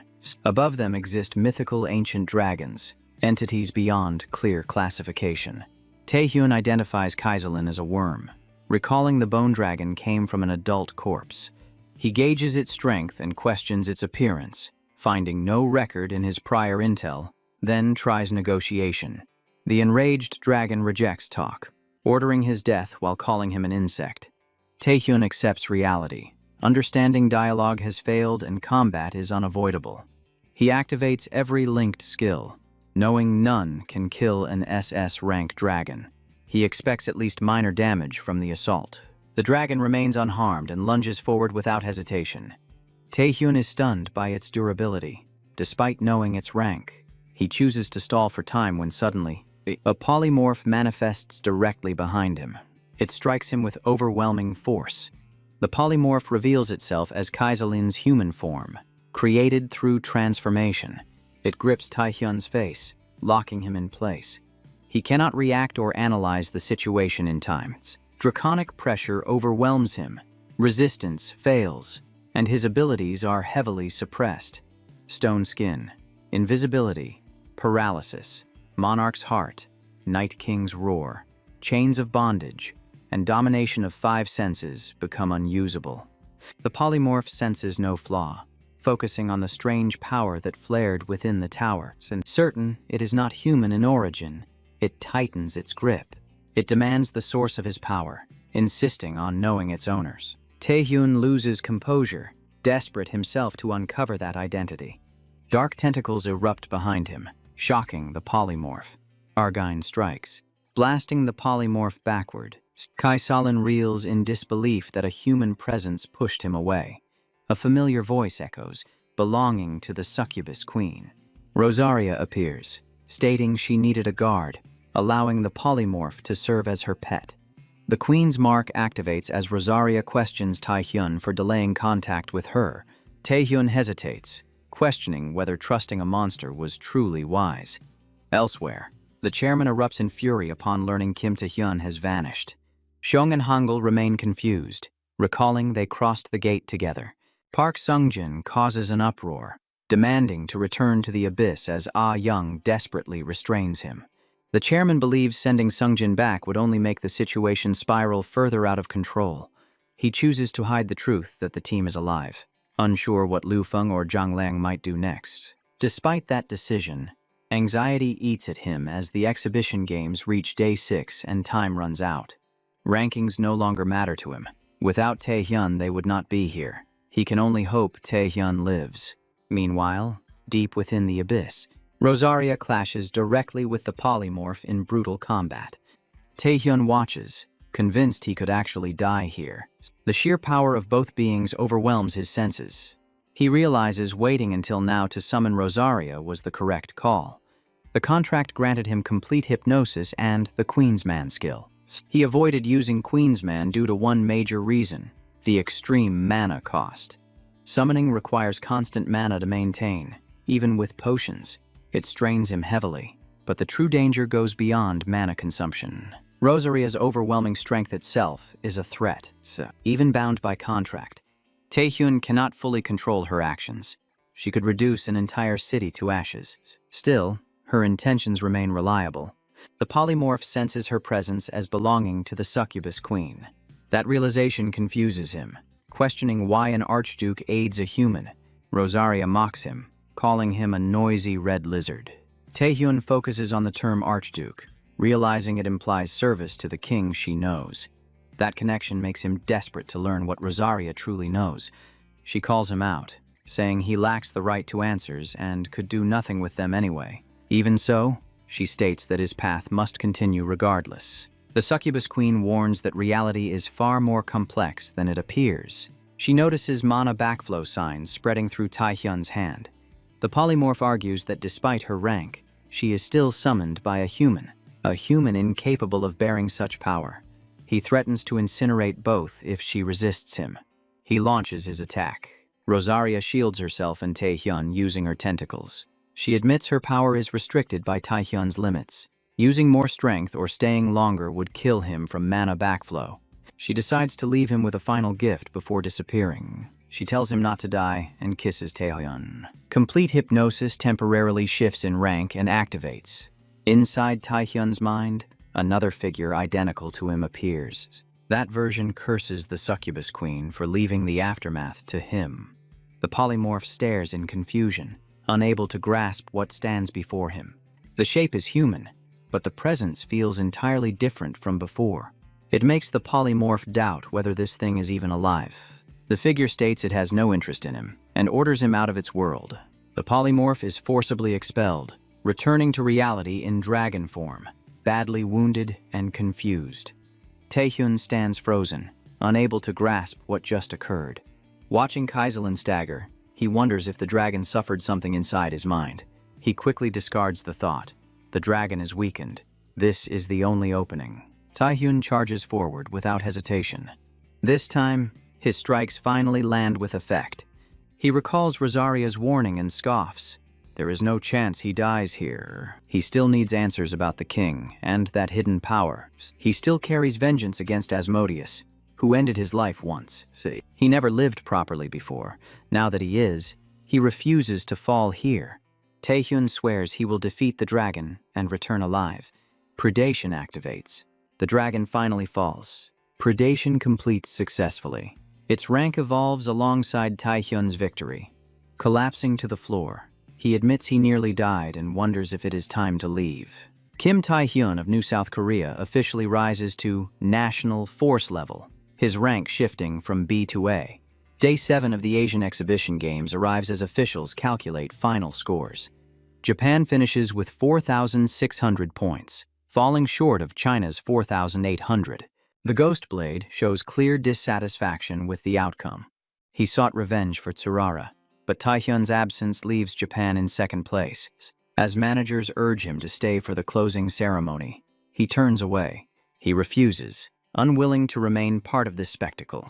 The new South Korea Association chief stands disappointed as Korea settles into third place. After Taehyun vanished, their frozen score from Day 5 was quickly surpassed. Without massive mana resources or an SS rank kill, recovery was impossible. The chairman blames himself, burdened by guilt over his limitations. Zhang Lang and Liu Feng approach, mocking him with open contempt. Jang jeers about his excitement over New South Korea's rising talent, only for that talent to meet a miserable fate. Feng notes Taehyun is only missing, but Jang laughs, claiming entry into the Draconian Tower equals death. The chairman clenches his fist, rage boiling as they mock a tragedy they caused. Jang smirks. He claims the weak deserve no truth before walking away, leaving the chairman shaking. In that moment, he understands how crushing weakness truly is. Jang continues basking in his hollow victory when suddenly, a warp gate forms behind them. The entire crowd freezes, stunned by what unfolds before their eyes. Taehyun steps out of the gate with calm swagger, taunting why the association head bows to China's thugs. The chairman breaks down in joy, tears falling as Taehyun stands alive before him. Feng and Jang stare back with undisguised hatred burning in their eyes. Elsewhere at Jae Young's home, the boy lies on his bed as his mother asks about the games. He refuses to answer. The games mean nothing without Taehyun, empty and pointless to him. He sulks in silence until his mother tells him Taehyun is appearing live on television. Shock leaves him speechless. The broadcast announces that something unbelievable occurred on the final day of the games. The submitted item from Kim Taehyun is an SS rank monostone from Kaiselin, marking the first confirmed kill. Regulations grant 1,500 points for such a stone, leaving Sungjin, the team, and Ah-young stunned. New South Korea adds those points to reach 5,600, claiming first place and victory. Cheers erupt as the crowd celebrates Taehyun's return. Zhang Lang seethes, believing Feng had already resolved the problem. He cannot accept that Taehyun still lives. Liu Feng stands in disbelief, never expecting survival from the Draconian Tower. Taehyun reflects that events nearly turned far worse. Kaiselin's strength was overwhelming, and without the intact monostone, victory was impossible. Yet Taehyun knows Zhang and Feng will not retreat as he plans his next move. The chairman pulls him into a tight embrace, sobbing openly. Whether from gratitude or relief that everyone returned safely, no one can tell. The association head weeps for a long time. Thus, the 7 days of the Asian Exhibition Games conclude in dramatic reversal. Reporters and cameras swarm Taehyun instantly. The new Korean players celebrate his return, sharing stories of survival. At the Singapore Player Association headquarters, Haley welcomes Taehyun warmly. She thanks him for coming despite his schedule and proposes forming an alliance. This outcome is exactly what Taehyun expected. Just like before his regressions. In his past life, Singapore sought alliances after losses, only to be blocked by Jiang Leng and Liu Feng. Taehyun asks Haley to continue once the uninvited guests are handled. She looks confused. Then the doors burst open. Liu Feng enters with his forces. Feng no longer cares how Taehyun escaped the Draconian Tower. He announces that Taehyun will die here tonight. Taehyun calmly reminds Haley about the uninvited guests he mentioned. They have arrived. Before Haley can react, the glass window explodes outward without warning. Park Sungjin storms in alongside the rest of the team. He scoffs at the Chinese players for daring an attack in daylight. Seo Hangul declares he will repay the debt he owes Taehyun. An Hyun-soo loudly reassures the Singapore Association head, telling her not to worry. Shung mutters that the guy is insane, asking Taewook if bringing him was wise, and the deputy answers that Hyun-soo is reliable. Taehyun calls out Feng for claiming he no longer cares, saying the same applies to him. Zhang snarls, declaring Taehyun will die tonight. In a flashback, Taehyun explains Liu Feng's coming move to Haley, the chairman, and others. Ah-young struggles to believe assassinations could happen after the games already ended. Taehyun insists Zhang Lang will not retreat, aiming to erase rival associations and monopolize dungeons and mana stones. The chairman trusts his words and asks what Taehyun intends to do. Taehyun responds that villains like them need to be taught a lesson. Back in the present, combat erupts across the hall. Sungjin announces they are evacuating the association head. Haley moves with them as Ah Young agrees, saying it is exactly as Taehyun planned. An Hyun-soo boldly claims he will protect Haley, making her quietly question his sanity. Liu Feng is informed that Haley is being evacuated. As he attempts to intercept, chains of bondage seize him, cast by Kim Taehyun. Taehyun asks where he thinks he is going, saying their game is not over. Feng mocks him for fleeing in the abyss, asking if he is ready to fight now. He sneers that Taehyun seems confident after defeating Chai Mingmin and Suishin.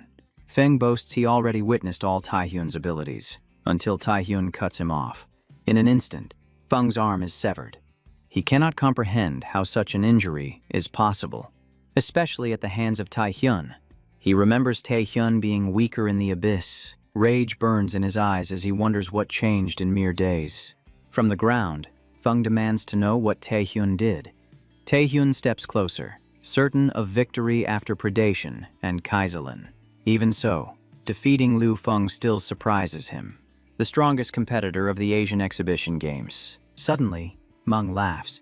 He realizes why Mingmin and Shin fell, admitting he never thought he would use an Archduke's power here. He stares at Taehyun, who is momentarily stunned. Meng asks if Taehyun truly believes he is the strongest. He activates the skill Blood Rampage. Elsewhere, Ah Young finishes dealing with the remaining enemies. Sungjin rushes to her and pulls her toward where Taehyun is fighting. The battlefield becomes sealed by a barrier resembling flowing blood. Inside it, Feng revels in battle, displaying the full force of his awakened power. Taehyun scoffs, calling it nothing more than a bloated mass of blood swinging wildly. His confidence falters when the wounds rapidly regenerate. He questions the origin of such destructive strength, and wonders if this is truly the same Liu Feng as before. The surroundings warp into an abyss-like space as Feng's ability spreads, recalling it being called an Archduke's power. Kaiselin used the same title for Rosaria, confirming there are other beings known as Archdukes. Taehyun realizes the succubus queen clearly had ties to the king through that rank. He begins to question whether Liu Feng did as well. Feng suddenly grabs him, mocking his slow reactions and asking if he is stunned by true power. He declares resistance meaningless, revealing he was chosen directly by an archduke.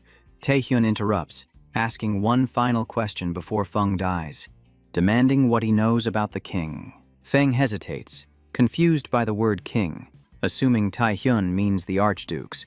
He explains they are untouchable beings, far beyond mortal reach. That confirms it. Liu Feng truly does not know. As confusion lingers, Feng senses an overwhelming surge of power. Taehyun realizes he must reconsider everything about the archdukes. Feng rages upon learning Taehyun hid his strength, but believes it is already too late. Convinced the fight is finished, Liu Feng is defeated. Predation completes as Taehyun reflects on Liu's ignorance. Feng knew of archdukes but not the king, suggesting Rosaria may be different. Taehyun confirms there are multiple archdukes beyond Rosaria. If they rival her strength, none of them can be treated as allies. Suddenly, Liu Feng's blood converges as a voice echoes out. The sound catches Taehyun completely off guard. The speaker sounds disappointed, calling Feng's fall inevitable and humans feeble. It addresses Taehyun, asking if he killed its contractor, revealing itself as an archduke, the vampire lord of the abyss, Igmun. Taehyun realizes the presence before him is no longer Liu Feng. The immense mana confirms it is an archduke of the abyss. Igmun decides to test him and activates blood blades. Taehyun barely avoids the attack. He questions if these resemble Feng's blades, noticing the vast difference in scale.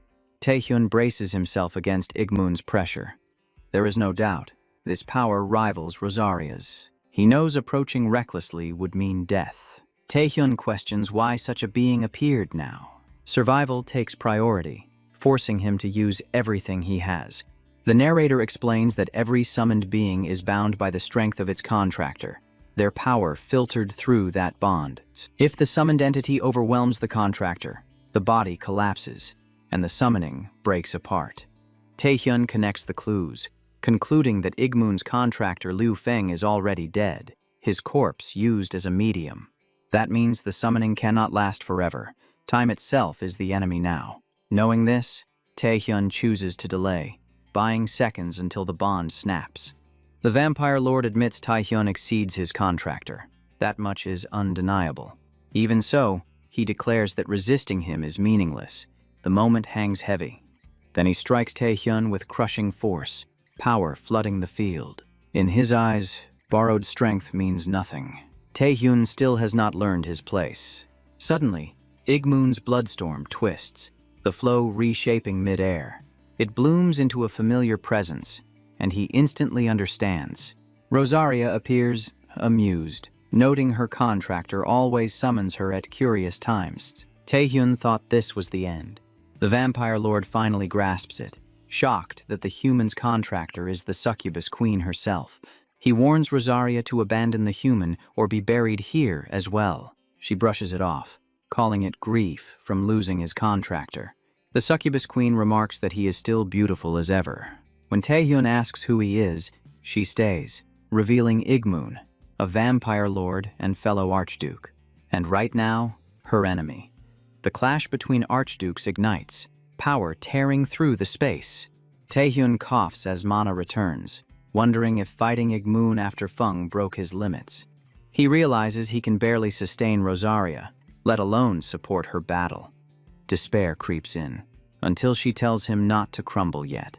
She reminds him her limits mirror his own, and an archduke cannot fall without true strengths. She asks him to endure just a little longer. Taehyun feels her words strike deep. She reminds him why he raced through life, not to die here. She tells him to witness an archduke's real power, a wall he must one day surpass. Igmun senses his time running out, deciding this meeting ends now. He tells her that if she survives, they will meet again. He unleashes his final and strongest move. Rosaria meets it head-on, blocking with all her power. Taehyun slips into darkness. His mana drops to 0. Stress reaches 100. Health falls below 10%.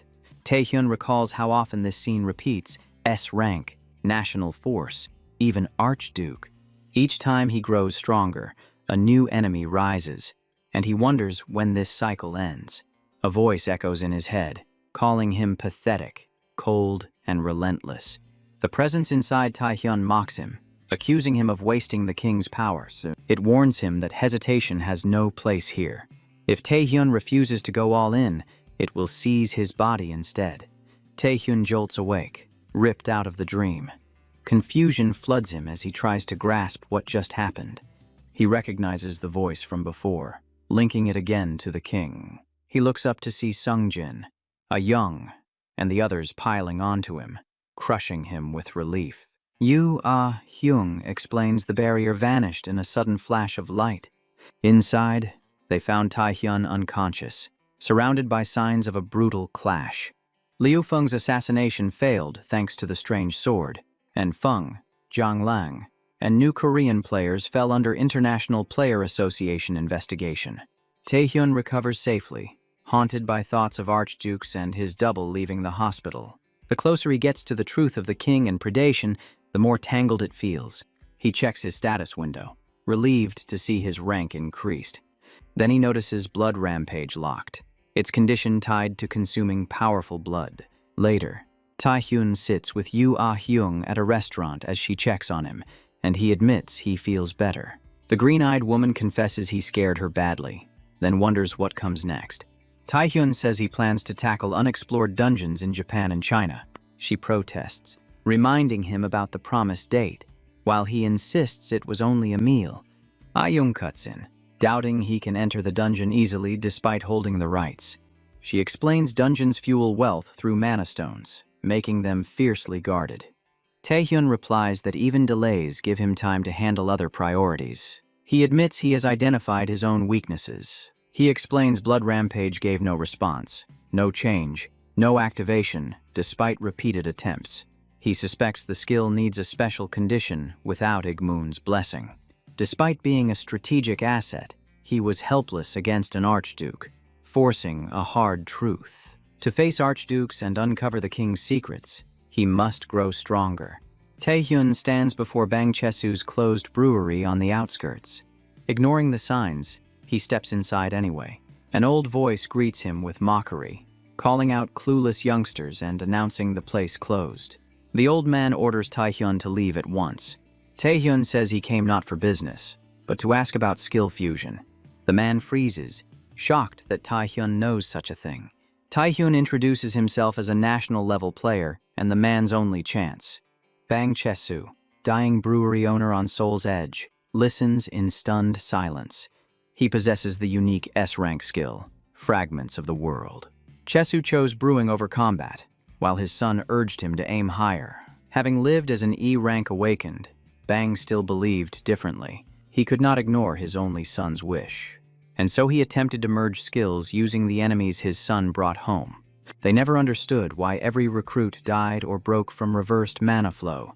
Then Chesu's son fled in fear, forcing the old man to swear off his skill forever in regret. Bang Chesu asks how Taehyun could possibly know all of this buried history. He grows more confused when Taehyun still asks him to continue, despite knowing the consequences. He orders him to leave, saying rank and strategic value mean nothing anymore. The old man admits he has already ruined enough lives with his own hands. Yet, Taehyun calmly reassures him, saying there is no chance his skill could ever break him. Chesu questions whether such confidence can even be real. Taehyun tells him the reversed mana flow was never his fault. He explains the skill was simply too powerful. The fused abilities exceeded their bodies, and his own stats can endure it without weakening. Bang Chesu is stunned to learn his awakening and skill were never a curse. He believed he had destroyed countless lives. That belief shatters instantly under the words of this young man. He starts to wonder who Taehyun truly is, as if he came from another time. Taehyun says no one knows he is here, so even if he dies, no one will trace it back to him, making the old man panic and scold him. Before Taehyun regressed, the truth about Bang Ches was found only after 10 years. By then, Chesu had died from alcohol abuse, crushed by guilt and the loss of his son. Without Taehyun coming now, he would have died again believing he was to blame. Taehyun silently thanks fate for arriving in times. Chesu reels as he senses 3 combined skills within one body, unable to believe a human can endure that, just as Taehyun expected. Chesu cannot detect skills with unclear origins, like predation. Taehyun tells him to proceed, assuring him he can handle it. The skill combination begins processing. At the same time, inside the USA Players Association headquarters, Kevin Lee gathers S-rank players and executives in a sealed meeting room. Gregor Gale asks if the moment for war has finally arrived. Dylan Gray cuts in, telling him to show restraint. Ricky Hollies questions why conflict is always the answer, turning to Cody for insight. Cody Wood says they are not children, and rankings are only symbolic. Kevin moves the meeting forward. He brings up the Chinese national players from the exhibition games. Montel Roman asks if he means Yue Xin, Chai Mingmin, and Liu Feng. Nick Rowan says he heard 2 died against the 3 warlords, another during an assassination attempt. Kevin says China officially declared all 3 dead. New intelligence shows they were all killed by one person. Liu Feng even contracted an Archduke of the Abyss through the vampire lord Igman. The room falls into stunned silence. Cody asks who could possibly defeat them. Kevin names Kim Tae-hyun of New South Korea. He adds that despite killing Liu Feng, Tae-hyun may be weaker than them, yet they urgently need intel on him. The skill fusion finishes, the process locking into place without incident. Tae-hyun does not reach SS rank, instead rising to AA rank. At New South Korea's airport, Marcus Gore, 8th-ranked player, arrives alongside Gregor. Gregor complains about crossing oceans because of Tae-hyun, eager to teach him a lesson. Marcus tells him to calm down, reminding him they are not here to fight, at least for now. Tae-hyun steps out of the elevator. He recalls the successful fusion and plans to test the results immediately. Checking his status window, he decides testing here would cause chaos and considers the abyss. Marcus Gore calls out, saying he has waited a long time for him. Gregor bristles. doubting this kid could really be the one who defeated Liu Feng. Taehyun did not expect American National Force players, wondering why they came. Marcus sits across from him, saying they only want to talk. Before that, he asks for a moment and activates Ziggurat, Marcus Gore's skill. The ability reads target data, including stats and skills, and even checks mental state and emotional condition. Marcus is stunned, seeing an AA rank for the first time, judging Taehyun's stats too low, and probes deeper. Ziggurat fails to identify the target's skills. The result leaves him frozen in shock. Taehyun tells him to stop spying, saying Marcus already has enough to judge him. The 8th-ranked player cannot grasp how Ziggurat was blocked, something never seen before. Keeping his composure, he now understands Kevin Lee's interest in South Korea's first national force. Taehyun asks what they truly came for. Marcus explains they want to share the rights to the uncleared Chinese dungeon he earned, seeing Taehyun's confusion. He adds that details are limited, but their association head wants that region explored. They know Zhang Lang will sabotage Taehyun since Liu Feng fell by his hand. Marcus proposes cooperation, blocking Zhang's interference and helping clear the dungeon, benefiting both sides. Acceptance gives the American Association a new ally. Refusal still proves they are not enemies. Taehyun declines, thanking them, saying he does not need assistance. Marcus accepts the answer calmly. Gregor storms in, telling Taehyun not to mess with them. He grabs Taehyun's collar, furious they crossed continents for that reply, as Marcus orders him to stop. Gregor ignores him, believing force works better on brats, while Taehyun questions his behavior. Taehyun senses Marcus wanted peace, unsure what drives Gregor. Then he meets Gregor's eyes. He recognizes that stare from before he was a player, filled with denial. Gregor cannot accept they stand on equal ground, a feeling Taehyun knows well. But things are different now. If Gregor wants agreement so badly, Taehyun decides words alone will not be enough. He treats the situation as a rare chance to measure his power in a real fight.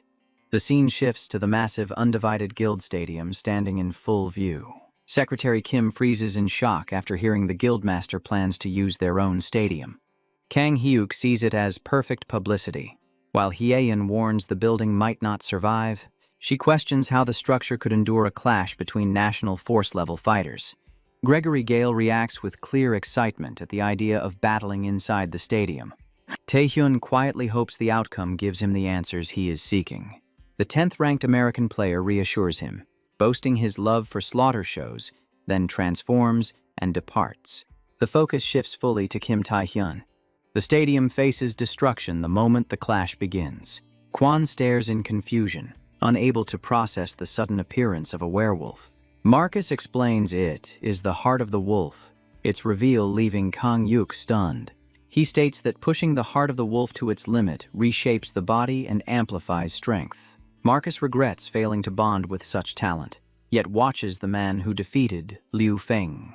Gregor sees Taehyun as reckless, knowing Gore never fully tested his abilities. He judges Taehyun's stats inferior to his own, except for mana capacity. With the heart of the wolf active, his physical power surges even higher.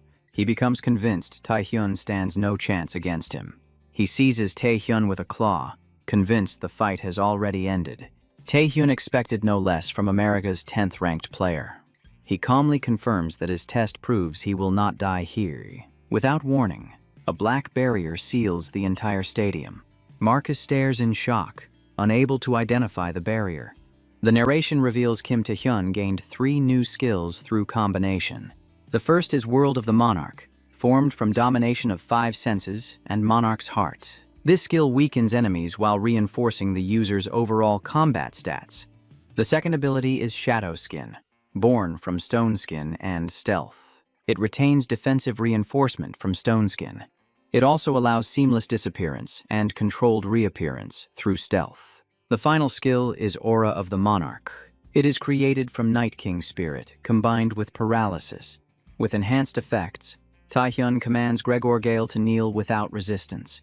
The battle ends as Marcus Gore stands frozen in disbelief. Taehyun considers the encounter satisfying and worthwhile. He hopes to meet the same opponent again in the future. The crowd sees nothing through the barrier and wonders who claimed victory. Marcus struggles to grasp how the fight ended instantly within that space. See, Gregor Gale forces himself upright and demands to know who Taehyun thinks he is. He declares the fight unfinished, turning violent, refusing defeat, threatening Taehyun. Park Sung-jin, Yoo Ah-young, and Kwon Kang-yuk step forward, blocking him completely. The Nightwalker Guildmaster steps in, reminding him this wager was never meant to spill into brutality. Kang Hyuk ends it coldly, telling Gregor to accept what already happened. Sung-jin adds that pushing further breaks the line of a friendly bet, ordering him to stand down. Our boy pauses, wondering how long they have been watching this entire clash unfold. The chairman enters, calmly revealing they observed the fight from the very start. He admits he planned to stay silent, but things spiraled too far, telling our guy to leave it to them. Gale burns with rage at the Korean Player Association blocking his path. He sneers at them as insects, his killing intent barely restrained. Marcus Gore cuts in sharply, ordering him to shut up at once. He warns that Cody will intervene if this escalates, reminding him what happens when Cody acts seriously. Gregory visibly stiffens, fear flashing at the mention of Cody. He curses under his breath and storms away, frustration trailing behind him. The 8th-ranked American player bows deeply, offering a sincere apology to Kim Tae-hyun.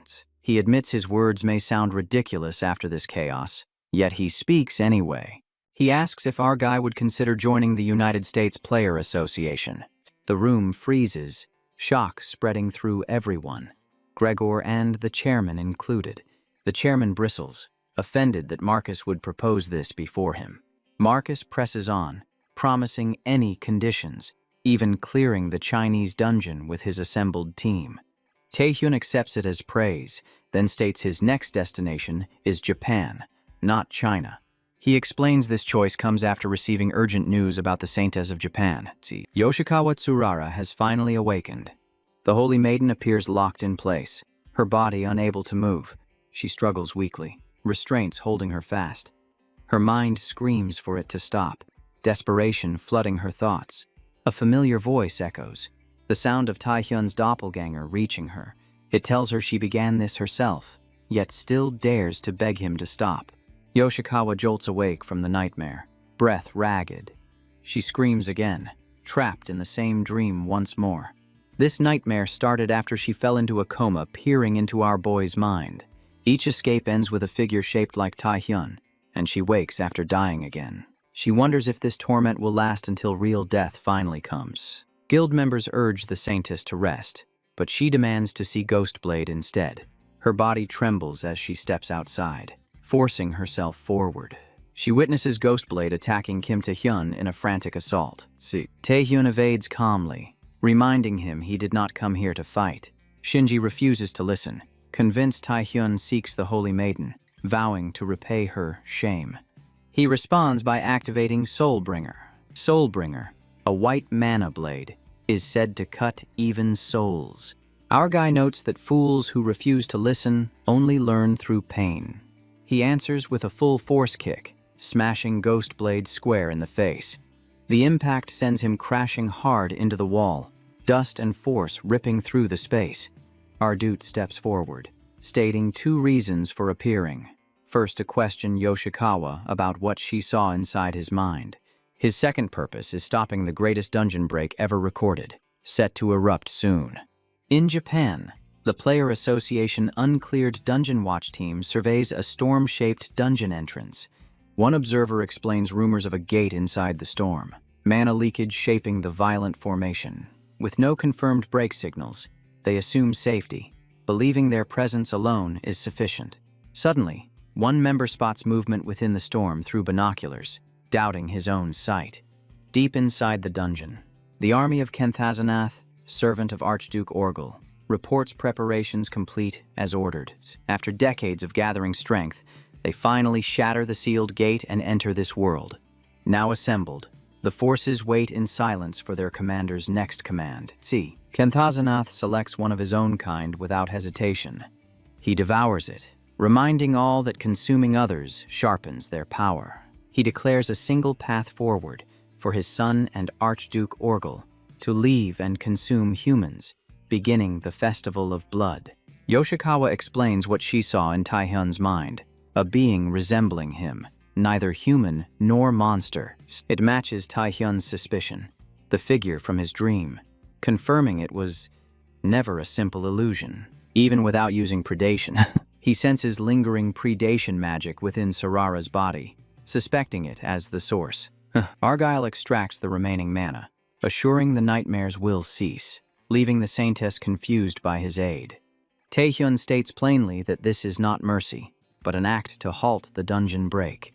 Without warning, the ground begins to tremble beneath them. The Holy Maiden wonders if the shaking signals a natural disaster.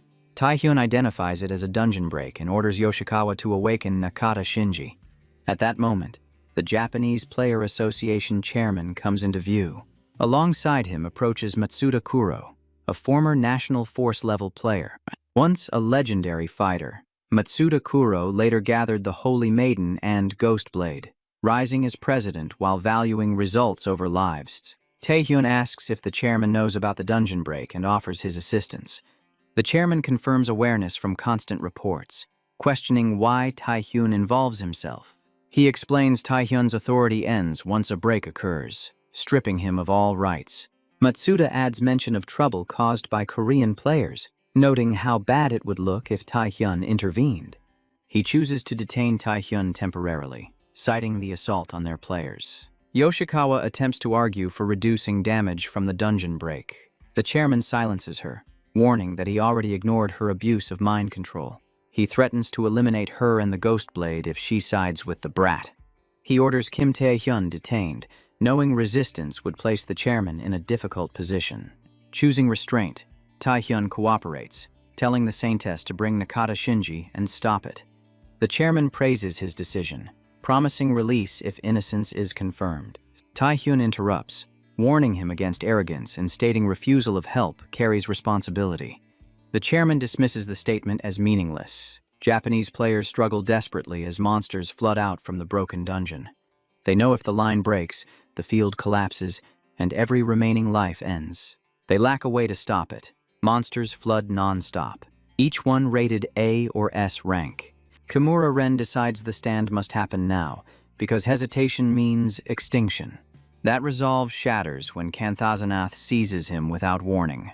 The monster chooses him first, treating the moment like a casual feast. Kimura accepts the end, believing this fall drags everyone with him. Ghostblade cuts through the moment, her strike tearing the creature's arm away. Fallen Japanese players begin to recover, wounds closing as confusion spreads. Yoshikawa Sarara arrives, relieved they still breathe, restoring them with steady focus. Shinji worries for the Saintess. She answers calmly, telling him she is safe. The strange mana is gone, her strength reduced, yet she can still back Shinji fully. Ghostblade understands now. Kim Taehyun was the one who aided her. Kanthazanath grows thrilled, surprised by prey of such rare quality.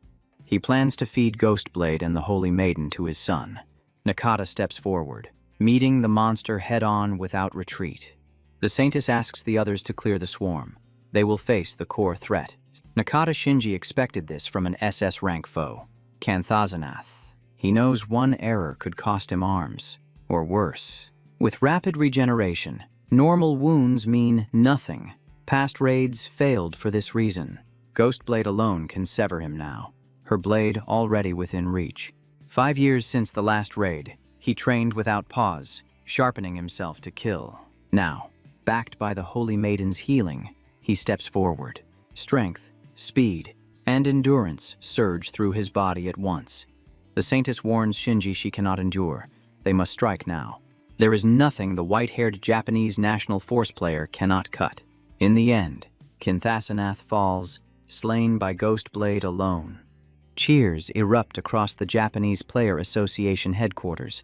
Matsudo swells with pride, convinced his two elites stopped an SS break. He tells our guy bluntly that he was never needed. Taehyun feels relief at Kanthazanath's fall, yet doubt shadows his voice. He recalls South Korea's break that jumped from C rank to A rank. He adds that France and Russia saw S rank turn into S+. Old calculations are failing. Taehyun asks why this break is only SS. Elsewhere, Nakata spots another presence, a new monster emerging. It reveals itself as Canthamian, master of Japan's uncleared dungeon, SS+. Ghostblade freezes, staring at the creature rising from Kinthasanath's corpse. The monster begins to consume the remains, moving with silent intent. Ghostblade dismisses it. To him, a monster is still a monster. He advances and triggers his skill. Eliminate, without hesitation. His blade halts mid-strike as Canthamian grips it with ease. It crushes the foe, fully aware the man before it killed its father. The memory fuels its advance. Nakata is hurled across the field, his body skidding far before crashing to a stop. Yoshikawa is pinned under the SS Plus monster, its weight sealing her escape. The creature tells her not to fear, saying it will consume everyone here. Panic detonates inside the Japanese Player Association headquarters, confusion tearing through the halls. Unsure if the Saintess and Ghostblade survived, one voice mutters, "This rank has never appeared before." Taehyun already expected this, realizing the uncleared dungeon master Canthamian has emerged. Canthamian, true ruler of Japan's uncleared dungeon, holds SS plus rank, growing stronger by devouring monsters and humans. He knows this threat eclipses all before it. If Chairman Matsuda asked for help, losses could shrink, but pride blocks it. Association members wait for orders, their chairman still drunk on glory from defeating an SS rank foe. Then they witness the SS plus monster with their own eyes. The chairman hesitates, unsure whether to seek aid from another hunter association. He concludes that if the Holy Maiden and Ghostblade failed, outside help would change nothing. He weighs casualties, city damage, and his political standing with cold precision. In the end, he chooses escape over responsibility. A member asks about players still fighting outside, but Matsuda says it is too late for them.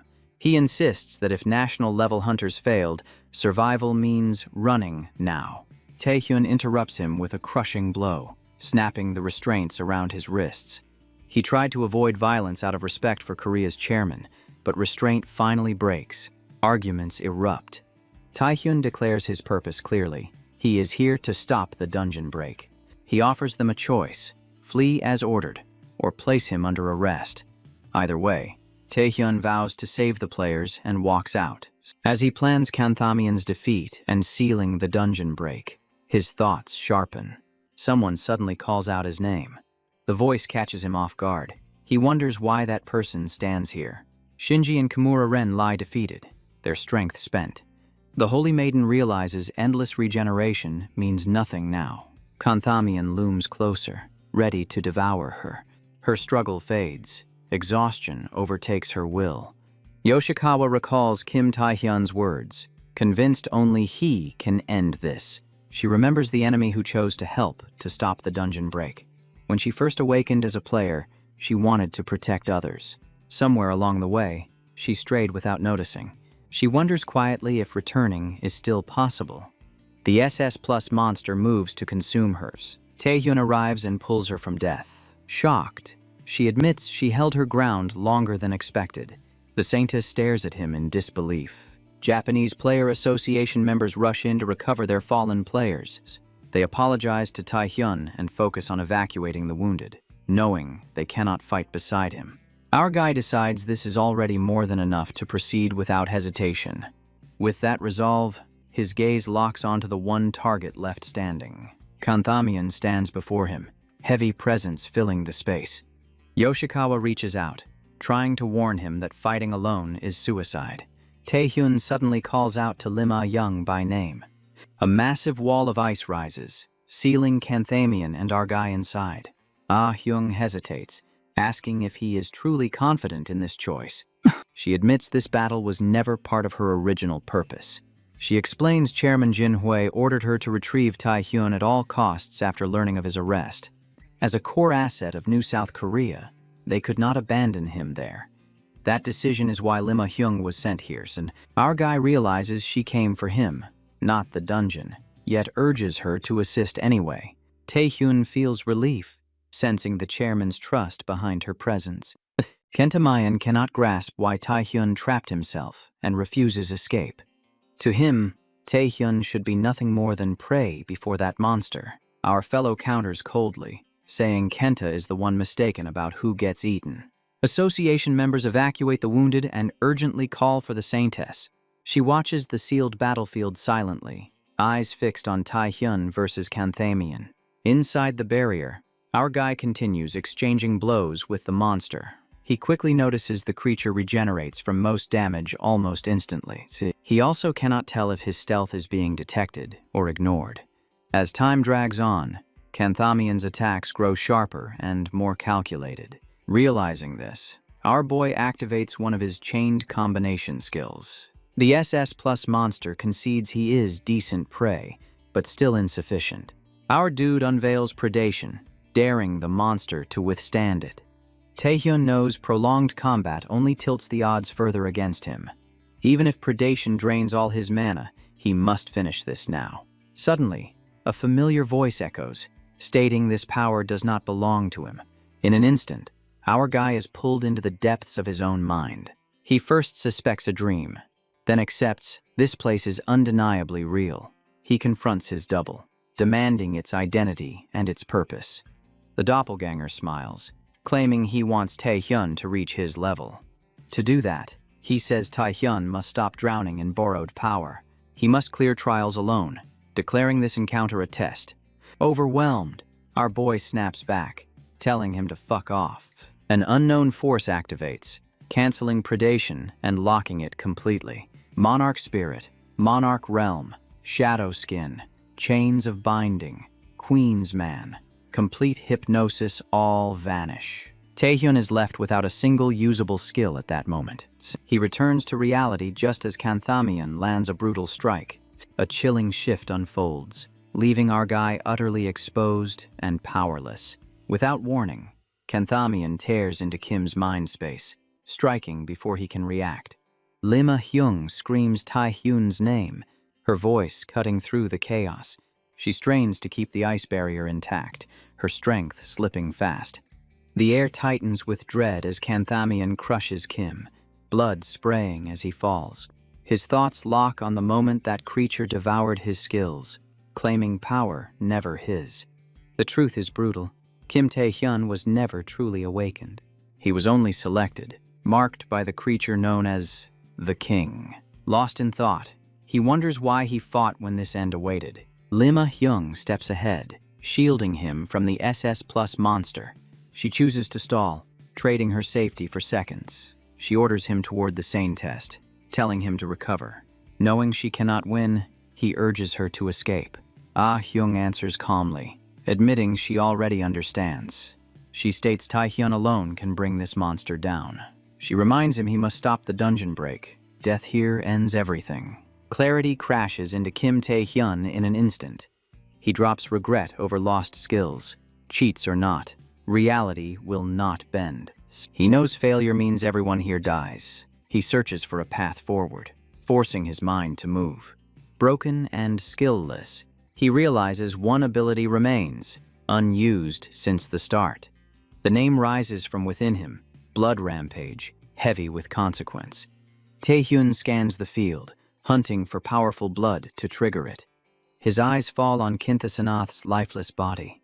Lima Hyung is struck down, unconscious under Kanthamian's assault. The monster turns toward her, planning to consume her first. A massive presence suddenly floods the area. Taehyun's ruined body regenerates as the powerful blood is accepted. His stats surge, all values climbing to 250. Kanthamian recoils, sensing Archduke mana, stunned by what Taehyun is. Blood Rampage activates, power roaring through his veins. The figure on the throne observes, silent and calculating. He recalls weighing whether Taehyun should wield one skill or two. That concern proves pointless in this moment. The creature watches Taehyun, realizing consuming Igman was like devouring a monster. It decides this agony is his growth, forcing him to grasp this power's true nature. This path is how Kim will eventually reach that person. Meanwhile, the battle resumes without pause. Taehyun lunges forward, driving his force into Kanthamian. One of the monster's arms is torn away under the blow. Even Canthamian is shaken, Archduke power erupting from a man who stood dying. Even so, the enemy reaches a firm conclusion. Kim Tae-hyun must die regardless. To restore its severed arm, it seizes nearby corpses, draining strength and mana.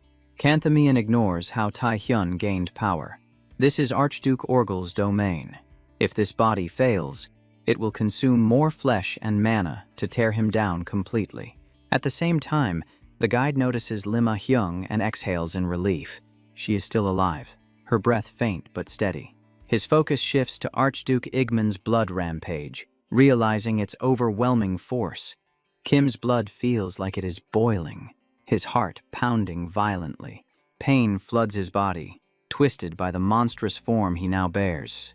He knows this state cannot last, yet his body feels lighter than ever as thoughts race. Canthamian finishes regenerating and charges Kim, swinging massive axes, declaring the end. Tae-hyun slips past the strike with ease and keeps moving. He leads the monster on, forcing it to chase until its movements slow.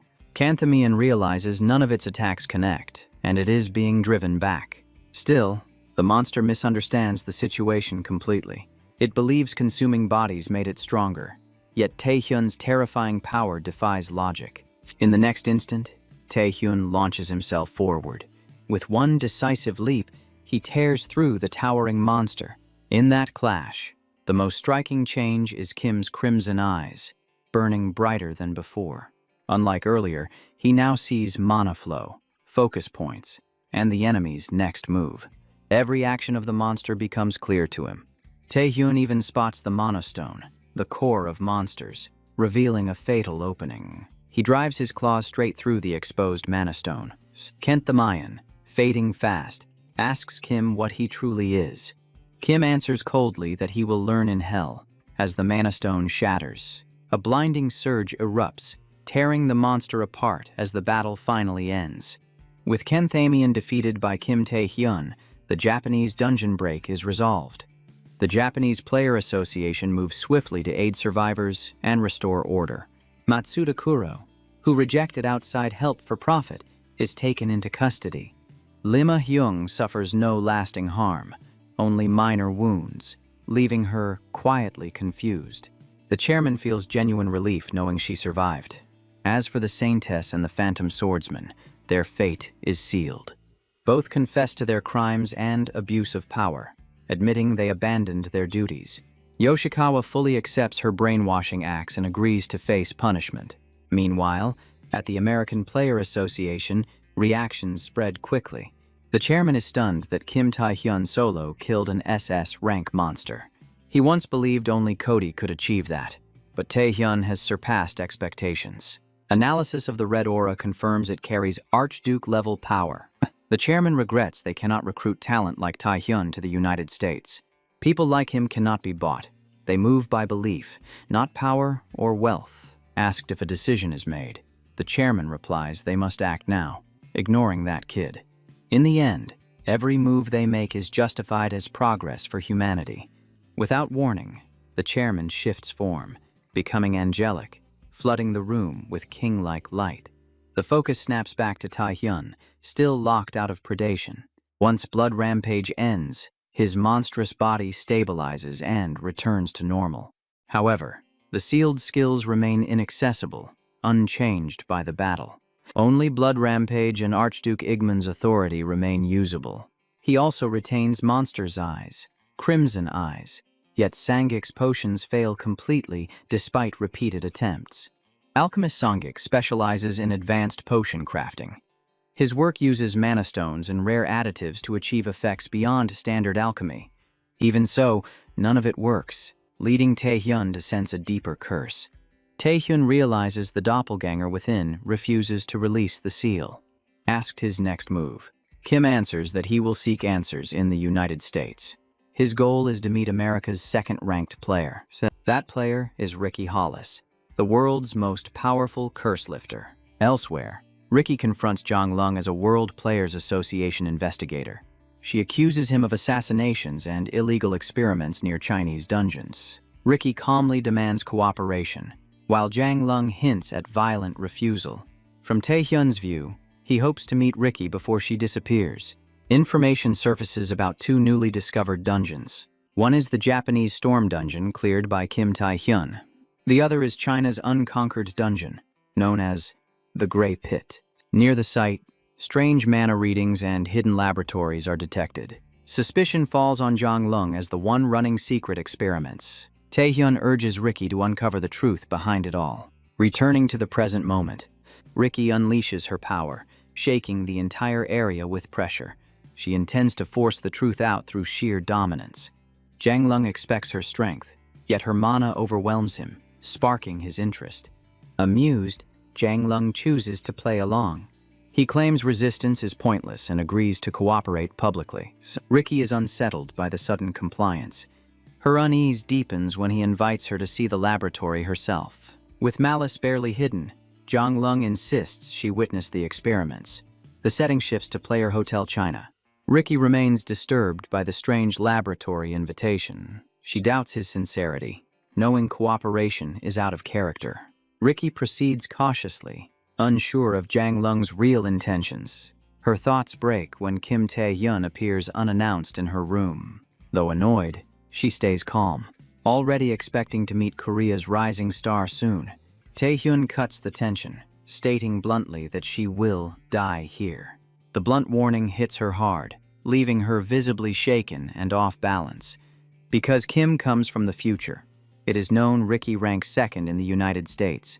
She holds global fame, best known for a skill that nullifies even awakened oaths. Right now, Taehyun can only use Blood Rampage and Crimson Eyes, making Ricky essential for future dungeons. Taehyun knows she never bargains with anyone outside her command. He remembers that before regression, Ricky died inside a Guangzhou dungeon. Believing she wants to live, he speaks up, but her strange smile gives a chilling reply. Trying to shock her with hidden knowledge fails completely. Ricky counters sharply, saying players face death constantly and power carries responsibility. Kim asks if she truly has no desire to save herself. Ricky mocks the word human, releasing power to prove her point. She states she could erase everyone in the building effortlessly. That is why players need something anchoring them to this world. She turns the question on him, asking what keeps him grounded. Ricky probes deeper, testing whether Kim controls himself, or if he is simply another monster ruled by desire. Kim remains unmoved, unaffected by her pressure. Still, her words surprise him, as he admits humans lose themselves through battle. He states plainly that she is stubborn, but so is he. That honesty cracks her composure, and Ricky smiles, sensing his motive. Kim admits he needs Holly's canceller skill since his abilities are sealed, shocking her. Kim believes her true goal is saving future victims in Guangzhou and offers help. Ricky doubts his usefulness at first. Despite hesitation, she agrees to give him a chance. Later, Ricky approaches Jang Lung's laboratory with Kim Tae-hyun as her guard. Even the staff react with interest at his presence. Disguised, they enter the laboratory unnoticed. Only Ricky was invited, so another high ranker could not enter openly. Kim hides his identity, known worldwide for clearing Japan's dungeon.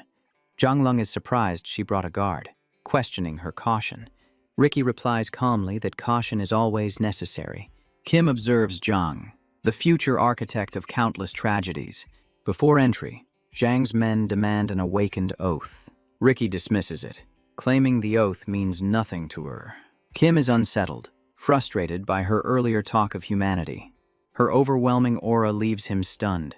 Jang waves the oath aside, admitting nothing can restrain her. With that settled, Jang begins the laboratory tour. He reveals the project aimed at creating S-Rank Awakened. Ricky sees humans in tubes and rushes forward, realizing reality exceeds her fears. The Chinese chairman explains they artificially create S-Rank Awakened by injecting monster mana, praising this defiance of the world's order. Ricky loses control, and Taehyun warns her to restrain herself, or innocent people will suffer. Jang Lung coldly directs them toward another awakened nearing completion. He claims Ricky and her guard should feel honored to witness such a process. The moment of birth draws near inside the containment chamber. The subject's heartbeat spikes violently as the process accelerates. Soon, the cube becomes soaked in blood. Zhang dismisses the outcome as a failure without hesitation. He shows no regard for the human life just lost. That cruelty ignites Ricky's fury as Zhang crosses a final line. She releases her power without restraint. Taehyun knew Ricky possessed other abilities. Even so, he never imagined power capable of shaking the entire laboratory, as she threatens Zhang with judgment. Zhang argues society is never fair. Claiming rank decides a player's worth. He insists no one accepts the bottom, believing he granted their desires. Ricky rejects his logic outright and declares it ends now. She condenses energy, sending a focused sphere straight toward Zhang Lung. Zhang responds by revealing a far deadlier counter. He activates Black Hole, erasing Ricky's attack instantly. The black hole nullifies surrounding skills, massive orbs spreading through the lab. Taehyun is stunned, questioning how Zhang mastered such a difficult technique. Zhang mocks Ricky, saying mana alone means nothing. Revealing Black Hole came from a scroll, hinting at another surprise. He adds that he hopes she enjoys what comes next. The sudden shift leaves everyone unsteady. Taehyun senses danger and sprints toward the center. He realizes the lab is underground because the Gray Pit dungeon lies beside it. He deduces the lab siphons dungeon mana, much of it already claimed by him. Zhang Lung smiles, regretting Ricky never understood his malicious intent. The old man calls out Kim Taehyun, saying a debt remains between them. The revelation darkens everything. Taehyun freezes as Zhang exposes his identity. Zhang orders the gate sealed, ignoring concerns for staff and test subjects. He claims they have no further use for any of them. He considers eliminating everyone a fair exchange. The gates slam shut. Taehyun realizes they have walked into a trap. Ricky finds her skills suppressed, enraged by a restriction she never faced before. The ground trembles as panic spreads through the lab. An orc monster bursts out from the dungeon below. The researchers mistake it for a standard orc. A violent energy surge reveals it as a parasite-infected orc. The parasite orc releases a sickly green aura, spreading infection the moment it touches humans. It becomes clear that once infected, a human is stripped of thought and driven only to attack. The parasite keeps jumping hosts, multiplying as it spreads through the panicking crowd. An infected researcher assaults survivors while the parasite orc targets Ricky directly. Frozen in fear, she hears a researcher warn that contact with the aura means instant infection. Taehyun charges in without hesitation, shielding Ricky by activating Blood Rampage.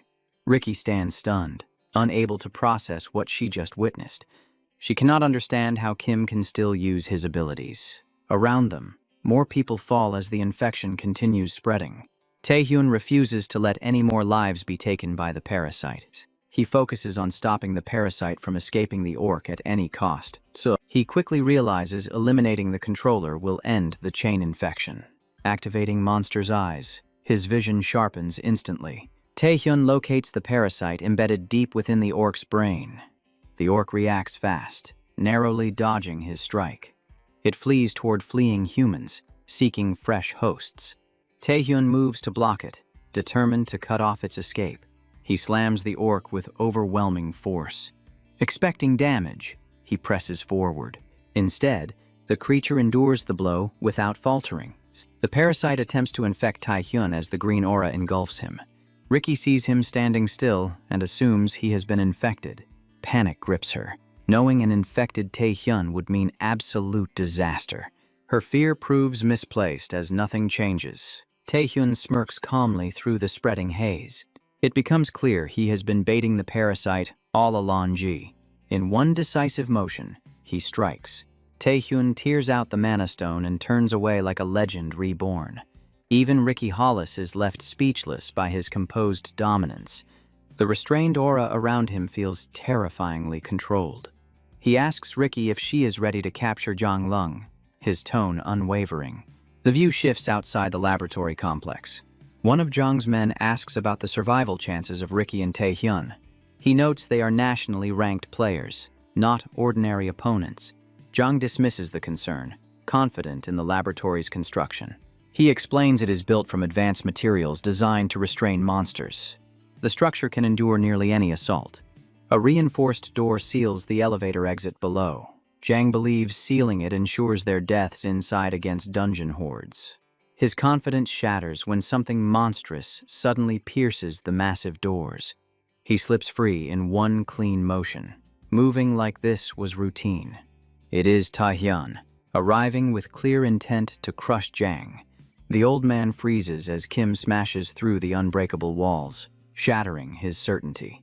Kim calmly throws the old man's own words straight back at him. He states they still have a score to settle.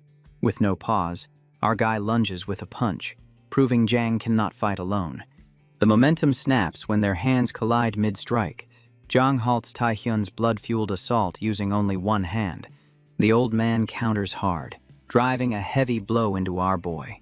Taehyun is forced back, drifting through the space, and then it happens. He activates the monster's eyes, uncovering the source of Zhang's strength. The truth is clear. Zhang fused monster power into his own body. Taehyun realizes the old man is now half monster. Things worsen when he grasps that Zhang willingly experimented on himself. Young suddenly grins and says he never wanted to do this himself. He adds that these insects left him no choice. He suddenly rushes at Taehyun, aiming for his face, yelling angrily. Our boy only smirks, trusting someone else to act. At that exact moment, the tide shifts. Ricky intervenes, binding Zhang with electric strings that lock his body. The old man struggles as the bindings drain his remaining power.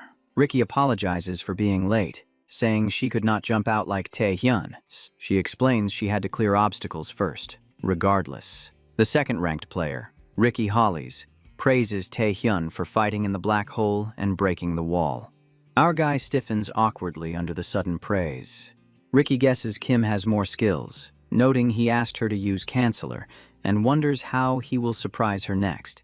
Enraged, Zhang shakes the field, furious at being ignored. He tears through the strings, declaring he will not fall here. Taehyun notices Zhang still retains strength. He concludes the old man is stubbornly hard to kill, like a cockroach. The Chinese fighter launches forward in a monstrous leap.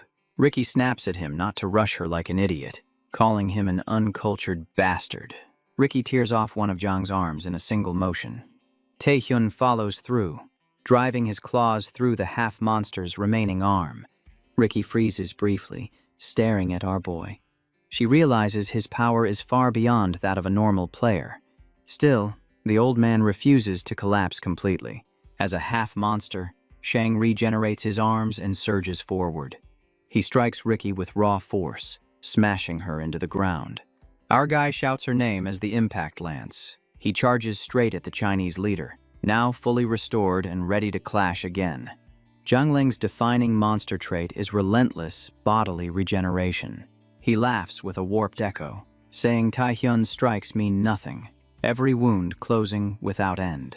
Taehyun regrets taking the blow head-on. His arm trembles. Doubt creeps in about stopping Zhang Ling's next strike. The old man shows interest in Kim's power, saying killing something this rare would be wasteful. Zhang Ling makes a shocking proposal, asking Kim to work under him, noting they both serve an archduke. Our hero freezes in disbelief, shocked that Zhang Ling even knows about his archduke contract. That is when Zhang Ling reveals his true stance, claiming ranks and titles hold no meaning. To archduke contractors like them, ordinary humans are nothing but expendable insects. The old man calmly urges him to take his hand. Locking eyes, our guy tells Zhang Ling to cut the nonsense, saying he trusts no traitor. At the same time, Ricky unleashes the final move she kept hidden. She places her faith in Taehyun and unlocks his monarch spirit ability. The monarch's overwhelming force shakes Zhang Ling down to his core. Taehyun sneers and asks the old man if he still wants to team up. In that instant, the deadly skill predation awakens. A dragon surges out to seal Zhang Ling's fate. Our guy declares they are not the same, then activates predation. A red dragon erupts and lunges for the old man, death looming as massive fangs close in. Zhang Ling realizes he is about to be consumed. Disbelief and agony clash as he faces defeat by Taehyun. Even evolving humans with monster power meant nothing. Craving Taehyun's strength, Zhang Ling refuses to end here. Suddenly, a black monster crawls from Taehyun's back, seeking to seize his body. The winged horror radiates crushing pressure, its presence alone suffocating the area. It releases a stream of corrosive acid that even eats through the floor beneath them. The humans plunge down into the depths. Acid scorches their faces as they fall. The monster hovers above, Ricky shaken, thinking she has seen many monsters before. This one feels far beyond them, as she weakens from the acid and starts to collapse. Taehyun rescues her just in time. Taehyun realizes everything has fully unraveled now. We learn that the master of the unexplored Chinese dungeon, Grey Pit, is this very creature, the Grey Venom. The dungeon's sudden expansion shocked the world. Grey Venom used it to control countless human pawns. Zhenglong went beyond experiments, surrendering his body entirely to the Grey Venom. Taehyun urges Ricky to leave immediately, her mana depleted after using the skill canceller. Kim insists he will hold it off, telling her to call other players. Ricky worries about leaving him alone. Our guy reassures her calmly that he will survive, explaining he cannot fight properly while protecting her. The Grey Venom suddenly speaks, intrigued that an Archduke contractor would defend humans. Addressing our boy, the monster claims a contractor must obey an Archduke, asking why Kim uses that power for humans. Driven by curiosity, Grey Venom darts straight toward Taehyun without hesitation. It says that after possessing Yang and seeing his memories, it will learn everything once it possesses Kim as well, the claim sounding absurd. As the monster lunges in, Taehyun activates Predation, the dragon surging out to block Grey Venom. Our guy scoffs at the noisy pest and targets its speed first, using Predation and Monster Eyes that evolve into high-grade Monster's Eye. Meanwhile, Ricky continues fleeing the laboratory. As she runs, memories of her conversation with Taehyun resurface. She knows staying would not help, yet leaving him alone against that monster feels dangerous. Still, she prays he survives until help arrives, the scene snapping back to the clash as predation strikes rain down. Grey Venom evades every blow with lightning-fast movement. In an instant, the monster launches a sudden ambush on Taehyun, but predation sharpens his senses. He detects it and mutters that he can see everything. That clarity comes from Kim's high monster's eyes now active. To him, Grey Venom's movement slows to an advantage. With predation layered over eyes that track all motion, his perception becomes overwhelmingly sharp. This gives our boy confidence that Grey Venom can be brought down. Moments later, the monster retaliates with its corrosive acid. Taehyun refuses to fall for the same move again. The predation dragon turns the acid back toward Grey Venom. Without pause, our guy lunges forward with another predation strike, intent on finishing it. The laboratory trembles under predation's pressure, cracks spreading everywhere. Suddenly, a massive blast erupts, wiping out the entire structure. After the brute exchange, Taehyun's mana drops near empty, unable to block every assault. He wonders if that finally ended the monster, believing it might be over. Grey Venom's return instantly shatters that hope. The monster praises him as an Archduke contractor, while Taehyun reels, realizing he cannot fight with drained mana. The flying monster slams him hard into the ground, clamping his neck. Taehyun coughs blood, sensing the creature is faster and stronger now. His vision blurs, thoughts slipping as his strength fades. Grey Venom starts absorbing dungeon mana, filling the air. This makes our boy realize the area has already become a dungeon. Unable to break free, Grey Venom begins invading Taehyun's body as well. Dark energy spreads everywhere, Kim's body freezing as fear of death grips him. Then our fella remembers he has faced death countless times before. In that instant, predation reacts, the dragon tearing off one of Venom's arms. It has no real effect, as Grey Venom bursts into laughter. It mocks the devouring dragon for shrinking after mana loss. The monster declares that human power cannot match this body's regeneration. Against all expectations, our boy rises, even though he thought death had claimed him. A trace of suspicion creeps into Grey Venom's thoughts as something feels suddenly off. Without warning, Taehyun's predation dragon rushes forward through the air. Our guy has figured something out. The flying monster realizes the dragon that bit it is channeling its mana. At that instant, a chilling, murderous focus hardens across Kim's face. He thanks Grey Venom for the mana, then absorbs it in bulk, his presence surging to a new height. Grey Venom grows irritated by these tricks, convinced nothing Kim steals truly matters. As long as the dungeon remains, the monster believes its mana is endless, until Taehyun speaks. Taehyun stands firm beside the massive devouring dragon, completely unfazed. He challenges Grey Venom to test whether that so-called infinite mana still applies here.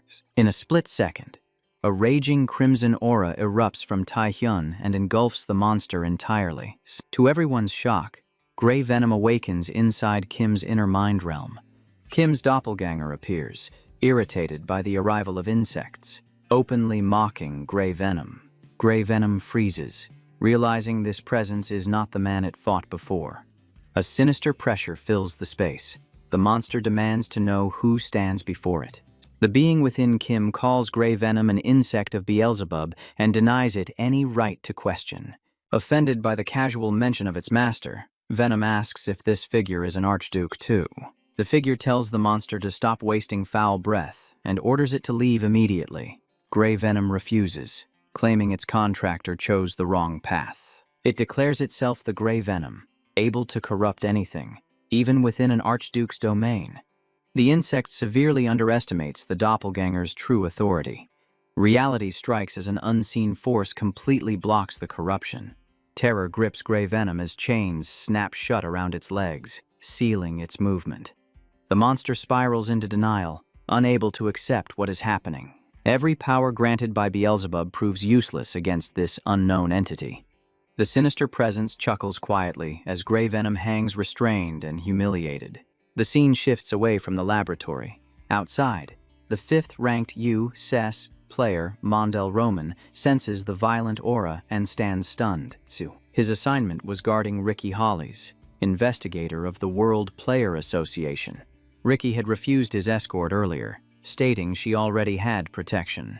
Now over an hour has passed with no movement inside the facility. The surging mana alarms Mondel Roman, forcing him to consider acting soon. Suddenly, the wall explodes outward. Ricky escapes from what has become a dungeon, breaking into the open, injured and shaken. She leaves Roman stunned to see someone of her rank harmed. Ricky explains that illegal demonification experiments were taking place inside.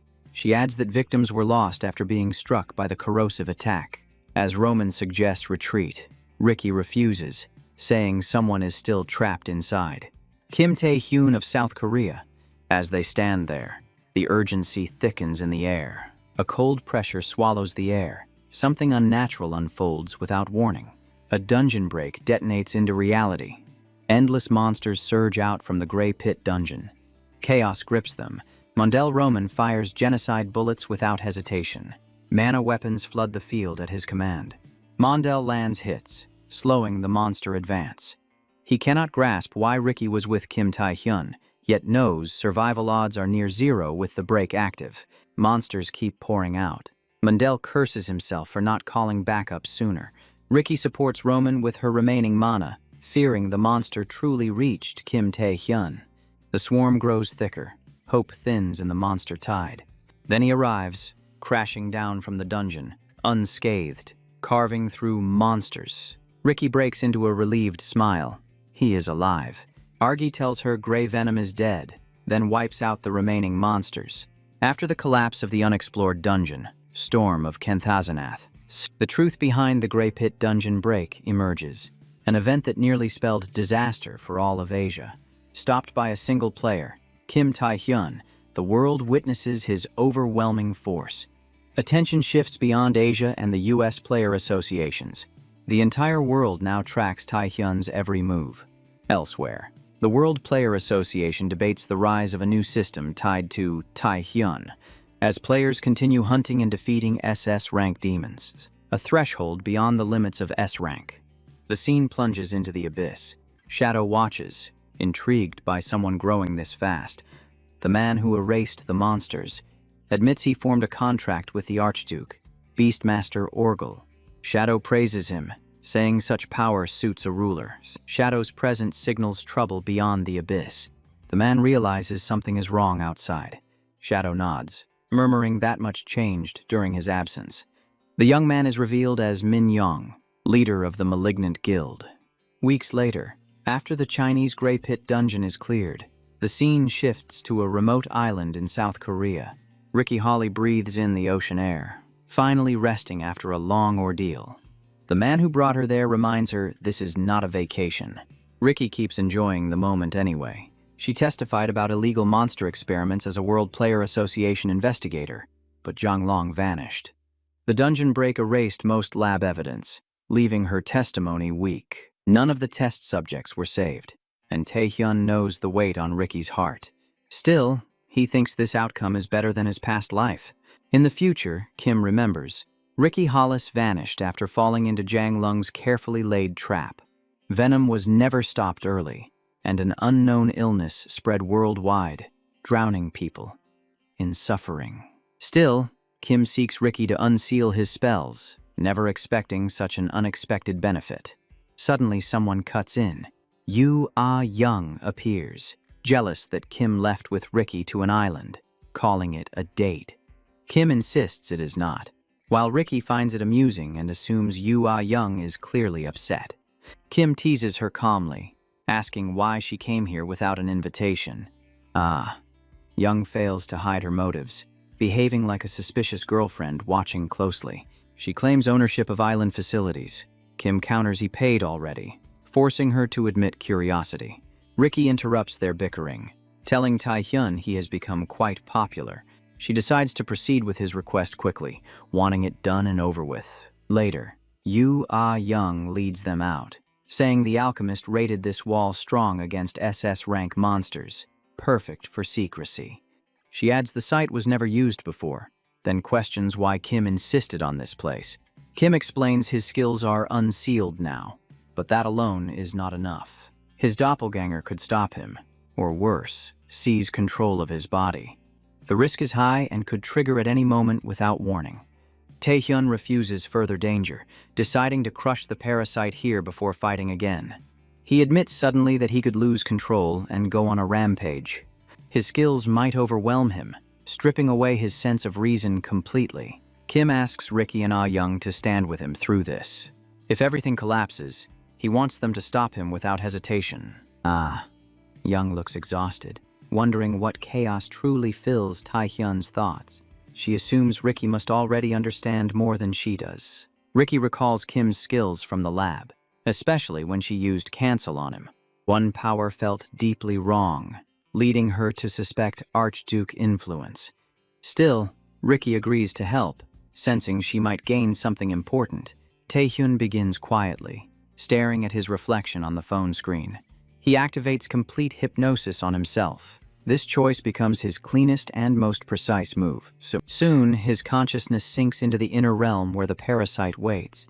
The doppelganger praises Kim, impressed he entered here willingly. Kim states calmly that he came to face the parasite inside his body.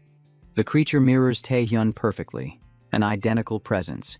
Kim calls it a doppelganger and demands its identity. It answers that it serves him, expecting no cooperation. Kim refuses to keep a ticking threat inside himself. Tae-hyun orders the parasite to leave his body immediately. The doppelganger smirks, asking what happens if it refuses. Kim shifts into combat mode at once, ready to force it out. The doppelganger claims such an act is impossible. It summons the devouring dragon from the Blood Sea, shaking the realm violently. Outside, Yu Ah-young panics, thinking a massive earthquake has struck. Ricky looks toward Tae-hyun and calmly states that the process has already begun. Cracks spread beneath Tae-hyun's feet, splitting the ground where he stands. Crushing pressure builds like it will erase everything ahead. Ricky warns her to brace herself. This will not end gently. Inside Kim's mind, he clashes with the doppelganger using predation. Devour meets devour, and Kim knows it will fail. Tae-hyun pauses briefly, searching for another approach. The parasite grins, reads his thoughts, and assumes Kim will rely on his own skills instead of the king's power. The doppelganger reveals those skills were never Kim's alone. The space twists instantly as the parasite activates its hidden move. Monarch's spirit manifests, a massive sword forming above Tae-hyun, ready to bring him down. The fight turns sharply against Taehyun. This outcome was never part of his calculations. The parasite mirrors his abilities. The doppelganger presses forward, hunting Taehyun without pause. Kim realizes even his weapons were born from the king's authority. His weapons fail completely, unable to harm the parasite. Taehyun maintains a calm expression despite the pressure. He admits quietly the parasite is powerful, stronger than enemies he once failed to defeat. Disappointment sets in. All his preparation feels meaningless now. The parasite stands far above Kim in raw strength. The doppelganger urges surrender, hearing Kim's thoughts and calling every attack pointless. Chain bindings rush toward Taehyun, and he narrowly evades. He understands clearly this fight was never meant to be easy. Taehyun refuses to fall back, determined to exhaust every plan he prepared. Yu Ah-young stands stunned, overwhelmed by Taehyun's rampage and massive mana flow. Ricky observes calmly, thinking incredible does not even describe his mana. She judges it rivals her own, the greatest magician alive, possibly surpassing it. Ricky decides to intervene now. Before the battle drags further out of control, she informs Ah-young of her intention. Suddenly, Taehyun lunges forward. Losing control, he turns his attack toward them. Ah-young panics. Unsure how to respond, Ricky tells her to stall him while she casts. As time is barely held back, Ricky feels excitement rise within her. She admits she always wanted to face Taehyun directly, at least once. Ah-young blocks Taehyun using her spell. The moment mirrors the Grand Phoenix incident, when Ah-young once lost control instead. Now the roles reverse, and she must knock sense into Taehyun. She strikes him with a fully charged spear. Meanwhile, Ricky gathers power, forced to prepare her ultimate trump card. Mana concentrates rapidly as she pushes herself further. Ah-young struggles to hold Taehyun back, her arm already numbing from the clash. Just as their strength begins to drain away, exhaustion creeps in fast. Ricky yells for her to move, telling her to run along the branches forming nearby. Young freezes briefly, stunned by Ricky's spell control. The skill is known as Portal, opening a path beyond this space. It summons a demonic flowering tree pulled straight from the abyss. Argyle is also caught by the twisted branches. The tree reacts to dense mana and drains it until nothing remains, releasing only when reserves are empty. A terrifying technique. Young stares wide-eyed, realizing Ricky opened the abyss and bent a monster to her will. The overwhelming strength of Ricky Hollis, second-ranked player in the US, is fully revealed. After some time, they assume the flower drained Taehyun dry and the rampage ended. As Ah-young rushes toward him, Ricky pauses, deep in thought. She realizes his mana kept rising even while being drained. A delay longer would have caused disaster. She regrets thinking his request was simple and plans repayment. Without warning, Taehyun bursts free from the demonic flower branches. One branch lashes out, cutting across Ah-young's chest. Ricky calls out in alarm as she sees her hurt. Taehyun's voice turns cold and distant. He praises Ricky's clever use of the demonic flower tree, then states it cannot absorb more than its limit. Ricky reels as Taehyun moves freely, despite his mana being drained. He feels like a different being. Claiming he is no longer Kim Taehyun, the doppelganger takes control, mocking human weakness. Ricky confronts the parasite, demanding to know what happened to Taehyun. The doppelganger smirks, saying Taehyun lost and this body now belongs to him. Ricky senses it clearly. The pressure matches an SS rank monster. The air turns heavy. She keeps him talking to gain an opening, then attacks, knowing he is an enemy regardless. With a single strike, the doppelganger casually deflects her energy construct with bare hands. Ricky is thrown into shock, her confidence shattered instantly. A sinister presence spreads as the doppelganger breathes this world's air again. He lunges at Ricky with overwhelming speed while Taehyun lies unconscious within his inner realm. Inside, Kim is overwhelmed, defeated without resistance. Beaten badly, Taehyun realizes how vast the gap remains, questioning the true nature of his doppelganger. He knows it is not the king he once met, realizing it is something planted inside him. He pushes aside unanswered thoughts, driven by the need to stop the parasite. Yet the problem remains. How can he do that? The parasite controls his body, and Kim must escape his mind realm. Outside, the doppelganger grips Ricky by the throat. She declares she is still a national player, refusing to yield. He dismisses such human titles as meaningless to him. He tightens his hold, demanding she prove her worth as a national player. At that moment, Yoo Ah-young grabs Taehyun's hand, trying to awaken his conscience. She presses him to release Ricky, insisting he is not that kind of person. The heartless parasite violently yanks her hand away and strikes her without pause. The impact sends her drifting backward, body forced away through the air. The parasite sneers, calling her an insect daring to lay hands on him. The doppelganger turns calmly and tells Ricky that it is her turn now. Ricky steadies herself, knowing Kim Taehyun cannot be brought back yet. Ricky Hollies steps forward, showing the parasite the power she still holds. She explains that even with the demonic flowering tree gone, mana remains. The doppelganger barely reacts, noticing her condensing mana into one point. As the energy gathers, Ricky knows releasing this monster would be worse than a dungeon break. She resolves to stop it here and apologizes to Taehyun for joining him in death. With resolve hardened, she charges her skill, pouring in everything she has. In the blink of an eye, the situation collapses. Her only chance is swallowed instantly by the parasite's predation. Ricky Hollies reels in shock, eyes wide, senses thrown into chaos. The truth hits her hard. She cannot stop this monster after all. The doppelganger shifts focus and activates predation directly on Ricky. That instant breaks when our guy reverses it, dragging the parasite back to the realm. The reversal strikes deep, and the doppelganger erupts in fury.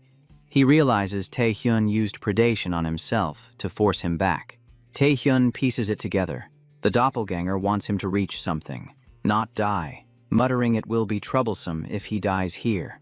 The creature mocks him, calling it a pathetic threat, saying he does not care about a trivial vessel like Kim. Our guy snickers, saying he came running pretty quickly when predation was used on himself. The parasite warns him not to get cocky, saying regression will not happen again, a once-in-a-lifetime miracle to reverse the gears of his life. He remembers dying once, clear as steel. This life is a granted return, not a dream. Taehyun would rather fall again than watch everything collapse without leaving proof he mattered. As the consuming force closes in, cornered, the doppelganger finally confesses a fatal misread of Kim Taehyun. The parasite accepts the outcome. This round belongs to him. Still, it warns him. His survival exists only because his ambitions refuse to fade. It pushes him forward, demanding he keep advancing until he reaches the king. The doppelganger issues a final threat. The moment Kim falters, it will consume him without pause. Then the parasite sinks into the crimson flood, and Taehyun declares he will not be easy prey. Soon after, control returns to him. His power breaks past AA and climbs straight into S rank. He steps back into the real world. Ricky, bloodied and shaken, smiles in relief when Kim returns, holding her close. He understands his own actions caused her wounds. Ricky reassures him that Yoo Ah-hyung is no longer in danger. She admits Taehyun is terrifying, a truth she hid until now. Even so, she thanks him for saving her and chooses silence as repayment. Ricky says she trusts him completely, believing he will guard her back. Taehyun answers with a gentle smile and a quiet promise. At the hospital, it is confirmed that neither Yoo nor Ricky suffered lasting harm. They still require observation, and burdened by guilt, Taehyun refuses to leave. He stays close, serving them like a devoted caretaker. Taehyun feeds Ah-hyung fruit, and her joy is impossible to miss. She feels a bit lonely after Ricky leaves early, but he assumes she is busy.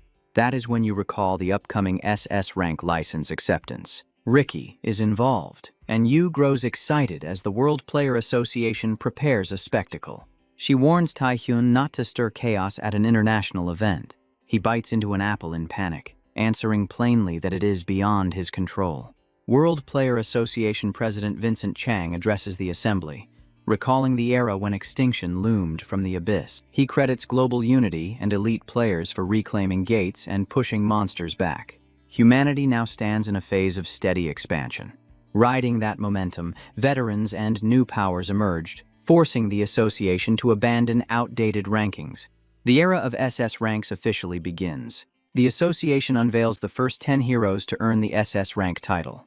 The names include Cody Wood, Montel Roman, Ricky Hollies, Dylan Gray, Aiden Simon, Sergei Karamzin, Thomas Prawane, Daniel Harrington, Alexandra Baiju, and lastly, Kim Tae-hyun of New South Korea.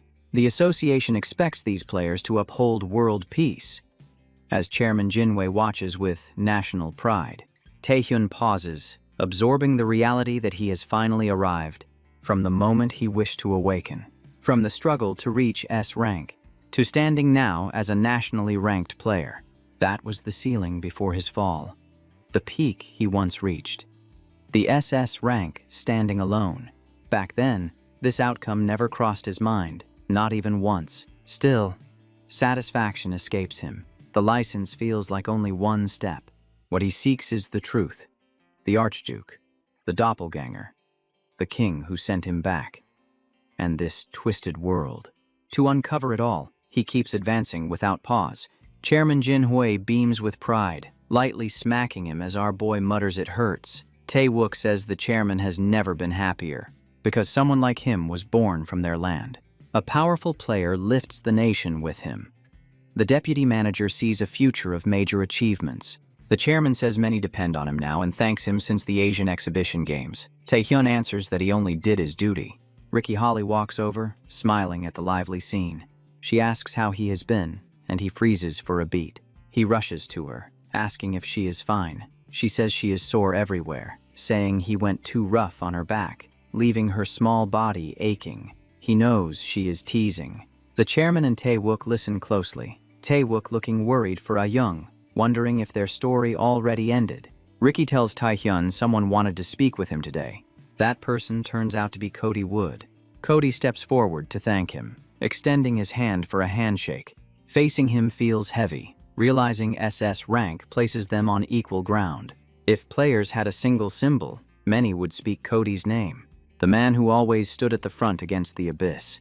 The strongest player alive, Cody Wood. Tae-hyun feels tense, only managing to shake his hand. He says the pleasure is his. The American SS rank says they will work together now, and welcomes it. The association manager interrupts, calling for everyone's attention. He announces that they have important news. The World Player Association accepts the proposal from American head Kevin Lee, backed by the SS rank license. A massive conquest party is forming to clear every remaining dungeon on Earth. The scale is unprecedented. All American SS ranks already agreed. The weight of it chills the room. With America involved, that alone counts for half of all SS ranks. The World Association asks everyone to think it over, saying it is time to aim for lasting peace together. Chairman Jinwei senses bad timing, questioning whether this alliance is truly what it seems. With half the SS ranks American, he feels they are flexing control over the World Association, even if dungeon rewards are tempting. Outside of Kim Tae-hyun, their strength still falls short. Jinwei knows resistance is impossible for now, so they follow along. The US and UK associations and Daniel Harrington join. The French Player Association also agrees. Russia steps into the alliance as well. Then our guy raises his hand and refuses. He says they will act on their own first. The room falls silent, stunned. Even Ricky and Tae-wook are shaken, before Tae-wook sides with his player. Aboard the aircraft, tension hangs thick in the narrow cabin. Cody and Ricky sit together. Ricky clearly frustrated they failed to secure Tae-hyun during the Marcus and Gregory incident, and even now, he slipped away. Cody asks if she is disappointed.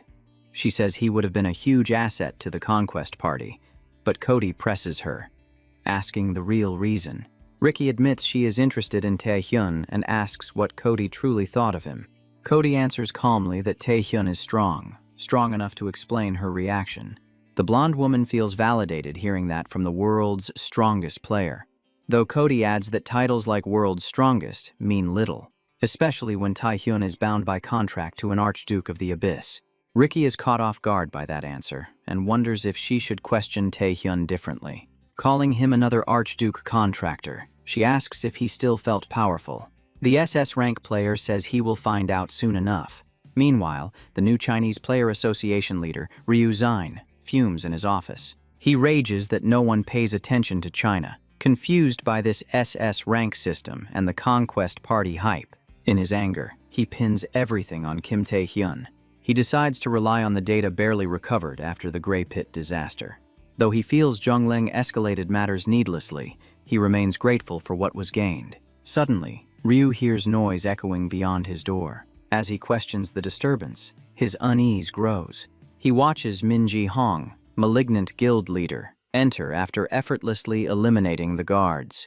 Ji-hong apologizes for the late visit, saying he just returned from the abyss and is still jet-lagged. Ryu Zine stands frozen, overwhelmed by fear. Elsewhere, inside the Nightwalkers Guild building in New South Korea, Yoo Ah-hyung looks visibly upset by Tae-hyun's refusal to clear dungeons with other nations. She wonders what drove him to make such a bold decision. She admits the chairman is also placed in an awkward situation because of it. While acknowledging his strength, she says he should consider the burden on others. Tae-hyun explains that is why he refused. New South Korea cannot depend on him forever.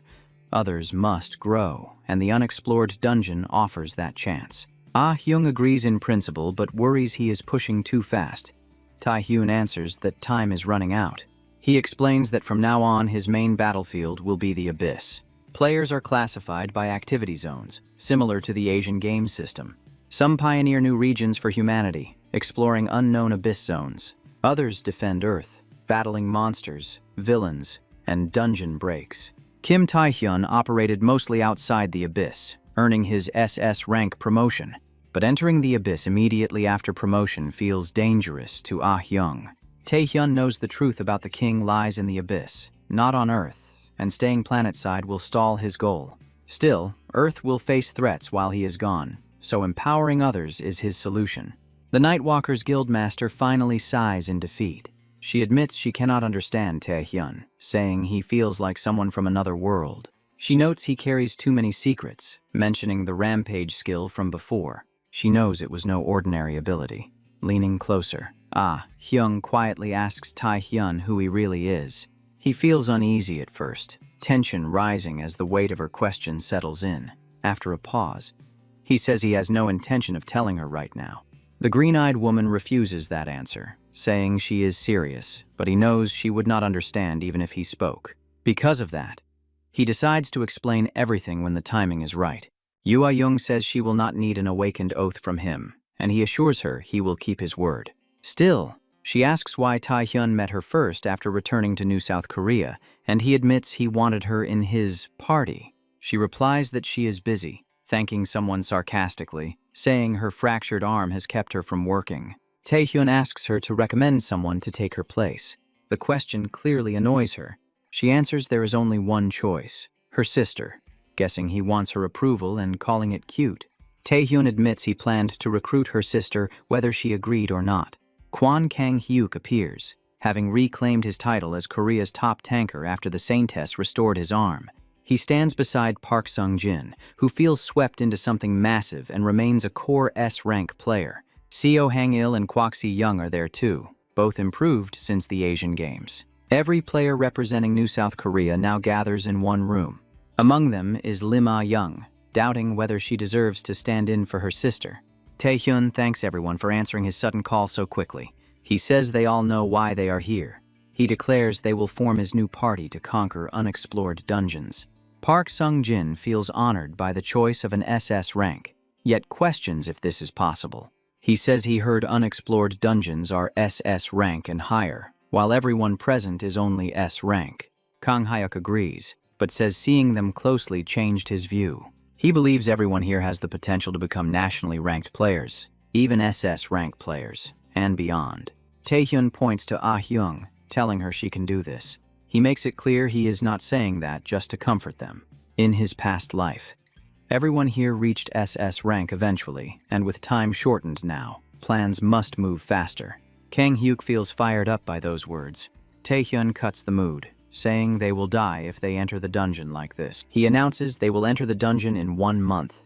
Until then, they train under him. His presence hardens as he says he will work them relentlessly, silencing the room. 1 month later, inside the French unexplored dungeon, the Opera House, American players push forward, steadily clearing the dungeon. Cody Wood stands out as always, dominating the battlefield. Other SS ranks struggle to keep pace with him. They are confident this dungeon will be cleared today. Marcus informs them that New South Korea and Taehyun have also begun their run. Gregor mocks them, calling it foolish to enter with S ranks and unranked players in such dungeons. He says Taehyun will lose people to arrogance, and he looks forward to it. At the same time, in the Greek unexplored dungeon, the Snake Pit, New South Korea's players fight to stay alive. Every one of them feels it clearly. If they keep fighting like this, death is certain. Panic spreads and they sprint forward, chasing survival with everything they have. Kang Hyuk shouts for them to keep pace, warning that falling behind means facing our dude. Taehyun watches closely, noticing their movements growing sharper and more confident. He can tell the brutal training is finally sinking in. Their advance halts when strange stone-like shapes block their path. They soon realize those are not stones, but players who vanished in this dungeon. Without warning, the ruler of the Greek unexplored dungeon reveals herself. Medusa appears, mocking them as foolish mortals drawn to their end. She declares that her collection will grow larger today. Our cocky fella fires back, saying they will see who collects who first. He casually mentions always wondering what a snakeskin wallet would feel like. Lima Young recognizes the snake pit owner and panics along with the others. Fear hits hard as they face an SS rank monster far beyond their comfort. Taehyun steps in, calling out to all of them. He reminds them of the past month, saying limits only exist if they accept them. The words hit home. Sungjin agrees, believing their training was meant to break ceilings. Even if the enemy towers over them, they are ready to bring it down. Kang Hyuk orders everyone to follow the plan exactly as practiced. At his signal, they charge Medusa together in a single wave. The SS rank monster sneers, saying their attacks barely feel like a touch. She prepares to strike back with lethal intent. Kang Hyuk blocks her advance using the blessing of the beast. Medusa lashes out again, pressing her attack. Her arm suddenly freezes mid-motion. It shatters apart from Ah Hyung's ice smash and Sung Jin's drawn strike. Watching from afar, Taehyun notices their attacks are actually working. Kwak Si Young and Seo Hang-il bombard her from range, blinding her repeatedly. Kang Hyuk holds the front line, shielding everyone as the tanker. Lima Young and Park Sung-jin strike together from her blind spots. No fatal blow yet, but the damage keeps stacking. Medusa refuses to endure this quietly. She snaps in fury, saying the game is over. As she prepares to wipe them out, she senses one presence vanish. Kang Hyuk suddenly reappears, bored of waiting, activating the blessing of the beast, Minotaur Queen form. That moment reveals their hidden trump card. Every player unleashes their skills at once. The combined assault finally brings Medusa down. Hang-il stares in disbelief at their victory, while Kang Hyuk roars with excitement. Taehyun praises the team calmly, saying he trusted them to pull it off from the start. Kwon snaps back, telling him to stop acting smug, asking how he could stand aside while acting certain the dungeon was finished. Taehyun replies that it would have been nice if that were actually true. In that moment, something new crawls out from Medusa's remains, taking dragon form. Confusion spreads as the players fail to understand what they are seeing. Then the truth hits them all at once. This dungeon has a second layer. The true ruler, Historia Basilisk, appears, puzzled that Medusa fell at all. Her presence alone crushes the air, an SS plus rank monster standing before them. The players freeze in place, bodies locking into stone like the statues earlier. Only Kim Tae-hyun remains unaffected. He walks forward, and Historia assumes he defeated her gatekeeper alone. Tae-hyun corrects her, saying the players were the ones who killed her minion. He adds that her servants grew lazy and untrained, since they were not impressive. He wonders aloud if she will prove any different. Historia answers by lunging straight at him. Taehyun vanishes, striking back from above using predation in wings form. He says he will test which of them is truly inferior here. Historia snarls as her attacks miss, ordering him to stop running. She mocks him, calling him a small insect. Taehyun dodges again, wounds her, and asks if she cannot catch an insect. He calls her a lizard crawling on the ground, asking who is inferior now, wielding a unique rank relic and the SS rank license reward, Valhalla. Historia explodes in rage, saying he thinks too highly of himself using Igmund's power. She warns him not to grow arrogant. saying he is not the only one blessed by an archduke. She unleashes the true authority of Jormungand, the archduke above archdukes. Jormungand's power, Mahai, surges endlessly, crushing everything in its path. Historia is certain Igmun's power cannot stand against it. Taehyun calmly says this force is not the power of archdukes. He says it is the authority of the king himself. With a final strike, he brings Historia Basilisk down. The players return to normal as the dungeon master falls. Kang Hyuk looks around, asking where that lizard bastard went. Taehyun tells them he handled it while they were turned to stone. With that, the unexplored Greek dungeon finally comes to an end. Ah Hyung realizes Historia surpassed SS rank, yet Taehyun defeated her alone. Kwon grabs Taehyun in frustration, complaining he should have warned them about the double dungeon. Taehyun asks how he could know, while Si-young claims he always knows everything, though she cannot explain how. Taehyun says none of that matters now, since everything ended well and he did his part. He tells them they all performed well, even better than he expected.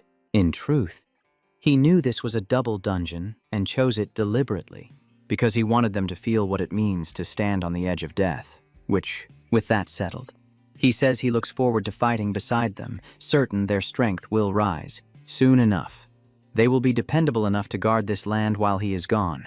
News reporters swarm the World Association officials, voices overlapping in chaos. One reporter announces the Paris dungeon, stalled for years, was cleared, asking the director behind it to speak.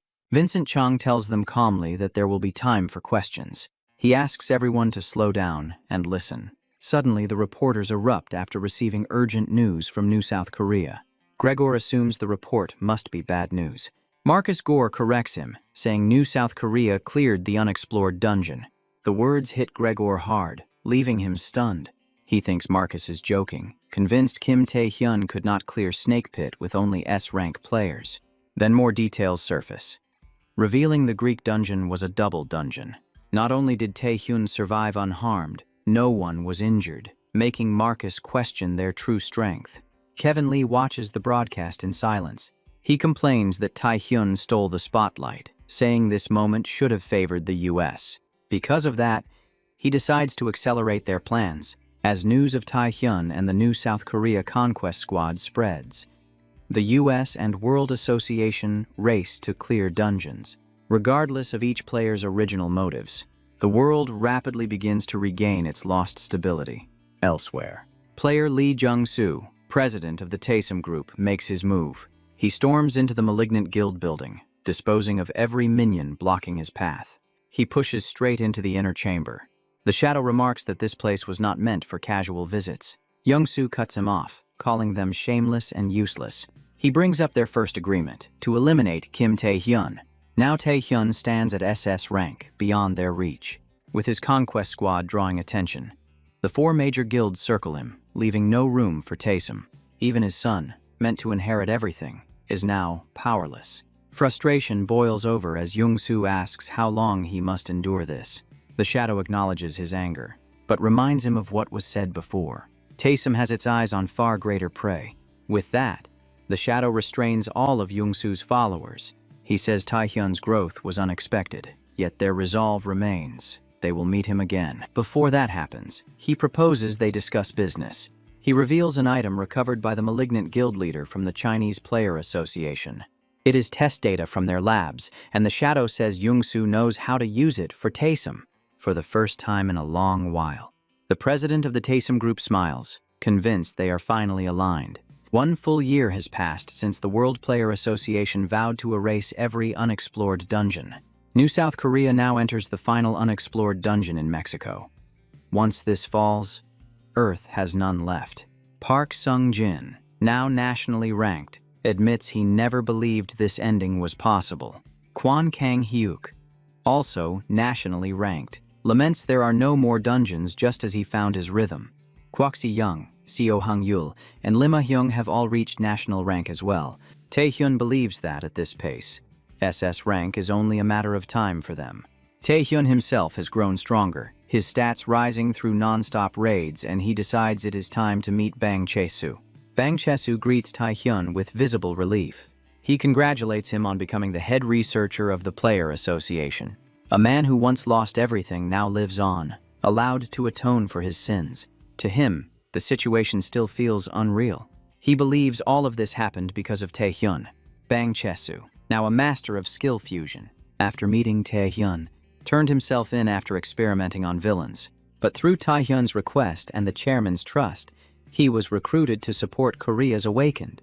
Bang asks why the busiest player alive would come here, knowing it cannot be a casual visit. Taehyun says he has another request. Bang is shocked he can still be useful and immediately agrees to help. Taehyun tells him he wants to fuse more skills. Bang is confused, saying the fusion is already complete. Taehyun argues that even fused skills can be fused again, stunning Bang, who never attempted it. Bang warns him about mana flow reversal when power grows too fast. He insists Taehyun is strong enough already, and pushing further is dangerous. Taehyun interrupts, saying there is something he must do, and his current strength is not enough. Only Bang can help. He assures Bang that his body can endure the strain. In the end, Bang gives in, unable to refuse him. Taehyun enters the fusion chamber, built from cutting-edge alchemy, powered by a massive mana stone, his first time using it.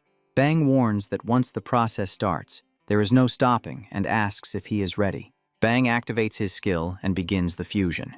Taehyun sees the king, who believes choosing him was the correct choice. Still, the human body has its limits. The king decides to intervene, just slightly. An unknown force descends. Taehyun's rank updates. Vast power awakens as new skills register. The system restructures everything, adding more, and Taehyun wonders if it sensed his rank change. Go Tae-wook rushes in after hearing the disturbance. He finds Bang Chesu staring ahead. Bang says they are witnessing history as he looks at Taehyun. Taehyun gets scolded afterward, the chairman warning him not to damage association property again. Still, Jinwi says he will handle it, impressed by Taehyun stacking combination skills, and asks if he feels different. Taehyun admits power is surging through him, and he wants to head to the abyss immediately. He senses more Archduke-related skills awakened, but ignores details, wanting to test them right away. The chairman drops the idea of checking. Jinwi recalls a pending request from the World Player Association and asks Taehyun how to respond. It turns out Taehyun was invited to serve as the new SS rank examiner. He realizes the time has come for new SS rank candidates. The SS rank hopefuls stare in awe at Kim Tae-hyun, the only player said to rival Cody Wood. Vincent Chang greets and thanks Tae-hyun for arriving on time. He also welcomes Thomas Prowing and Cody Wood, declaring the three as official SS rank representatives. The World Player Association manager explains the exam will use a point-based evaluation system. Tae-hyun interrupts, questioning whether such complexity is necessary. He activates his power without hesitation. He states that real players need strong minds and bodies, so pressure them until they break, then check their skills. Vincent finds the approach excessive when Cody steps in to join Tae-hyun, clearly intrigued.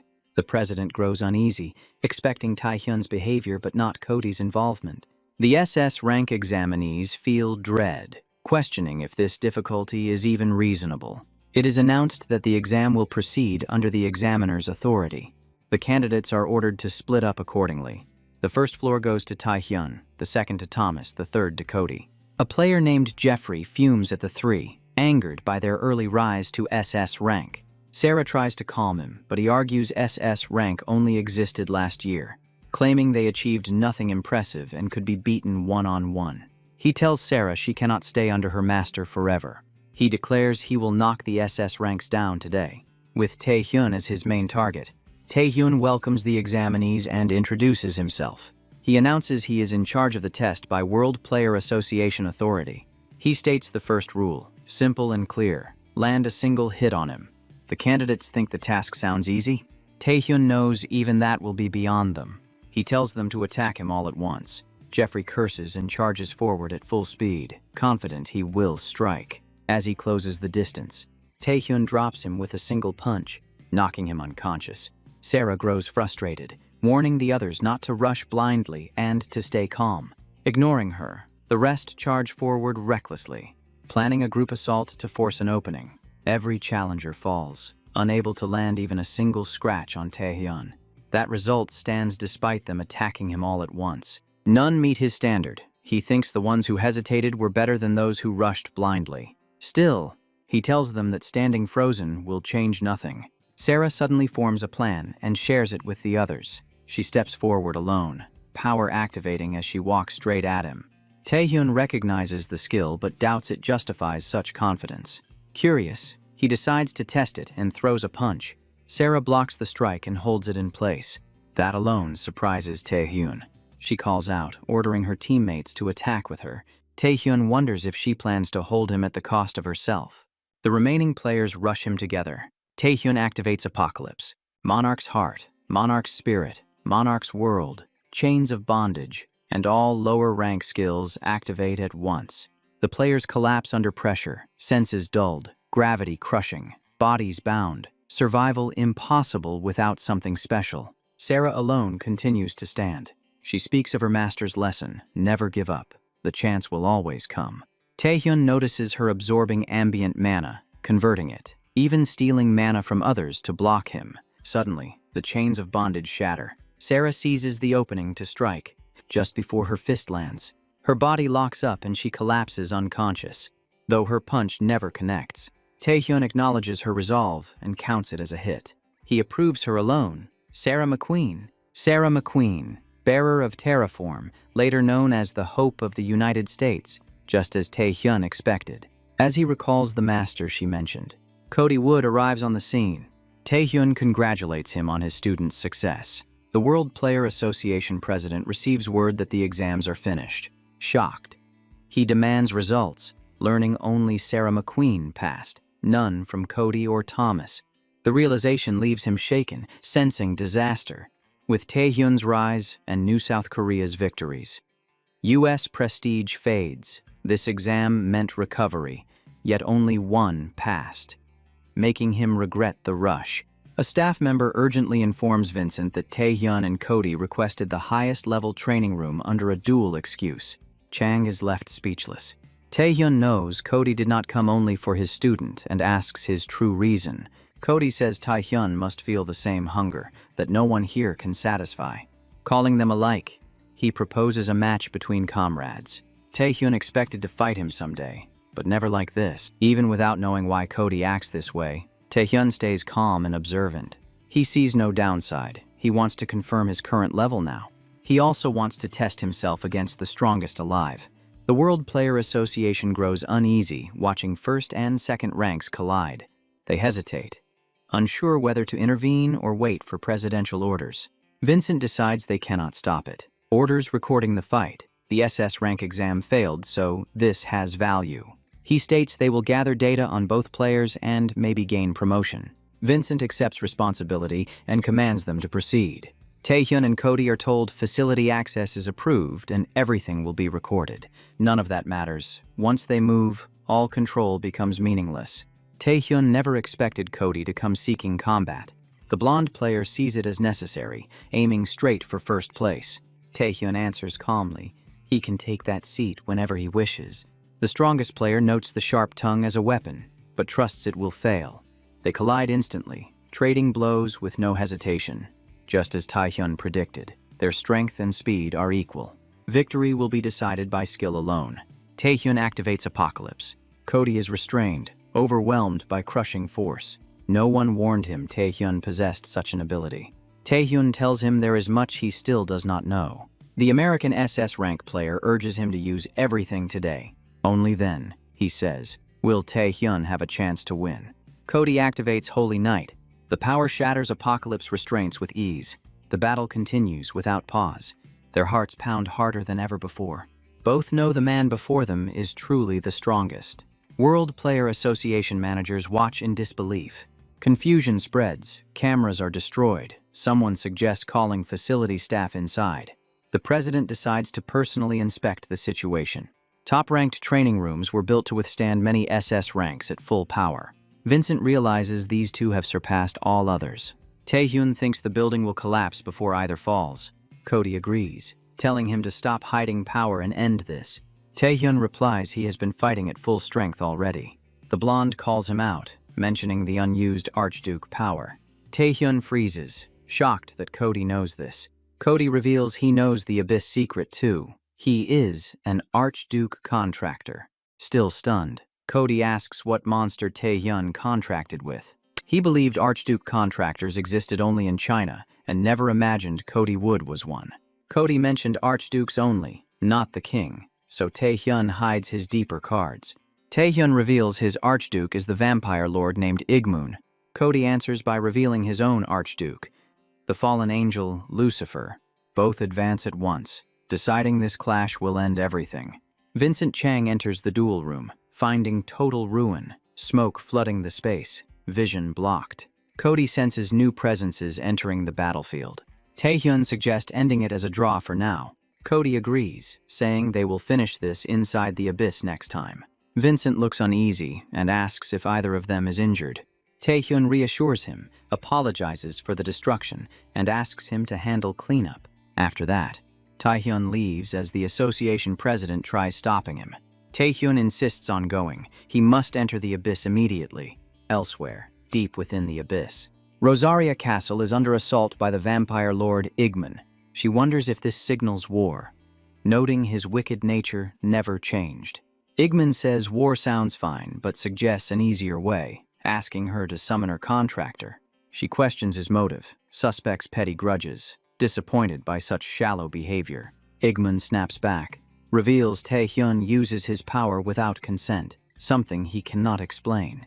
The succubus queen laughs, understanding his silence, saying his power fits Tae-hyun better. Igmoon grows serious, knowing she hides something, demanding she speak. Rosaria mocks him, saying his way of asking favors is crude. Igmoon wonders aloud if this even counts as asking. She orders her subordinates to retreat, deciding to punish the rude vampire today for daring to intrude upon her castle. The battle begins without hesitation. Igmoon unleashes blood blades across the field. Rosaria reminds him they share the same origin. She says he is disgracing himself instead. Tentacles seize his leg, yanking the vampire lord off balance. He is driven into the ground with crushing force. When defeat seems certain, Igmoon activates the blood field. The sudden shift catches her completely off guard. Igmoon asks if she has already forgotten his power. He pins a spear to her neck, ordering her to reveal everything, but she counters calmly. She reveals her own abilities, turning the situation around. He realizes she trapped him inside personal space, a virtual illusion realm crafted solely to deceive him. The succubus queen reminds him this is her domain. Her power peaks here, unlike before, and asks if he truly believes a mere clone stands a chance. The vampire lord bristles, warning her to wait until his true form arrives. She cuts him off, asking if he really wants the truth, then speaks anyway out of old ties. She explains the reason lies in his memories, recalling a human who forced all archdukes to kneel and stripped their power. Igmoon understands instantly, yet disbelief grips him. Rosaria confirms it, saying his contractor has become the key. Elsewhere, Tae-hyun enters a room and finds the chairman standing with Marcus Gore. The sight confuses him.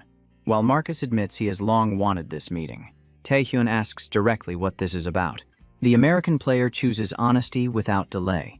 He reveals the United States Player Association is formally requesting assistance. Tae-hyun senses something serious has occurred. Marcus explains a player vanished during Abyss reconnaissance. Even joint rescue efforts failed. The rescue team of 4 SS ranks, Dylan Gray, Daniel Harrington, Alexandra Bijou, and Aidan Simon, all fell in action. Tae-hyun stands frozen as the report sinks in. Gore adds that the missing player status remains unknown.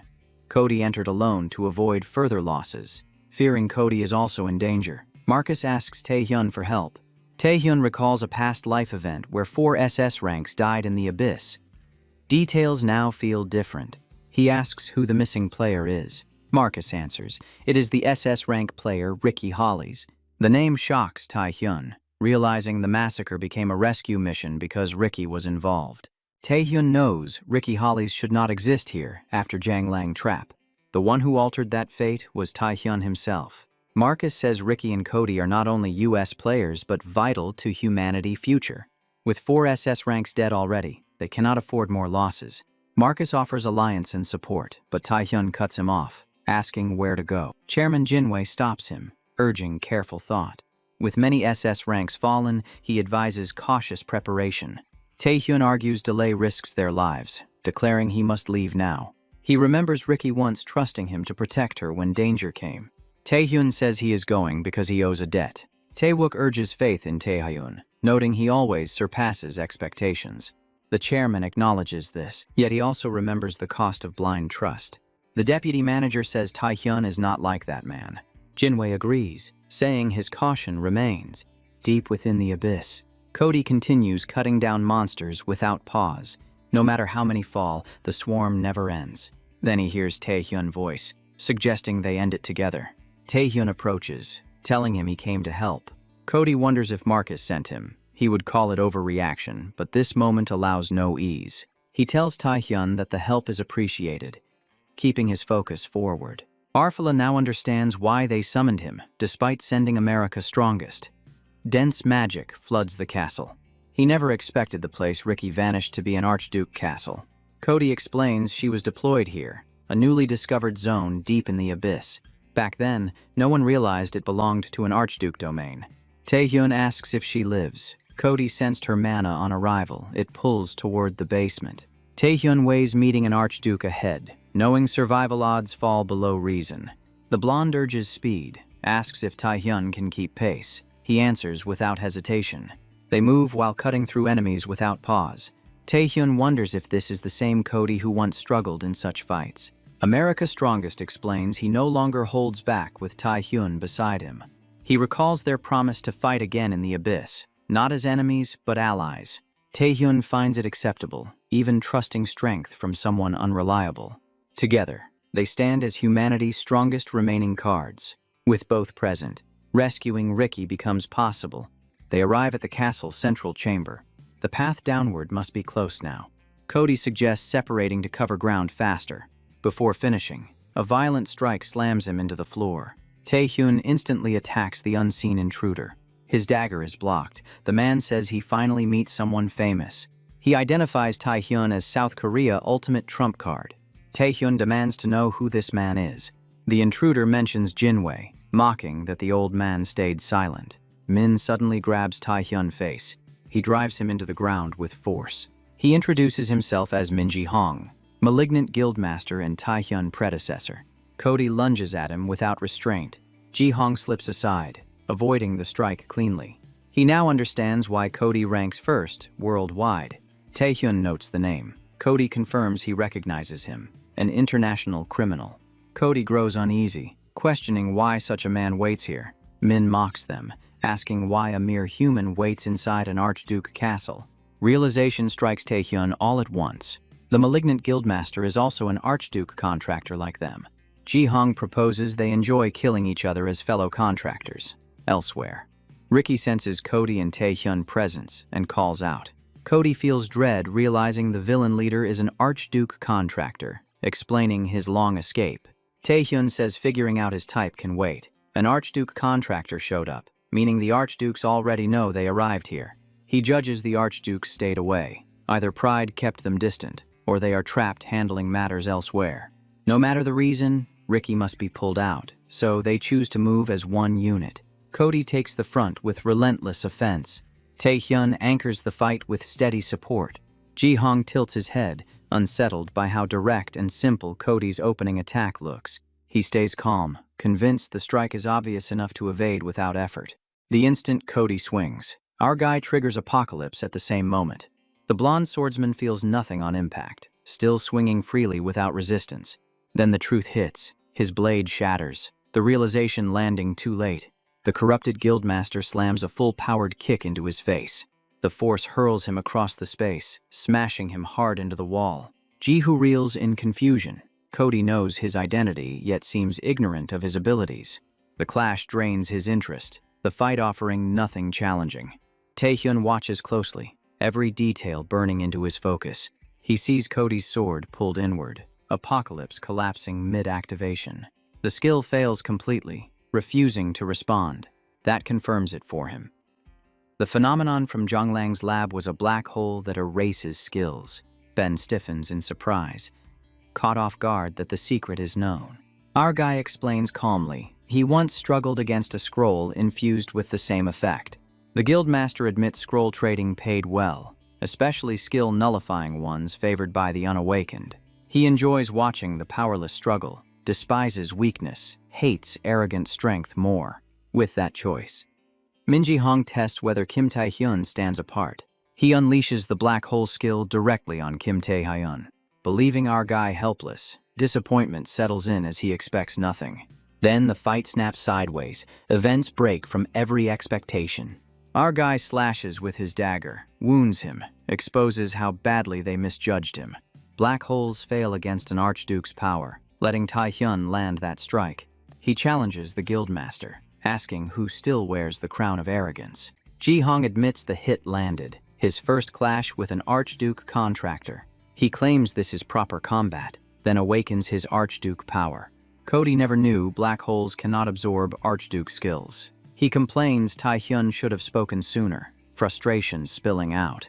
Min sees the risk clearly. Handling both opponents will be difficult. A voice notes, "Low-life's mana is hard to sense here." A presence arrives.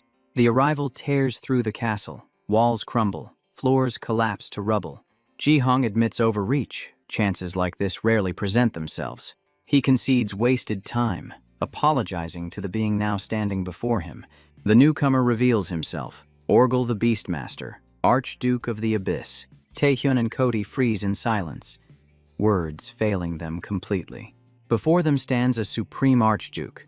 Orgel addresses his contractor. This fails to excuse defeat despite granted power. Min snaps back that Orgel shorted him on power and demands more, his nerve flaring. The Beastmaster burns with rage at the defiance. The Beastmaster answers by driving his contractor hard into the ground, force crashing down, dominance made clear. He presses the point, asking if Min truly thinks he stands anywhere near a place to demand favors.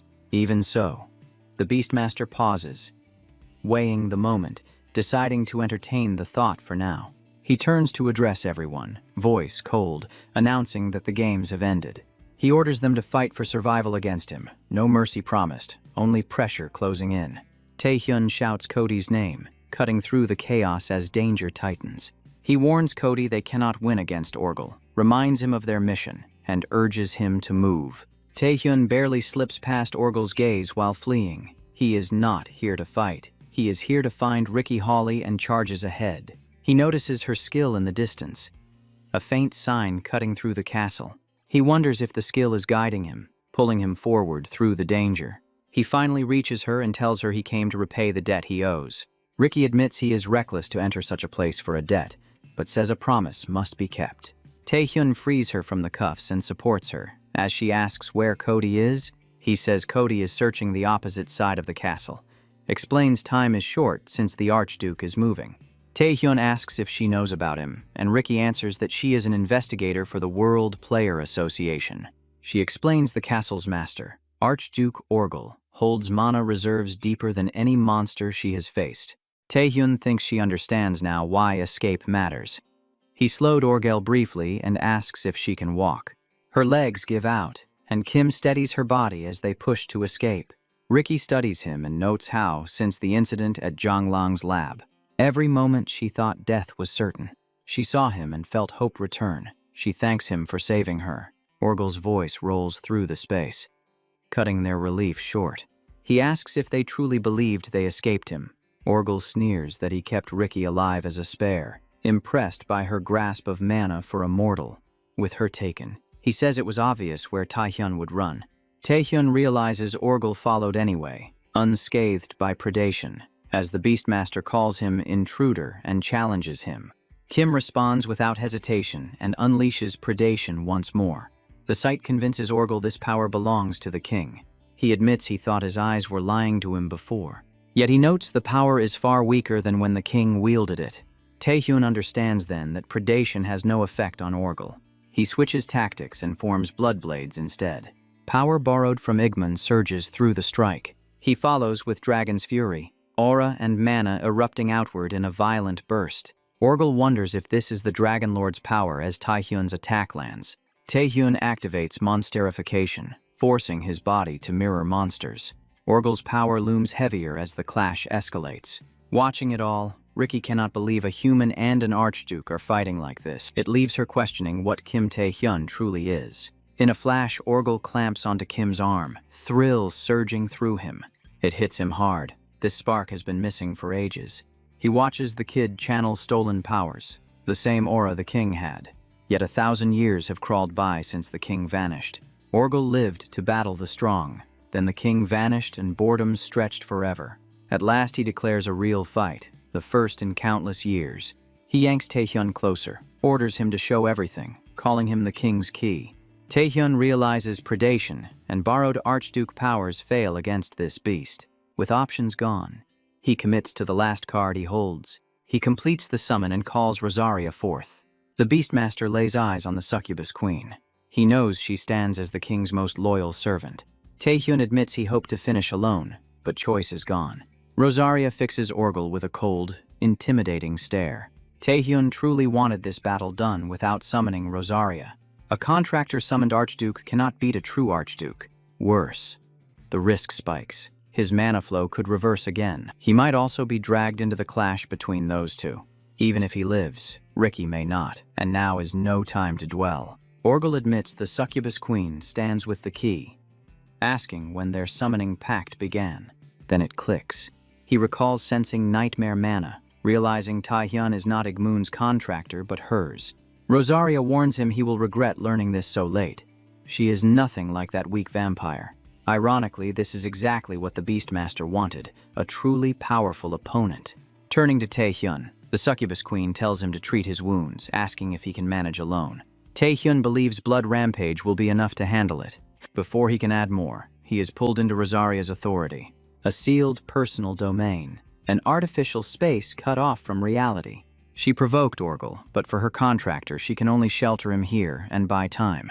Time is short. She orders him to heal first, Orgel later, and Orgel asks if she can summon someone else. Ricky is summoned almost instantly. She panics in confusion, then hears Kim's voice.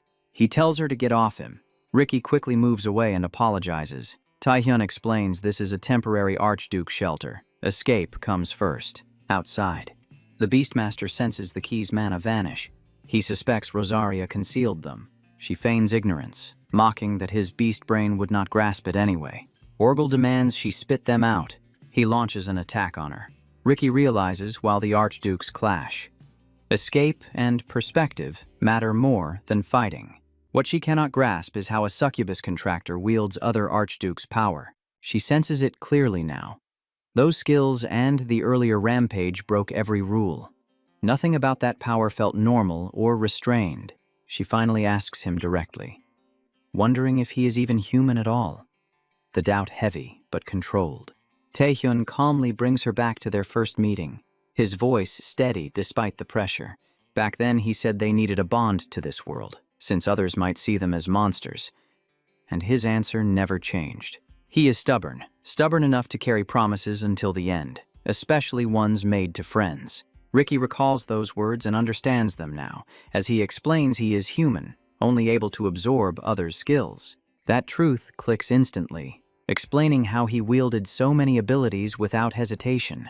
She still believes the skills are excessive, but he trusts Ricky with this secret. Confident she will protect it. Even so, one truth remains sealed forever. His regression can never be shared. He shifts focus fast, suggesting tactics the moment Rosaria authority starts to shake. Even now, beyond this space, Rosaria is still fighting, trading her strength for precious seconds. Taehyun admits every skill failed to stop Orgel, then asks Ricky if she has any idea left, sorting through her abilities. One option rises above the rest. Portal, a gate that connects to fixed coordinates and tiers, space open. He chooses escape through it, but Holly hesitates. She has only summoned monsters through it, never herself. A human mana gate lacks stability. Unlike warp gates, it can collapse without warning. If it fails, they risk drifting forever between dimensions, lost in the void. Ricky suggests another plan, but both know there is no alternative left. The moment demands a choice. Hesitation costs lives. Taehyun tells her simply he believes in her completely. Reality crashes back around them without mercy. They witness Rosaria fall, defeated by the Beastmaster. Even then, she orders her contractor to run. Orgel notices the king key and mocks him, asking if hiding behind Rosaria will save him. Disappointed, he claims this is not how a king acts. A king destroys all opposition. He taunts that anyone holding the king's power should fight the same way. His words cut short as Taehyun uses predation, and Orgel doubts it could ever work on him. Kim ignores the rant completely and orders Ricky to open the portal immediately. She activates the portal without delay. The Beastmaster declares he will not allow their escape. Taehyun tells him to wait and clean up properly. He promises to return soon enough to finish things.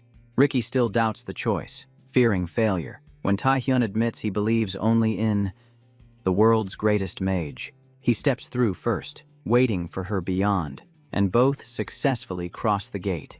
Relief floods Holly as she realizes it worked. They escaped, becoming the first humans to cross a man-made portal. Taehyun always knew she could succeed. Ricky exhales in relief, until something sudden interrupts the moment. Orgel's hand bursts from the portal and clamps onto her without warning, dragging her back.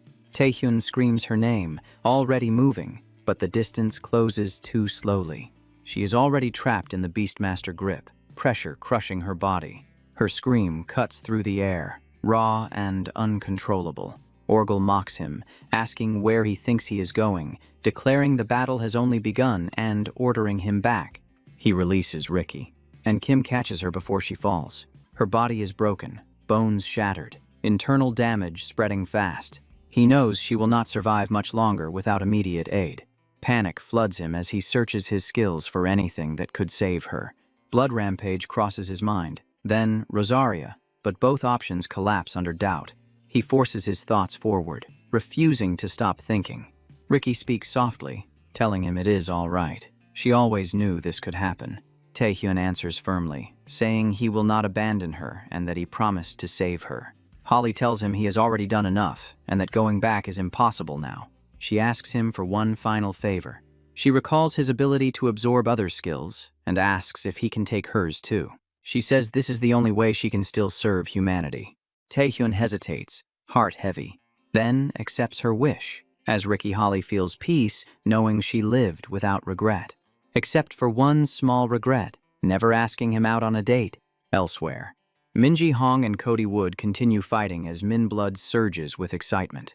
Cody decides he must end this quickly. He cannot afford this delay. Min questions where Cody plans to run, hurt that his opponent thinks of others mid-fight. He says if Cody worries about Taehyun and the prison woman, he should give up. Orgel already caught them. He claims their mana vanished long ago, leaving him puzzled. Jahong feels disappointed. He wanted another fight with Taehyun. Then Cody's sword strikes him.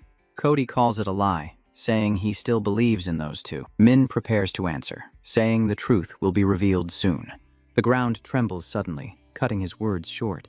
Orgel's voice echoes, commanding him to come immediately. The malignant guildmaster replies that he is busy restraining an intruder. The Beastmaster warns him once more, forcing him to leave, calling Cody lucky. Min declares this is only the beginning, claiming the world will burn in endless flame. He announces himself, Minji Hong, the spark that will ignite it. Cody wonders what Orgel calling him away truly means. He returns from the abyss to find members of the U.S. Player Association waiting. He asks if Kim Taehyun and Ricky returned, leaving them confused. Then they notice someone approaching from the distance. It is Taehyun, standing there with Ricky Holly held carefully in his arms, bloodied silence surrounding him. The sight makes Cody understand instantly that she is gone. No chance left. He asks quietly if her end was peaceful. Taehyun confirms it was, apologizing that he failed to save her.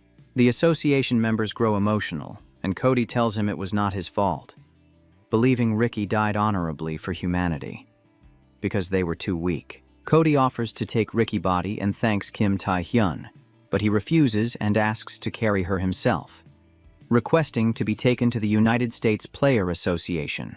He believes it is his responsibility to deliver what Ricky entrusted to him. At the United States Player Association headquarters, Kevin Lee greets them, thanking Taehyun for bringing Ricky back, saying they all owe him greatly.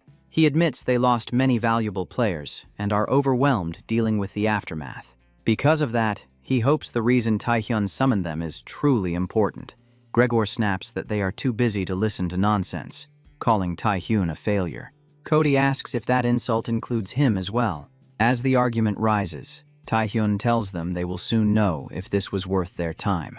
Shock spreads as they sense Ricky's skill activating from Taehyun, confirming it is truly hers, a skill that replays recorded memories. Taehyun decides to let them hear her final words, revealing he obtained 3 skills from Ricky. One was high-level Monster Heart, forming a mana stone inside the body and allowing free mana control, the source of most her abilities. That power likely shaped her obsession with the line between humans and monsters. Another was Portal, creating a warp gate at fixed coordinates, the method used to escape Orgel, enabling dimensional travel once set. The last was Memorize, a skill that reveals memories connected to what is observed. This was why Ricky served as investigator for the World Player Association. Kevin knows Memorize was unique to her and questions how Taehyun can use it. Taehyun explains Ricky mastery of mana allowed skill transfer, though he hides the truth about predation. Cody asks what Taehyun intends to show them with Memorize. The memory reveals information Ricky gathered while investigating Orgel Castle. Data about the monster language remained undeciphered, but when Ricky saw the painting, she immediately recognized those seated beside Orgel as Archdukes: Beastmaster Orgel, Queen of Nightmares Rosaria, Vampire Lord Igman, Demon King Beelzebub, Dragon Lord Hazard, Beast King Jormungand, and the fallen angel Lucifer. These 7 Archdukes fought endlessly for territory, maintaining a fragile balance over the abyss. As Ricky wondered who ruled above them, she was discovered by Orgel. The room absorbs this truth, leaving Kevin Lee stunned as he realizes Orgel, Igman, and Lucifer were part of this expedition. Their true strength was unclear before, now confirmed by the cost paid in player lives. They understand a single Archduke could already erase Earth, yet there are 7, and possibly something even more powerful beyond them. Deep in the abyss, Ji-hong asks Orgel if the chaos is finally over. He still struggles to accept that an Archduke was wounded and needed his strength. The Beastmaster calls it an accident, says he would heal alone, adds he hates waiting, then warns he will crush Ji-hong if spoken to that way again. Min stores the threat away and asks why Kim Tae-hyun was hunted so obsessively. Orgel explains he holds a rare authority, one permitted only by a chosen existence, leaving Ji-hong confused about who allowed it. Orgel speaks of the being who climbed above all others in the abyss, the ruler who united the Archdukes and waged war on the upper realms, the king of the abyss. Yet that king is no longer the same as before. The Beastmaster issues fresh commands to his contractor, ordering him to return to Earth and hasten everything. He demands the world fall into disorder and the Abyss King's key be delivered. With the key, Orgel plans to seize the abyss and stand at its summit. Ji-hong kneels in words alone, pledging obedience and reporting that the plan advances smoothly. Kim confronts the president of the U.S. Player Association, asking what move comes next. Kevin chooses discussion first, admitting results are far from guaranteed. Taehyun argues this has outgrown national control and now threatens humanity's future, so the truth must spread. Lee warns that revealing it all could drive the world into chaos. Taehyun counters that chaos can forge unity, reminds them Ricky never served one nation, urges them to honor her intent. After a pause, Kevin agrees to release the data through the World Player Association once they prepare. Taehyun then asks about the strange light beneath the building, seen through Ricky's memories using Memorize. The president reels at how much he knows, while Marcus treats him as a trusted ally. They guide Taehyun down into the basement. Kevin reflects that history proves humanity changed forever after first touching the abyss. Awakenings and abyss resources fueled growth. At least that is the story told. But a hidden truth remains. The abyss appeared first, a lethal realm humans could not survive. Everything shifted after something was hauled from the Pacific depths. Kevin reveals awakenings began only after contact with that being. He presents their savior to Taehyun, the force that updates mankind, called No Name. Unofficially, it is treated as a god, though never acknowledged as such. Taehyun sees a figure sealed in glass, wonders if it is the king, asks how this secret stayed buried. Kevin insists progress must be led by a single nation and a chosen few within it. Despite decades of study, No Name yielded nothing since the First Awakening. to Kevin or any predecessor. Recently, subtle signs emerged, as Taehyun watches closely and notices the being stir. Its eyes open. The pale entity awakens at last. Shock freezes everyone in place. For the first time ever, no name has opened its eyes. No one knows if this moment signals salvation or ruin. As the chairman urgently calls for researchers, Taehyun feels sudden clarity. No name has never awakened before. Now it stares at Taehyun and speaks, saying he is different, as expected from one who regressed with the king's power. Taehyun stands wide-eyed, realizing the being knows his regression and addressed him directly. As Kim struggles to comprehend, No Name declares that the chains of reincarnation are ready to unlock. The chairman frets over the facility, the strongest research site the U.S. possesses. His aide urges immediate evacuation, sensing danger growing fast, but the chairman refuses, claiming this reaction is the most activity seen in decades. Argyle snaps that the warning was clear, as the creature draws Taehyun in, offering truth if he releases his mana, the king's power. Taehyun calmly announces to everyone present that he is not leaving. The group panics, warning Kim that even an SS-rank player is not safe here. Taehyun begins releasing his power. Energy surges as the chairman shouts at Kim, demanding to know his intentions. Kim responds evenly, saying he only wants to confirm something. Marcus explodes in anger, questioning why this moment was chosen. Cody orders Marcus to fetch the president, sensing Kim Taehyun is acting with purpose. Once the others withdraw, Taehyun fully releases his power. He asks the creature to reveal the truth it promised. A blinding light suddenly floods everything. Taehyun is pulled into the creature's domain. The being calls him the brave key of the king and begins answering him. Questions crash into Taehyun's mind, yet he first asks what this being truly is, wondering if it is God. The creature explains that human ideas of God differ from reality, yet no better word exists. Argyle mocks the idea of a captured God, prompting the being to reveal it is only a fragment, severed and powerless alone. It says it only holds a direction, leaving Taehyun confused about what that means. The creature admits that direction points to its complete self. Taehyun reels, realizing a true God exists somewhere, and No Name is the path. The creature reads his thoughts and confirms his conclusion. It reveals awakenings began for the same reason Taehyun awakened: contact with the king, leaving him stunned by the power he carries. Overwhelmed, Taehyun demands to know why the king forced his regression and asks where God is now. Without warning, the scene shifts to a gate break in New South Korea. Taehyun senses something deeply wrong. The creature explains this is not Taehyun's world, but the king's original realm. Taehyun realizes he is witnessing the king's past. As a man flees a monster inside a dungeon, the fleeing man suddenly begins to glow. The creature explains the king was born carrying one of God's scattered fragments, cornered by death. The child awakened and moved on instinct alone. Argyle watches the white being rise, recalling the same image from a dream. The creature explains the king later conquered the abyss and ruled beside 7 archdukes.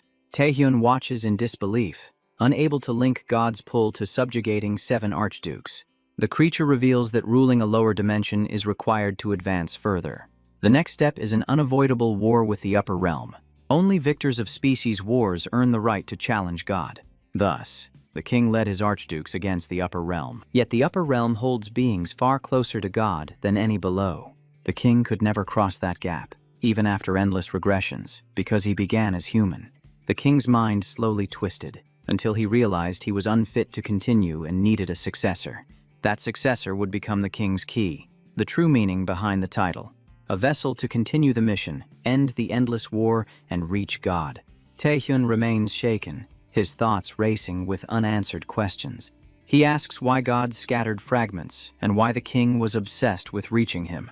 Most of all, he demands to know why he was chosen as the key. The creature answers that such truths lie beyond its capacity to comprehend. Taehyun understands he must uncover them himself. As the creature clarifies, he holds the king's power, not God's. His future is not bound to their path. He may live freely during his regression. The choice to move forward is left entirely to Taehyun. Outside the realm, the chairman regrets retreating too soon. He believes staying might have revealed knowledge to aid humanity. Marcus fears for Taehyun, while Cody trusts he never acts without purpose. Moments later, Tae-hyun steps through the portal using Ricky's ability. He calmly informs the president that No Name vanished. Tae-hyun adds that absorbed is the more accurate description. The president nearly collapses in shock. Cody admits he respected Tae-hyun's actions until now. This time, he says, Tae-hyun crossed a line and owes them answers. Tension thickens as Tae-hyun approaches Cody. Tae-hyun explains he heard a voice, followed its guidance, and absorbed No Name. But Cody doubts him and demands what was discussed. Tae-hyun states plainly that he cannot reveal that yet. The president panics, accusing Kim of hiding secrets and claiming No Name belongs to the U.S. Cody cuts him off and asks Tae-hyun what he plans to do next. Tae-hyun answers that he intends to learn what he is now capable of. He delivers Ricky's final message and declares his return to South Korea. The president orders Cody to stop him, but Cody does nothing. Cody knows Tae-hyun has already surpassed him, beyond any restraint. The president assumes it is because Tae-hyun absorbed No Name. Cody corrects him, stating countless failed attempts were made. No Name was never absorbed. No Name chose Kim Tae-hyun. Cody warns against provoking someone chosen by God, admitting they are now chasing Tae-hyun's pace. Soon after, the World Player Association announces Ricky Hollies and 4 SS rank players are dead. They also reveal the existence of 7 Archdukes ruling the Abyss. The world mourns fallen heroes while trembling at the Archduke's threat. Later, Chairman Jin consoles Tae-hyun, saying the ordeal was not his fault. He apologizes for pushing him during such chaos. Hearing from Yue Yang, Jin assumes Tae-hyun plans to work in the Abyss due to the Archdukes. Tae-hyun refuses, stating the Abyss needs him now more than ever. Elsewhere, Go Tae-wook prepares to speak with Tae-hyun. As the chairman tries to stop Tae-wook, he explains the boss hid this from Kim, but since Kim will work mainly in the Abyss, he deserves to know. Go Tae-wook reveals that during Kim's absence, a strange plague spread worldwide, causing gray skin marks and high fever, and asks if Kim has seen it before. Kim falls silent, realizing these are the same symptoms from his past life, the disease that tormented humanity after Venom died. Truth hits hard. Kim believed killing Venom early stopped it. As Tae-wook adds, pathologists confirmed the disease is not natural. Tae-wook states the disease was created by humans within South Korea itself. He adds that evidence links the malignant guild to it, striking Kim with another brutal revelation. Tae-wook says the malignant guild is not weak, yet lacks means to create such a disease, suspecting outside cooperation under investigation. He explains the malignant guild operates globally but is based in New South Korea, while the association moves to erase them. Kim asks the president about something else, revealing he met the malignant guild leader at Orgel's castle, named Min Hong, demanding to know who he is. Tae-wook reacts in complete shock at the name. Kim adds that Min now works for Orgel and seemed familiar with the president. Chairman Jinwee shows disgust, knowing Min Hong sided with monsters, as Tae-wook asks if he should reveal the truth to Kim. The chairman refuses, calling it his burden, saying he never meant to hide this from Kim. Jin explains that, 20 years ago, while still active, a dungeon break erupted in the countryside. He arrived too late, finding all monsters gone. At the site, he discovered an awakened child who had lost his parents. Unconsciously, that 7-year-old child stopped a B-rank dungeon break alone. That was Jin's first meeting with Min Hong, sensing both his rage and talent. Jin felt responsible for failing to save the boy's parents. He decided to take Min Hong in. Jin trained him harshly, trying to prevent hatred from consuming him, hoping he would save New South Korea. Min's talent exceeded expectations, mastering training easily and becoming one of the strongest before high school. Looking back, Jin realizes all his care only pushed Min further into darkness. Kim asks where everything went wrong. Tae-wook explains that entering the Abyss now requires conditions. Back then, no such limits existed. Even children like Min could act as players. Many players sought to form parties with Min Hong. Despite his strength, every party faced repeated disasters, prompting an association investigation. The investigation revealed Min Hong deliberately drove teammates to their deaths. Kim asks for the reason behind it. Tae-wook reveals Min claimed he could not fight monsters while protecting the weak, saying survivors would thank him, exposing clear malice. From then on, the association deemed Min dangerous and attempted to erase his records and kill him. Min killed everyone sent after him and vanished, becoming an international criminal. Chairman Jin says Min is deeply mistaken, believing tragedy creates strength and forcing it on others to save the world. Jin admits he believes he is the one who drove Min into madness. Kim agrees that Jin bears part of the blame.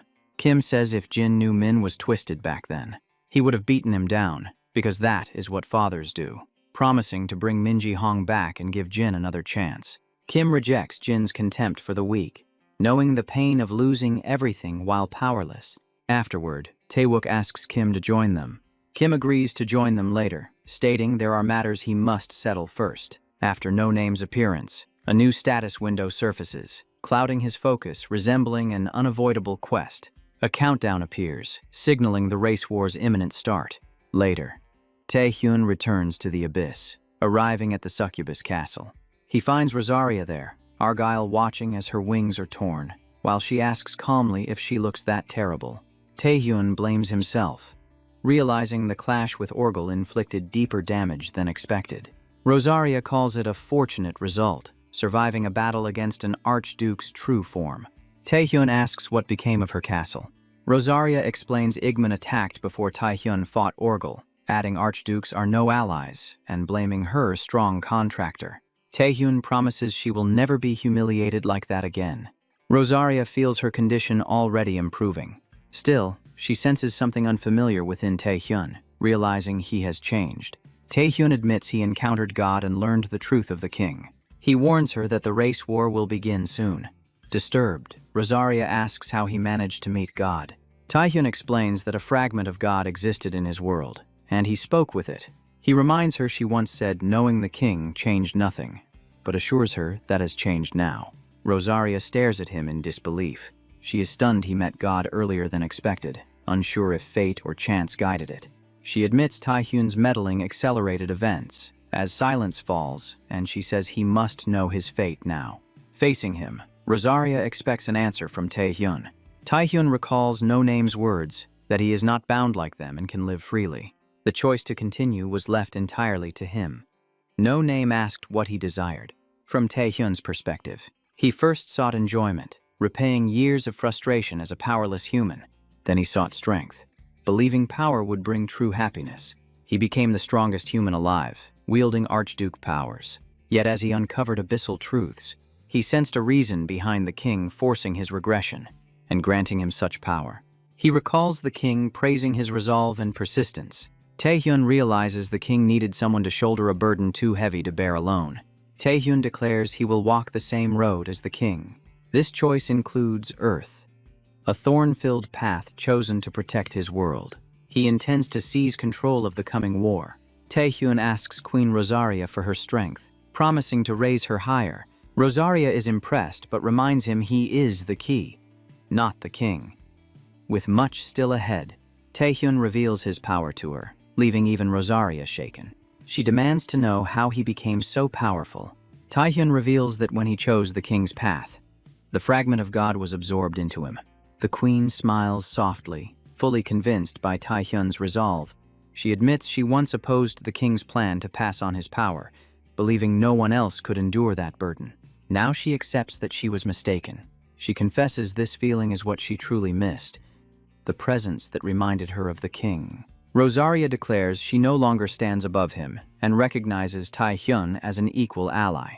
With the race war nearing, she asks how much he truly understands about it. Argyle only knows the upper world attacks after territorial wars end. Taehyun adds No Name shared little beyond that. Rosaria realizes Taehyun lied about his knowledge, as he drinks calmly, admitting she would not have cooperated otherwise. She calls him a cunning leech, then decides to reveal the truth anyway. Once territorial wars conclude, the race war begins, as the upper world refuses to allow lower realms to grow strong. Simply put, the king of the upper world seeks to prevent that outcome. Taehyun learns there is also a king ruling the upper realm. Rosaria reveals he mirrors their king, an abyssal monster bearing a fragment of God. The first to reach the upper realms and meet God, the demon dragon king Baal.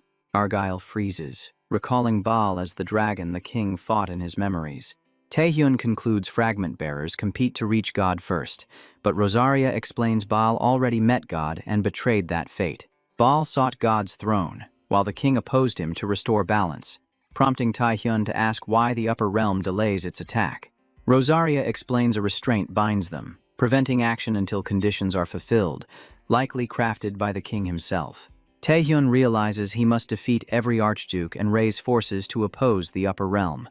Understanding why the archdukes must fall, Rosaria proceeds to explain the powers and domains held by each archduke. She then asks Taehyun where he intends to begin. Without hesitation, Taehyun chooses Orgel, settling an unpaid debt, to avenge Ricky's death. Yet Orgel controls the largest territory, risking attrition and drawing other archdukes into the conflict. Suddenly, a maid rushes in without warning. She delivers a letter to the queen, carrying urgent news from the Western Territories and Makairan. Rosaria senses the stage is set and asks Taehyun if he will help her rise higher. She challenges him to prove his earlier promise. It is revealed Rosaria's western lands are being overrun by the vampire lord Igmun. In the dry desert, the grand succubus knight Makairan battles to defend their land against Bloodia, a triple S rank monster dispatched by Lord Igmun. Bloodia mocks Makairan's weakness. She sneers at Queen Rosaria, known as the weakest archduke. The grand succubus knight warns Bloodia to stop insulting their queen. Bloodia overwhelms Makairan with ease, declaring that the abyss rewards only the strongest. She proclaims all succubi, along with their queen, will submit to Bloodia and her crimson archduke Igmun, claiming the desert as his territory. At that moment, Taehyun cuts in, stunning Bloodia, who questions why a human stands in her domain. Argyle reveals himself as the mercenary she despised, a sworn blade of Queen Rosaria. It is explained that most abyss-born monsters lack true intelligence. They exist only to consume, rest, and destroy by instinct alone. Yet rare mutants emerge with heightened power and awareness. These beings are selected by nature itself, born with the right to dominate others. Like humans with ranks, monsters are bound by levels. Those levels inevitably force clashes between equals. The abyss follows one rule: only the strongest survive. Bloodia always survived, crushing self-proclaimed leaders until none remained nearby. That changed when she met the apex predator, the vampire lord Igmun, an archduke. Igmun crushed Bloodia so completely that her past victories became meaningless. For the first time, she realized there were beings far above her. Igmun made her acknowledge the unbridgeable gap between them. A monster's limit is set at birth, and Bloodia had reached hers. Igmun revealed the only path forward was borrowed power, then asked her to serve him. Humiliated but desperate, Bloodia accepted. The power gained through that submission was overwhelming and worth the shame. She believed obedience and growth could one day elevate her to archduke. Yet she could not endure the truth that even with that power, she was defeated by a servant of weak archdukes, a mere human. Enraged, Bloodia lunges at Taehyun. Taehyun catches her strike with a single hand. His power erupts, layered with Rosaria's authority. The pressure freezes Bloodia mid-motion. Taehyun cuts her down cleanly, declaring his victory. He echoes her creed of survival, naming her his prey, though he has no taste for monsters. Taehyun condemns her trespass and decides she will not leave alive. Knowing she serves Igmun, he orders her to summon her master. Bloodia refuses, denying she is anyone's servant. She claims she will rise to the abyss's peak herself. As the SSS monster leaps again, Taehyun consumes her instantly through predation. Wounded, Makairan realizes Kim is Rosaria's contractor. Taehyun recalls struggling against SS plus foes, now trivial after fusing God's fragment. He checks his status window, seeing skills tied to Archduke and summoning powers. A new adjustment feature appears, and Taehyun senses predation will let him face remaining archdukes. Blood begins to pool across the land. From it, Lord Igmun takes form. He states calmly that he expected little from Bloodia. At the very least, her actions succeeded in drawing Taehyun out into the open. Taehyun finds the timing strange, yet it works in his favor since he was already hunting Igmun. Lord Igmun welcomes the encounter, mocking Taehyun as the king's key. The scene shifts away to Chairman Jinwei. Lost in memory, he reflects on his younger years. While staring quietly at an old photograph, suddenly, Go Tae-wook bursts into the room. He reports that the Nightwalkers spotted activity near the suspected malignant guild base. The team awaits the chairman's command to move. Jinwei orders Tae-wook to summon all nationally ranked players immediately. He also decides to personally join the operation. Tae-wook hesitates, warning that Kim Tae-hyun is still unreachable in the abyss and asks if they can proceed alone. Jinwei questions when the association began depending so heavily on one man. He concludes they must end this themselves. Recalling Kim said he had matters to handle. Jinwei reflects that Tae-hyun walks a path meant only for him. He resolves to support Tae-hyun properly by doing what must be done on their side. Back in the abyss, Igmun formally introduces himself as the Vampire Lord and Archduke. Argyle introduces himself as Rosaria's contractor and the King's Key. Igmun scoffs, saying that claim better be true before making an offer. He tells Tae-hyun to sever his contract with Queen Rosaria. Igmun promises unmatched power under his rule, offering Tae-hyun conquest of the abyss and leadership of the territorial wars. Tae-hyun sees through the scheme immediately. He recalls Rosaria warning that all archdukes would covet the King's Key to crown themselves. Tae-hyun challenges Igmun's lies, prompting a threat that force will be used if persuasion fails. Igmun notes Tae-hyun distrusts him, but not Rosaria, scoffing when Tae-hyun calls them equals. Igmun insists the abyss knows only rulers and the ruled, as proven by the king's reign. Argyle states he never denied using force, showing mercy only to those who beg. Tae-hyun counters by offering Igmun a chance to serve him and prove himself in the coming race wars. Igmun laughs, mocking Tae-hyun for being only the King's Key. He dismisses Tae-hyun as an arrogant child. Igmun unleashes blood swords toward Tae-hyun, closing in instantly. Tae-hyun shatters them effortlessly without exertion. The sight leaves Igmun momentarily stunned. Tae-hyun warns this leniency ends now, declaring the time for awakening has come. Argyle wields Igmun's authority as the Archduke counters with the same power. Igmun laughs, amused that Tae-hyun handles Archduke authority as if it were his own. He taunts Tae-hyun, asking if his theft will end only in death. Amid the clash, Tae-hyun admits an Archduke surpasses SS ranks and considers calling Rosaria. Still, he chooses to test his own limits first, fully synchronized with the shard while facing an Archduke. Tae-hyun commits fully, launching forward and gliding through the air on spread wings. He rakes Igmun with his claws, carving damage and shattering the Archduke's shard. The Vampire Lord recoils, realizing Tae-hyun is wielding abilities taken from others. Tae-hyun shrugs it off, saying it is far too early for surprise, since authority is not all he has. He triggers Blood Rampage and Monsterification, smashing Igmun's weapon into fragments. Igmun freezes as he recognizes the skill, the same power once used by Orgel. He grasps that Tae-hyun is blending the abilities of multiple archdukes at once. Anger flares as Igmun presses in, meeting Tae-hyun head-on. Tae-hyun batters the blade again, forcing it closer to collapse. Igmun seethes, realizing the human once shielded by Rosaria has grown this strong. As an archduke clashes with a human, the succubi watch in disbelief as Igmun is pushed into a real struggle. The Grand Succubus Knight questions if Tae-hyun is human. As the battle mirrors Archduke combat, Tae-hyun mocks Igmun, asking how it feels to lose to a child. Igmun warns him not to overreach, saying Tae-hyun has seen only a fraction of true authority. He scoffs that such power is wasted on Tae-hyun, then readies his blood sword. Tae-hyun answers with Dragon's Fury, releasing a mana-charged aura that surges outward. He charges through it, telling Igmun he is the one who understands nothing. Tae-hyun drives his claws into the Vampire Lord, pressing the attack further, and unleashes demonic fluids, infusing mana with corrosive poison.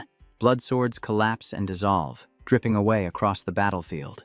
Tae-hyun hesitates, questioning whether he truly finished it. Igmun admits Tae-hyun exceeded all expectations.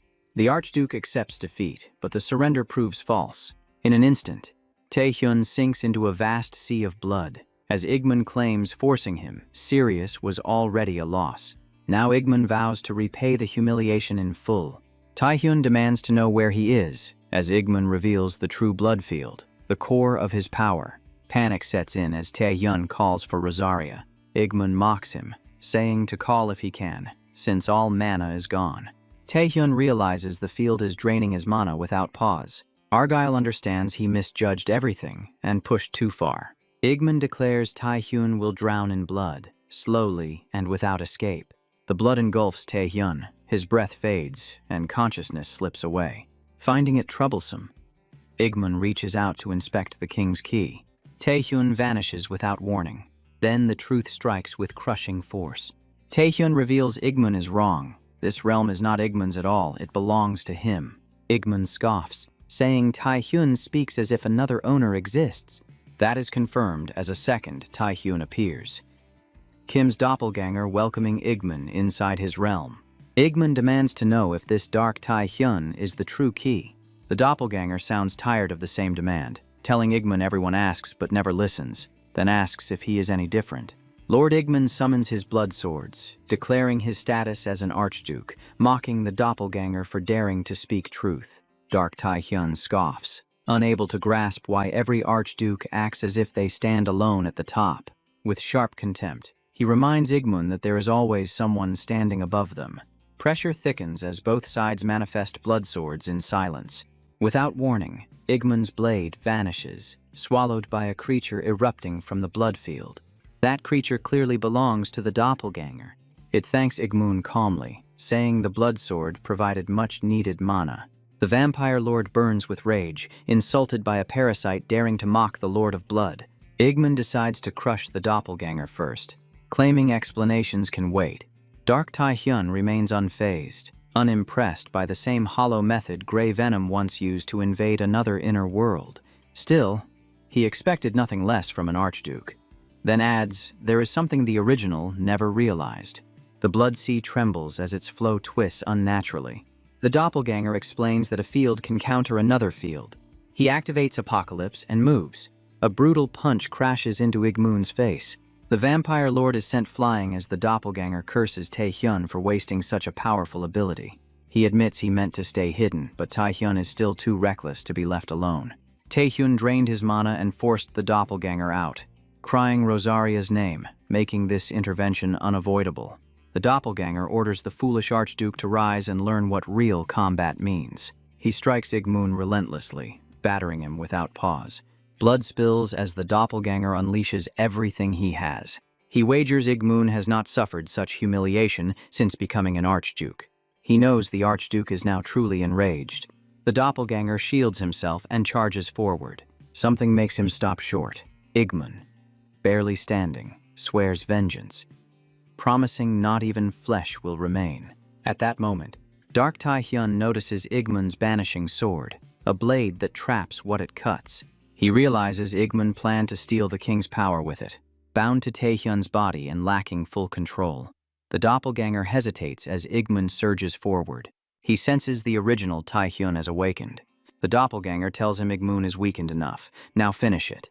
Control shifts instantly as Taehyun strikes from blind range. He activates Predation, Devour. Igmun's body is torn apart. The archduke stunned at losing to the king's shadow. Taehyun gasps for breath. Rosaria arrives, checking on her contractor. Igmun stares in disbelief that even Archduke Rosaria stands with a human. Choosing survival, the vampire lord withdraws. He swears the king's key will soon sit in his grasp. Igmun withdraws with cold resolve, already planning a decisive return. Rosaria exhales in relief, seeing Taehyun standing unharmed before her eyes. Had she known Igmun was part of this chaos, she would have appeared without hesitation. He tells her to drop the guilt, since he never summoned her to begin with. Taehyun leans against the queen's lap, asking if this moment qualifies as a proper signal to start the territorial war. Rosaria admits it plainly. Our guy never fails to shock expectations. Elsewhere, the situation moves in the opposite direction.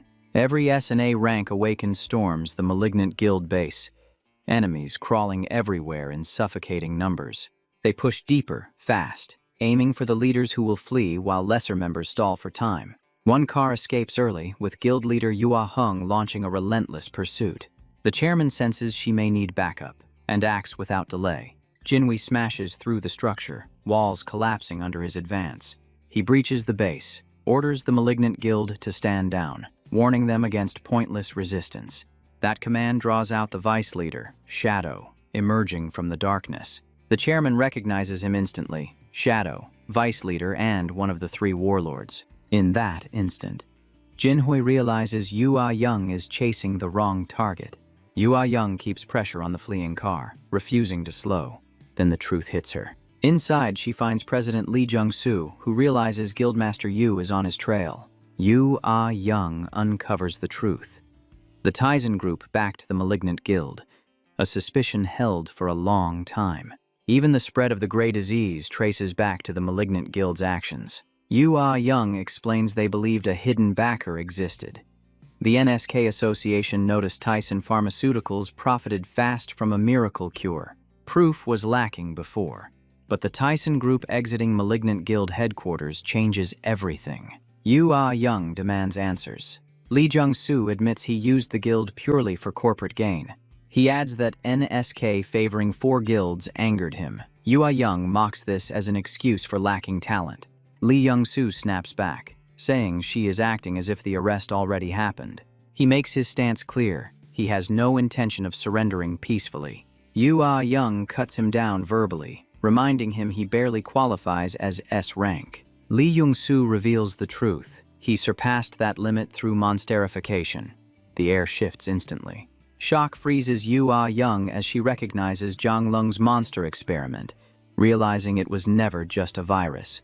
Lee Jung-soo radiates malice, claiming power nearing national rank, daring Yu Ah-young to respond. A monstrous punch surges straight toward her. The scene returns to Malignant Guild headquarters, where S-rankers Park Seong-jin and Kwon Kong-hyuk engage Shadow. They clash head-on with Shadow, the battle escalating rapidly. No matter how many blows land, something feels deeply wrong. Shadow shows no reaction, as if their attacks never connect. Other S-rankers attempt a coordinated pincer assault from both sides. The effort collapses instantly, achieving nothing. Shadow counters, binding the players in writhing shadows that seize and immobilize them. Chairman Jinwei throws a crushing punch, the impact tearing the shadows apart and freeing his trapped allies. Shadow sneers and finally explains why no one has ever managed to capture him. He claims they fail because he moves unseen, slipping away exactly like a living shadow. The S-rank players curse his nonsense, while Jinwei orders them to ignore Shadow's empty provocation. President Jin senses something off, noticing Shadow's fixation on his own ability, and decides to test it. He calmly calls for coordinated support from the surrounding players. The president charges in with every S-rank beside him, as Shadow mocks them for never learning. Each clash ends the same way, no matter how often they repeat it. Shadow declares they are the trapped ones. Shadow ropes erupt and coil around the players as panic spreads. Jinwei lunges forward as tendrils rush him. Shadow warns the old man he is diving into flames. Instead, Jinwei observes closely and catches a hidden rhythm. He realizes Shadow released 2 captives while parrying, meaning he cannot attack and defend together. Shadow's power works in turns. Timing is the only weakness that matters.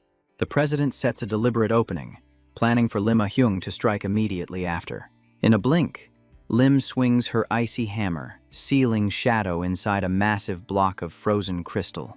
With Shadow restrained, Jinwei activates his ancient martial art stance, Mountain Domain. He smashes the ice with overwhelming force, shattering it into fragments. The onlookers freeze in disbelief at what follows. Shadow's mask cracks and breaks apart under the assault. Shadow remains calm, praising Jinwei for deciphering his skills so fast, calling him that man's teacher. The old master demands answers, asking where Minjahong is and whether he returned from the abyss. Shadow refuses to reveal his leader, stating his role was only delay while Data escaped. This base is expendable now. In an instant, Shadow vanishes, proclaiming the coming age of villains before disappearing. Kwon Kang-hyuk urges pursuit, but the president declines to chase Shadow any longer.